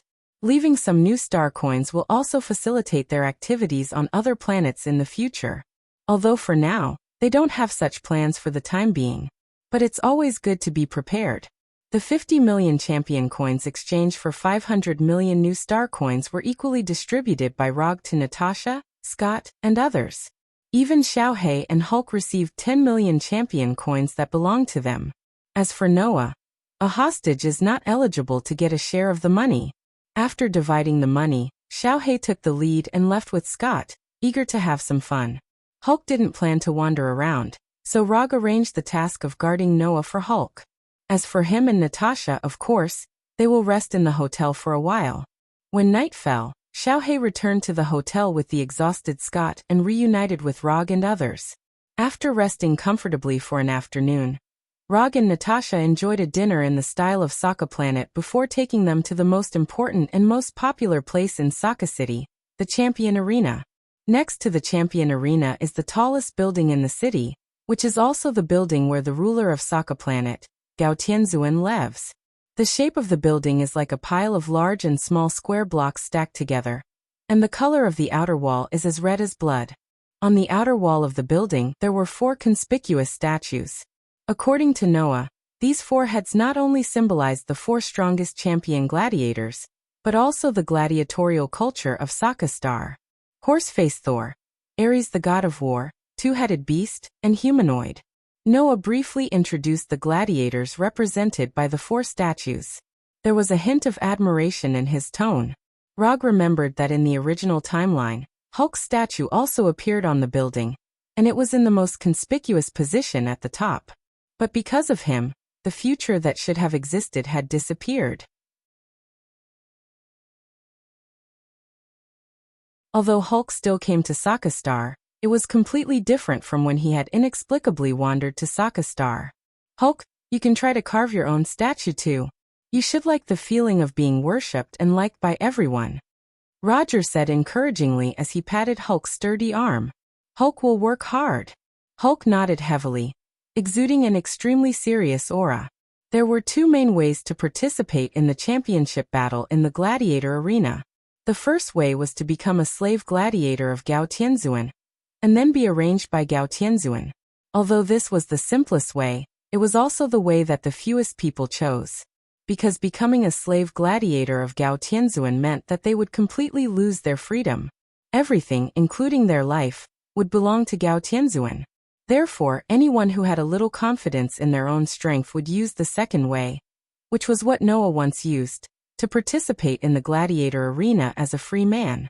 Participating in the gladiator arena as a free man, regardless of the outcome, would not lose their freedom.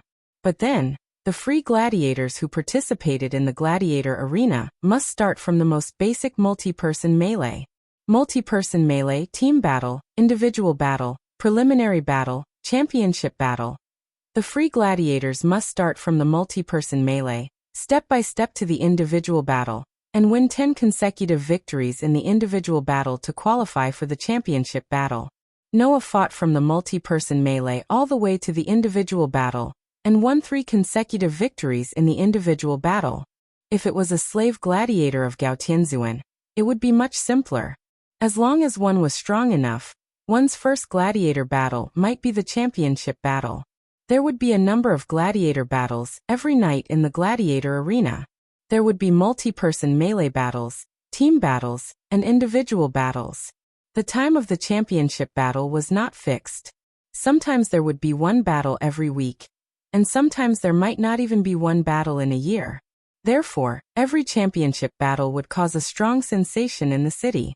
If Hulk wanted to achieve the achievement of having a statue on the wall, not only would he have to win the championship battle, but he would also have to win many times in a row in order to obtain the title of the strongest gladiator champion, and successfully hang his statue on the building. After helping Hulk register for the free gladiator arena, Rog and the others came to the arena first and booked a VIP box above the arena. Blackie also wanted to register for the competition, but before he could do so, he was pulled away by Rog. Hulk was a warrior anyway. Why would a weapon like you join in the fun? Rog took a cup of Sokka Star's specialty drink and sat casually on the sofa in the box, waiting for the gladiator battle to begin. Are you so sure about Hulk's participation? If Hulk's performance is too good, it may cause Gao Tianzuan to make a move. Noah stood behind Rog and asked doubtfully. There's nothing to worry about. Although Gao Tianzuan likes to gamble, he is not an unreasonable robber.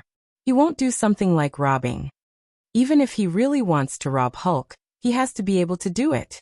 Rog was not sure what kind of strength Gao Tianzuan had, but he was sure that if he wanted to take Hulk and the others away from Sokka Star, Gao Tianzuan would not be able to stop him. It didn't take long for the list of the first multi-person melee battle to be projected over the arena. In addition to a simple portrait and name, there was also the odds for each gladiator. Rog glanced at it. Hulk's odds were not high, only 1 to 2.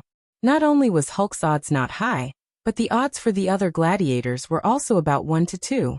Only Cronin's odds were 1 to 1. 8. Go and bet on Hulk's victory. As soon as his voice fell, Rog threw his championship card to Noah. It contained the 10 million championship coins he had just exchanged today. Although Hulk's odds were not high, there was no reason to let go of such a sure-win bet. When Rog took out his championship card, Natasha and the others also took out their championship cards and let Noah place his bet.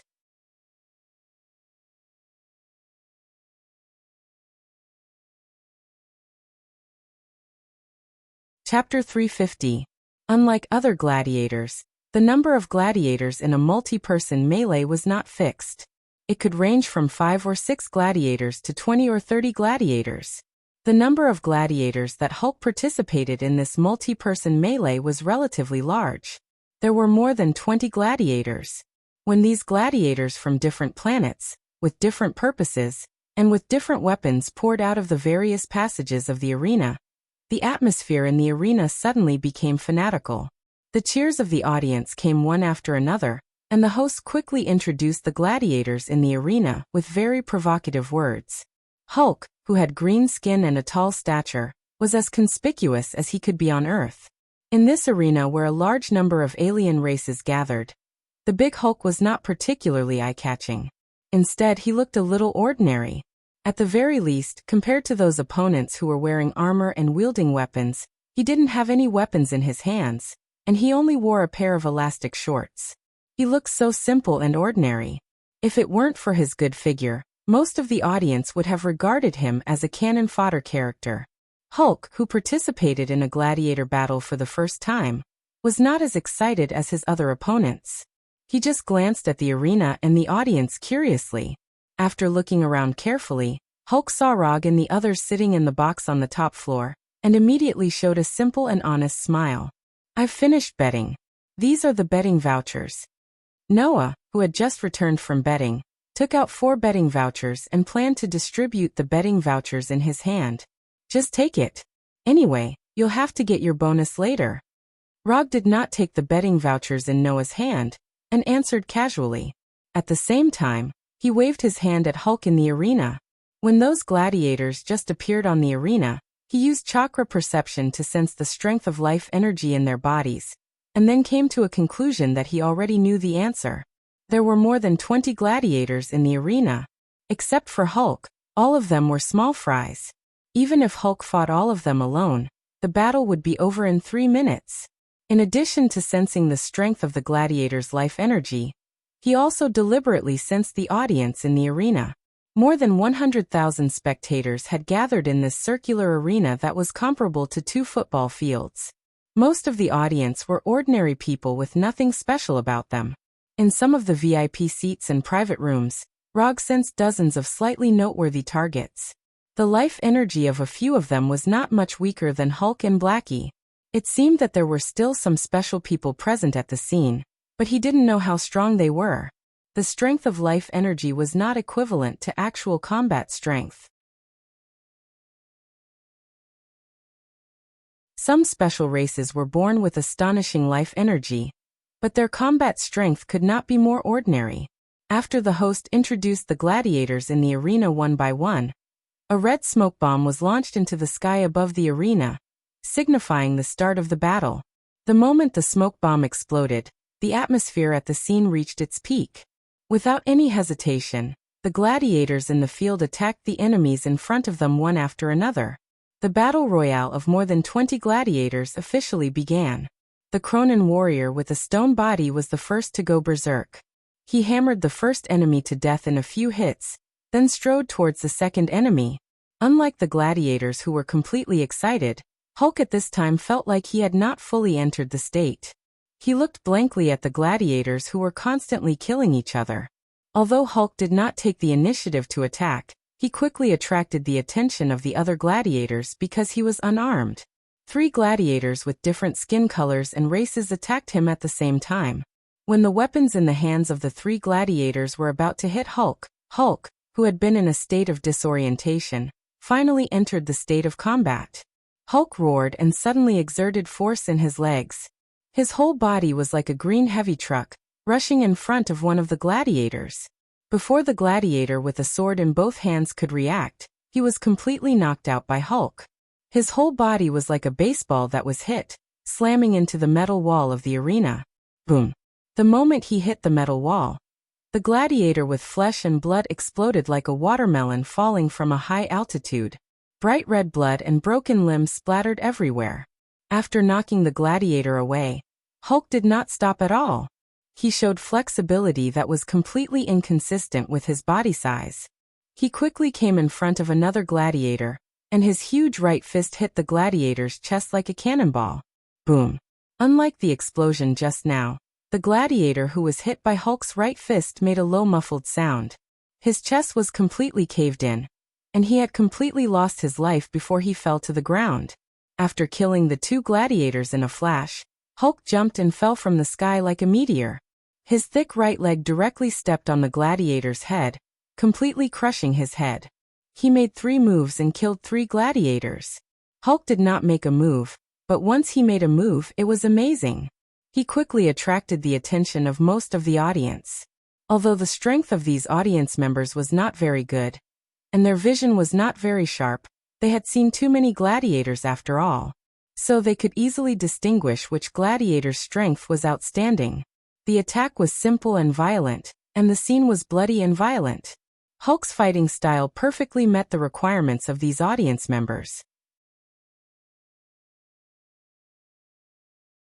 Soon, cheers for Hulk sounded in the arena. Hulk! Hulk! Hulk! Hulk!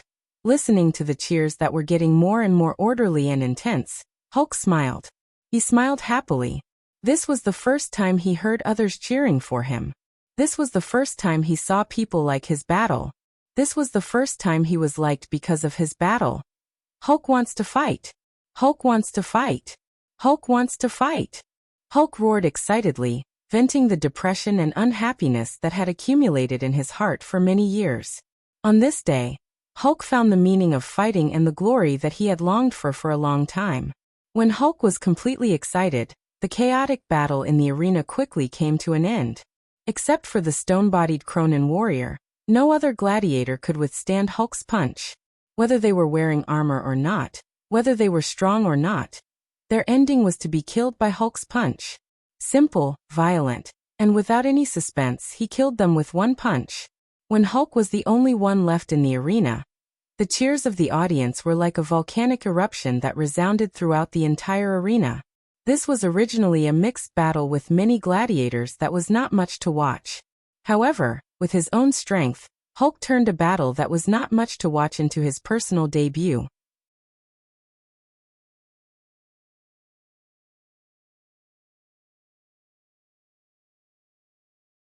Chapter 351. Hulk, who had obtained his first victory, left the gladiator arena with a satisfied look on his face. When he entered the gladiator tunnel, he turned back and waved enthusiastically at the audience. After that, he left the gladiator arena as if he had not had enough. For Hulk, this battle wasn't difficult at all. It could even be regarded as very simple. However, it was precisely this kind of battle that didn't have much difficulty that made him experience an unprecedented sense of satisfaction. Hulk began to like fighting. Because he was a free gladiator, Hulk didn't need to return to the gladiator camp after the battle. He could go anywhere he wanted. After winning such a satisfying victory, most gladiators would choose to indulge themselves and find the meaning of life again in debauchery. But Hulk wasn't those ordinary gladiators. He had just won the first battle in his life, and he didn't have any unhealthy thoughts in his mind. He walked excitedly toward the box where Rog and others were. Hulk found the meaning of becoming stronger. Hulk wanted to become stronger, and he needed Rog's help. At the same time, Hulk also began to look forward to the physical combat between himself and Rog.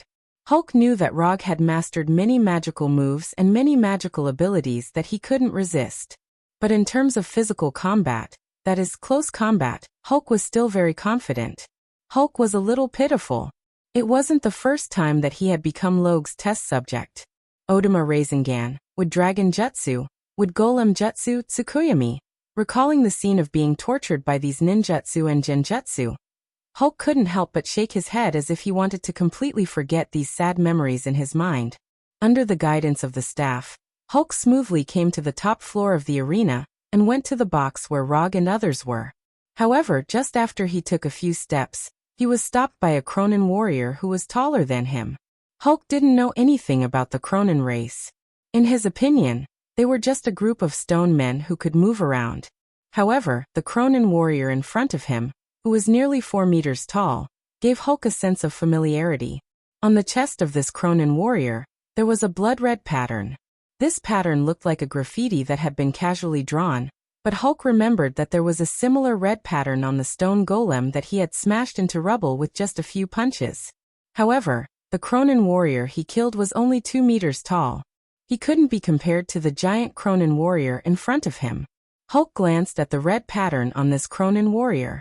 He didn't say anything and avoided this Cronin warrior. Because the number of VIP boxes on the top floor was far less than the number of ordinary spectator seats, the passageway on the top floor was much wider than the passageway below. Even with the 4-meter-tall Cronin warrior blocking part of the path, Hulk was still able to easily pass through. However, this Cronin warrior who appeared out of nowhere had no intention of letting Hulk leave so easily. Just as Hulk walked to the side, the Cronin warrior's rock fist arrived in front of Hulk. Hulk, who was in an extremely happy mood, didn't expect to be attacked for no reason. Caught off guard, the rock fist that was several times bigger than his head hit his chest hard. Boom! Hulk flew out uncontrollably as if he was hit by a high-speed train. He crashed heavily into the metal wall dozens of meters away. A hole about the size of Hulk's body appeared on the metal wall that was strong enough to withstand the attack of a rocket. Broken metal fragments scattered all over the ground. The loud explosion attracted the attention of many people. The staff of the gladiator arena quickly rushed over. The doors of the nearby boxes opened one after another, and spectators walked out one after another.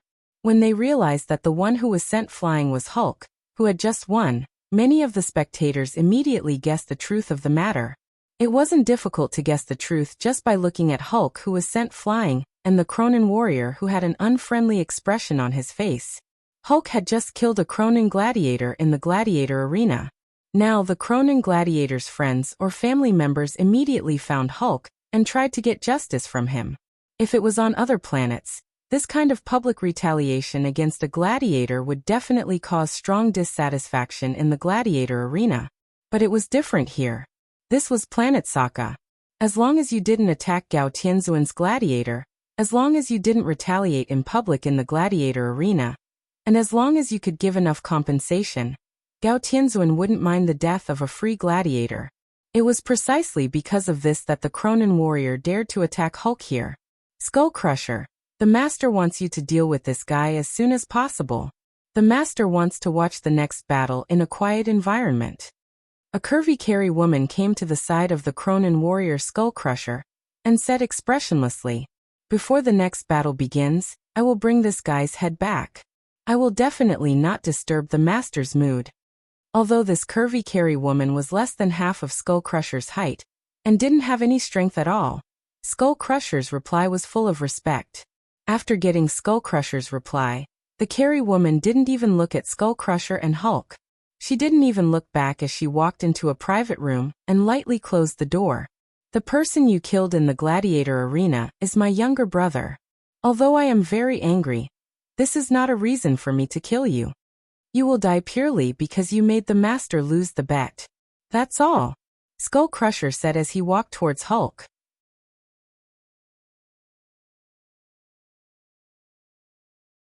He didn't care about Hulk's burning anger at all. Although this green guy had some strength, he would definitely die today. Skull Crusher wasn't blindly confident. Instead, it was his battle record that gave him such confidence. Unlike other Cronin warriors, Skull Crusher had the potential to become the Lord of Cronin. Once his height exceeded 5 meters, he could become the king of the Cronin tribe and become the overlord of the Cronin tribe, a name that would strike fear in people's hearts. Unfortunately, Skull Crusher didn't have such an opportunity. Just as he walked towards Hulk, a voice that wasn't loud but was clear enough entered his ears. "The Hulk you just attacked is my friend. Although I am very angry, this is not a reason for me to kill you. You will die purely because you have a pretentious master behind you. That's all." The person who spoke wasn't someone else. It was Rog, who walked out of the private room with an unhappy expression on his face. Rog.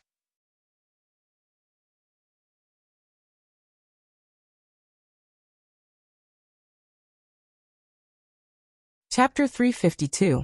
Rog was originally in a good mood, but this arrogant warrior Cronin and his master completely ruined his good mood. Hulk won the first battle, and it was a beautiful victory. He also won a small bet because he bet on Hulk. If there were no accidents, tonight would be a very happy night. However, there would always be people who would create accidents that would completely ruin your good mood when you were in a good mood. For example, this Cronin warrior called Skull Crusher. Therefore, Rog used Skull Crusher's words to return the favor. As soon as Rog finished speaking, Skull Crusher slowly turned around in this narrow passage and stared at him angrily. After quickly sizing up Rog, Skull Crusher quickly made a judgment. This was an ordinary person from an unknown planet, and he didn't pose any threat. Although Skull Crusher was now a slave who had lost his freedom, before he became his master's slave, he also wandered the universe for a period of time and made a small name for himself. It was also because of his adventures that he met his current master and found a goal that was worthy of his loyalty for the rest of his life. "I don't care if you insult me, but you can't." Skull Crusher clenched his fists and suppressed his anger as he spoke slowly. However, before he finished speaking, Rog raised his right hand and pointed his index finger at him. Lightning evasion. Thunderbolt finger. A silver-white lightning bolt as thick as a finger appeared on the tip of Rog's right index finger. It instantly crossed the distance and accurately hit Skull Crusher's huge rock head. Boom. Skull Crusher didn't have the chance to say the second half of his sentence, because the moment the silver-white lightning bolt hit his forehead, his rock head exploded as if it was blown apart. Rog's sudden attack not only surprised Cronin warrior Skull Crusher, but it also surprised all the spectators and arena staff. They originally thought that Skull Crusher and his master were already domineering enough, but they didn't expect Rog to be even more domineering than them. Cronin's warrior, Skull Crusher, never would have thought that he would die with his head smashed into pieces like his name suggested. In his life he had used Skull Crusher to take the lives of countless enemies. And today he who is called Skull Crusher was killed by Rog's Skull Crusher. Skull Crusher's head completely exploded and fell to the ground, using his life to create a dull sound. After easily dealing with Skull Crusher, Rog put his finger in front of his mouth and blew gently, blowing away the numbness that originally didn't exist.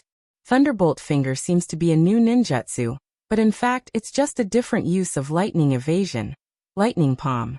There is no difference between the two techniques except for the place where the lightning is released. However, in order to make his attacks look more impressive, Rog gave a new name to the thunder palm that he released with his fingers.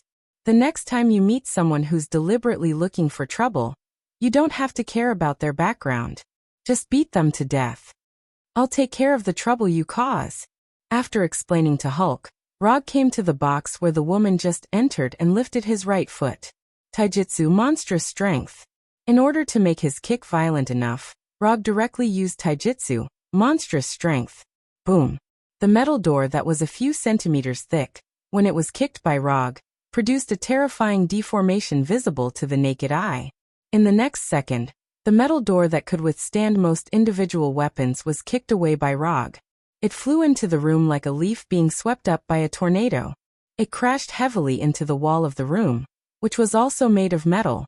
When everyone in the box was attracted, Rog leisurely walked into the box step by step. Just now, there was a guy who couldn't afford to lose after losing the bet. He asked his men to find trouble with my friend. I want to see what kind of trash this can't afford to lose and play with. Although Roger's tone was very calm, the provocation in his words was as obvious as it could be. As long as these people did not collectively lose their minds, they would definitely understand his malicious intentions. Do you know who you are talking to? A Carry youth with a weak body, like a playboy, slowly stood up and spoke in an extremely cold tone. Other than the playboy who could not even beat a woman, there were 5 other Carry people in the box. Among them, there were 3 beautiful Carry women who were either maids or secretaries, and 2 Carry soldiers who looked like bodyguards. With a simple glance, Rog knew that the 2 bodyguards had a military background. As for their strength, in a word, it was not worth mentioning. Of course, this not worth mentioning was judged by Rog's standards. If it was judged by other people's standards, these 2 bodyguards would definitely be the elites of the elites. They were not much worse than the vice leader of the Venus flytrap slavers, Noah. I really don't know who I am talking to, but I think that even if that person is not trash, he is still a useless piece of trash. Of course, he could also be a sissy, or a failed evolution product that had a misconception of his own gender. Since he had already started the provocation, he naturally had to provoke until the end. Just as a famous person said, since he wanted to pursue excitement, he had to go all the way. Although these were 2 completely different things, the underlying logic was the same. Number 6, Number 7, don't kill him so quickly. Give him some unforgettable punishment first, then bring him back to the Empire to play with him slowly. The Carry youth, who did not want to reveal his name until now, said to the 2 bodyguards beside him in a high and mighty tone. He then sat back down on the sofa with his back facing Rog. The universe is really big, there are all kinds of birds. Traveling around the universe is indeed something that can broaden one's horizons. Looking at the Carry youth, Rog said with a smile. At the same time, he helplessly shook his head. As soon as Rog finished speaking, the 2 bodyguards codenamed Number 6 and Number 7 came in front of him at the same time. However, the 2 bodyguards didn't have time to make a move. They were completely frozen by Rog, standing motionless like puppets. Sharingan, Golden Binding Genjutsu. At this time, the Carry youth with his back facing Rog didn't know what happened. He was waiting for Rog to scream in pain. Time passed minute by minute, second by second. When the expected scream didn't sound, the high and mighty Carry youth furrowed his brows with a gloomy expression.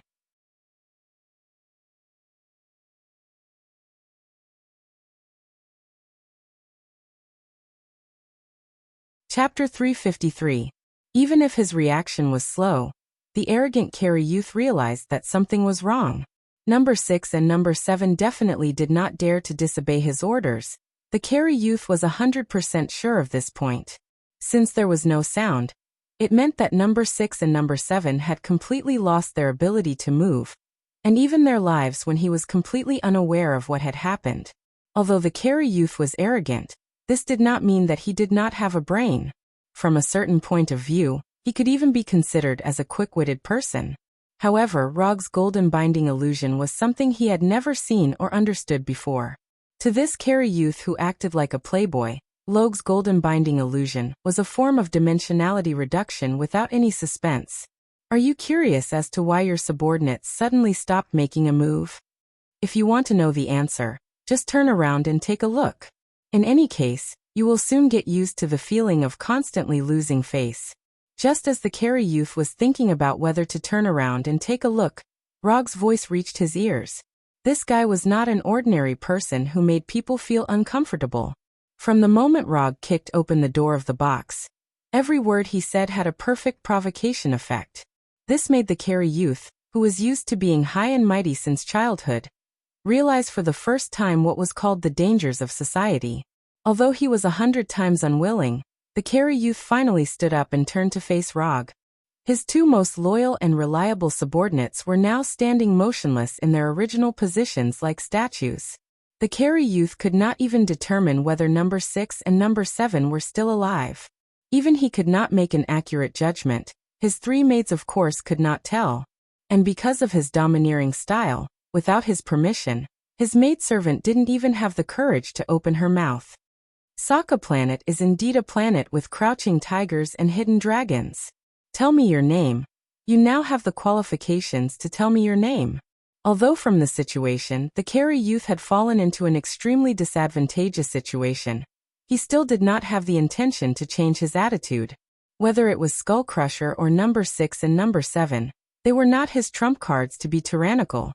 His true trump card was his identity, which represented nobility, power, and strength, as well as his uncle.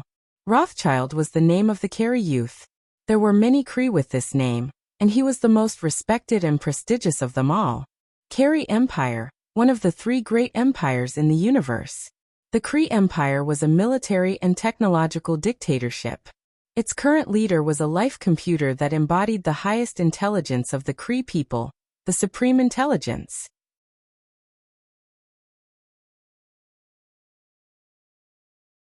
The Supreme Wisdom encompassed all of the Kree people's science, philosophy, military, and ideology, and ruled over everything in the Kree Empire.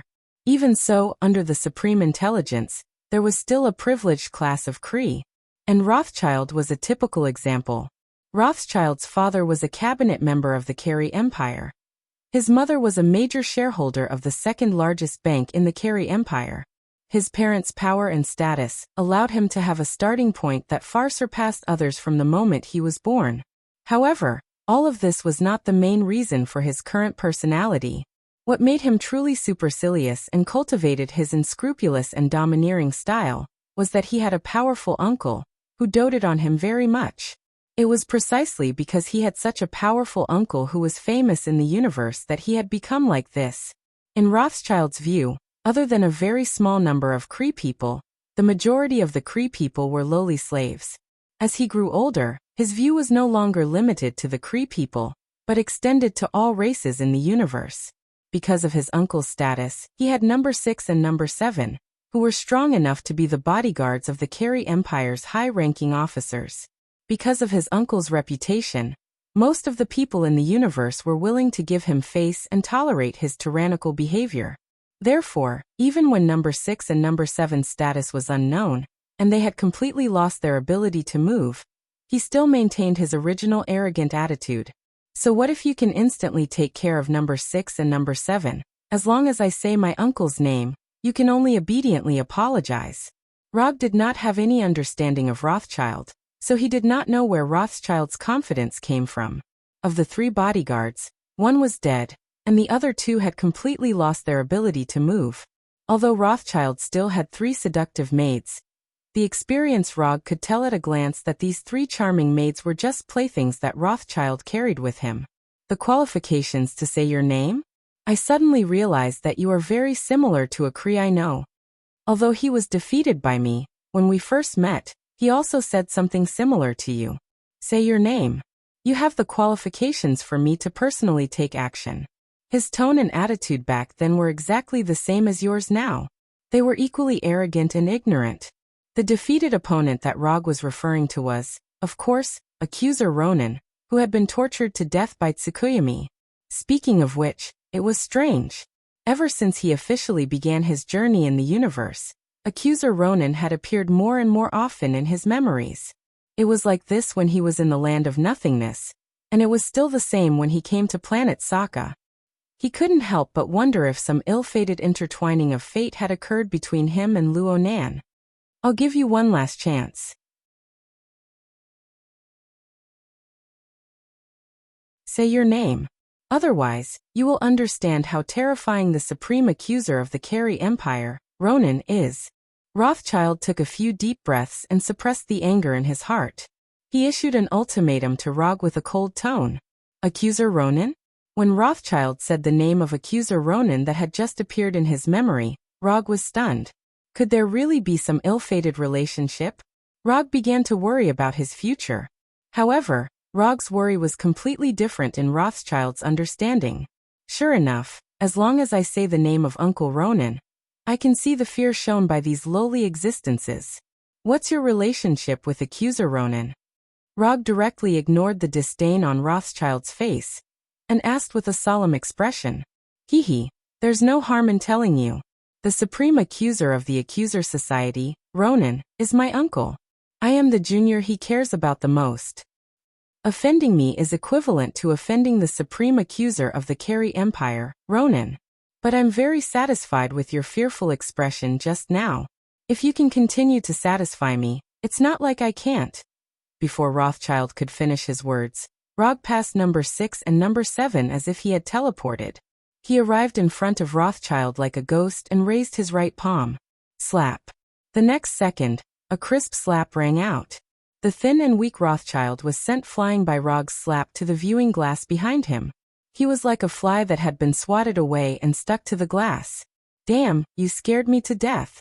I thought that I really had some ill-fated relationship with Ronin. Rog let out a sigh of relief and sent Rothschild flying. A plan emerged in his mind.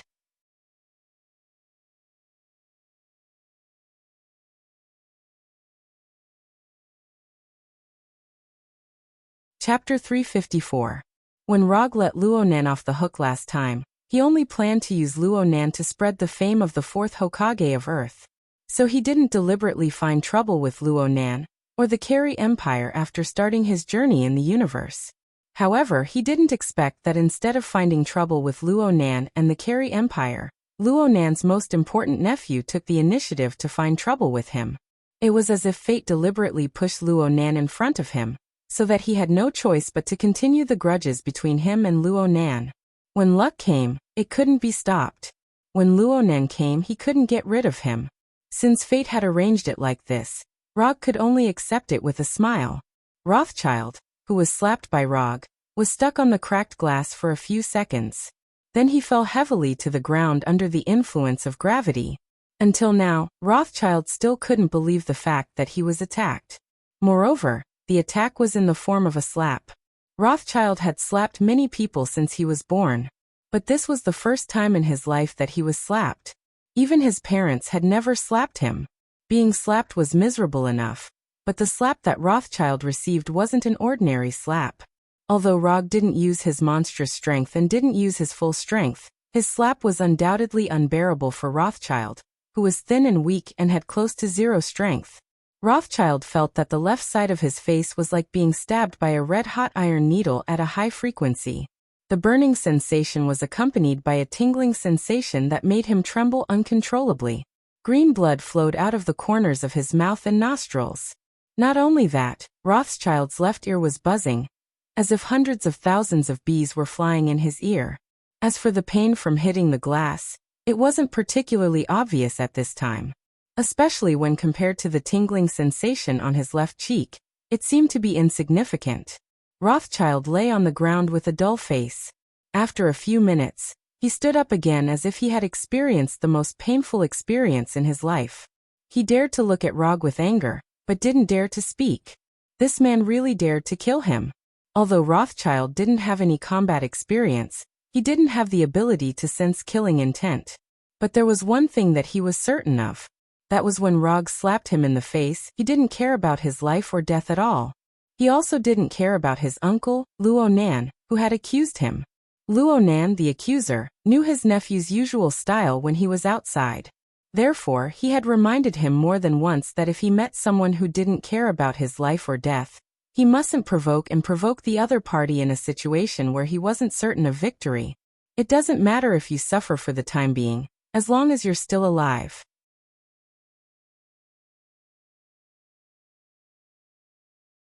Uncle will take care of the rest for you. Roskilde recalled accuser Luo Nan's instructions to him. Looking at your appearance, you shouldn't have been beaten into an idiot. So you should still remember how to contact Luo Nan. Go notify Luo Nan right now. Have him come to Sokka Planet to save you. Also, when you inform him, remember to tell him who you met. My name is Rog, 4th Hokage Rog. When Rog revealed his identity, the vigilance in Rothschild's eyes instantly turned into shock. He's Rog. He's actually the 4th Hokage Rog. The news of accuser Luo Nan losing to Rog wasn't widely spread, and the details of the battle weren't spread out. But Rothschild, as Luo Nan's most doted nephew, was one of the few people who knew the details of the battle. The moment he heard Rog's name, Rothschild finally understood why Rog didn't put him in his eyes from the beginning to the end, and why Rog didn't care about the fact that his uncle was accuser Luo Nan. I actually used my uncle Luo Nan to threaten Rog, who defeated my uncle. I'm really fucking smart. This wasn't a matter of losing face, this was purely a matter of having a brain problem. After knowing Rog's identity, Rothschild immediately made a decision. Admit defeat. Obediently admit defeat. Quickly admit defeat. I didn't expect you to be Mr. Rog. I heard your name from my uncle. I apologize for my previous arrogance and all my actions. As long as Mr. Rog opens his mouth, no matter what request you have, I'll do my best to fulfill it. I hope that Mr. Rog can give me, a junior who doesn't know the immensity of heaven and earth, a chance to apologize on account of your acquaintance with my uncle. As soon as his voice fell, Rothschild bowed 90 degrees with a serious face. He didn't have the previous aloof attitude. Looking at Rothschild, who changed his face, Rog didn't say a word. Because he didn't speak, Rothschild didn't dare to raise his head. He silently maintained a 90-degree bow. Time passed by minute. Rothschild felt that time had stopped at this time. It didn't flow forward at all. When Rothschild's legs and back trembled uncontrollably, Rog slowly opened his mouth and said, "For Luo Nan's sake, I'll give you a chance to explain. Get up." After getting Rog's answer, Rothschild straightened his waist with difficulty. Then he carefully moved his trembling legs and waist. For the first time, Rothschild discovered that it was so difficult to maintain a 90-degree bow for a long time. He felt that his waist didn't belong to him anymore. I was fortunate enough to hear from my uncle about Mr. Rog's heroic appearance in battle. I know that you're a true warrior, who constantly pursues strength. I'm ashamed to say that although my uncle personally guided and taught me how to fight, I'm still unable to become a hero like Mr. Rog. So I don't dare to guess what kind of way of apology you would like. I hope that you can give me some pointers and let me learn. It had to be said that although Rothschild wasn't a good person, he was indeed a smart person to a certain extent. After knowing that Rog was in existence that he couldn't afford to offend, he didn't hesitate as he was used to being aloof. He immediately lowered his posture, and even directly put himself in the position of a junior. Although it was a bit intentional, he tried to put Rog on the moral high ground that an elder shouldn't argue with a junior. But in general, after understanding that he was in an absolute disadvantageous situation, he quickly made the most beneficial plan for himself, and executed it perfectly. Dignity and face were put down without any hesitation. He deserved to be a guy born in a powerful family. He was born with the potential to become a politician. Rog found a few shining points on Rothschild. You're tuning in to the Li Mei's Wuxia Whispers YouTube channel. We're so grateful for your support, and don't forget to subscribe to join us on this incredible journey through captivating stories. Your generosity through donations truly makes a world of difference, as it's the primary source of revenue that allows me to expand and enhance this channel for you. Thank you from the bottom of my heart for being a part of this adventure.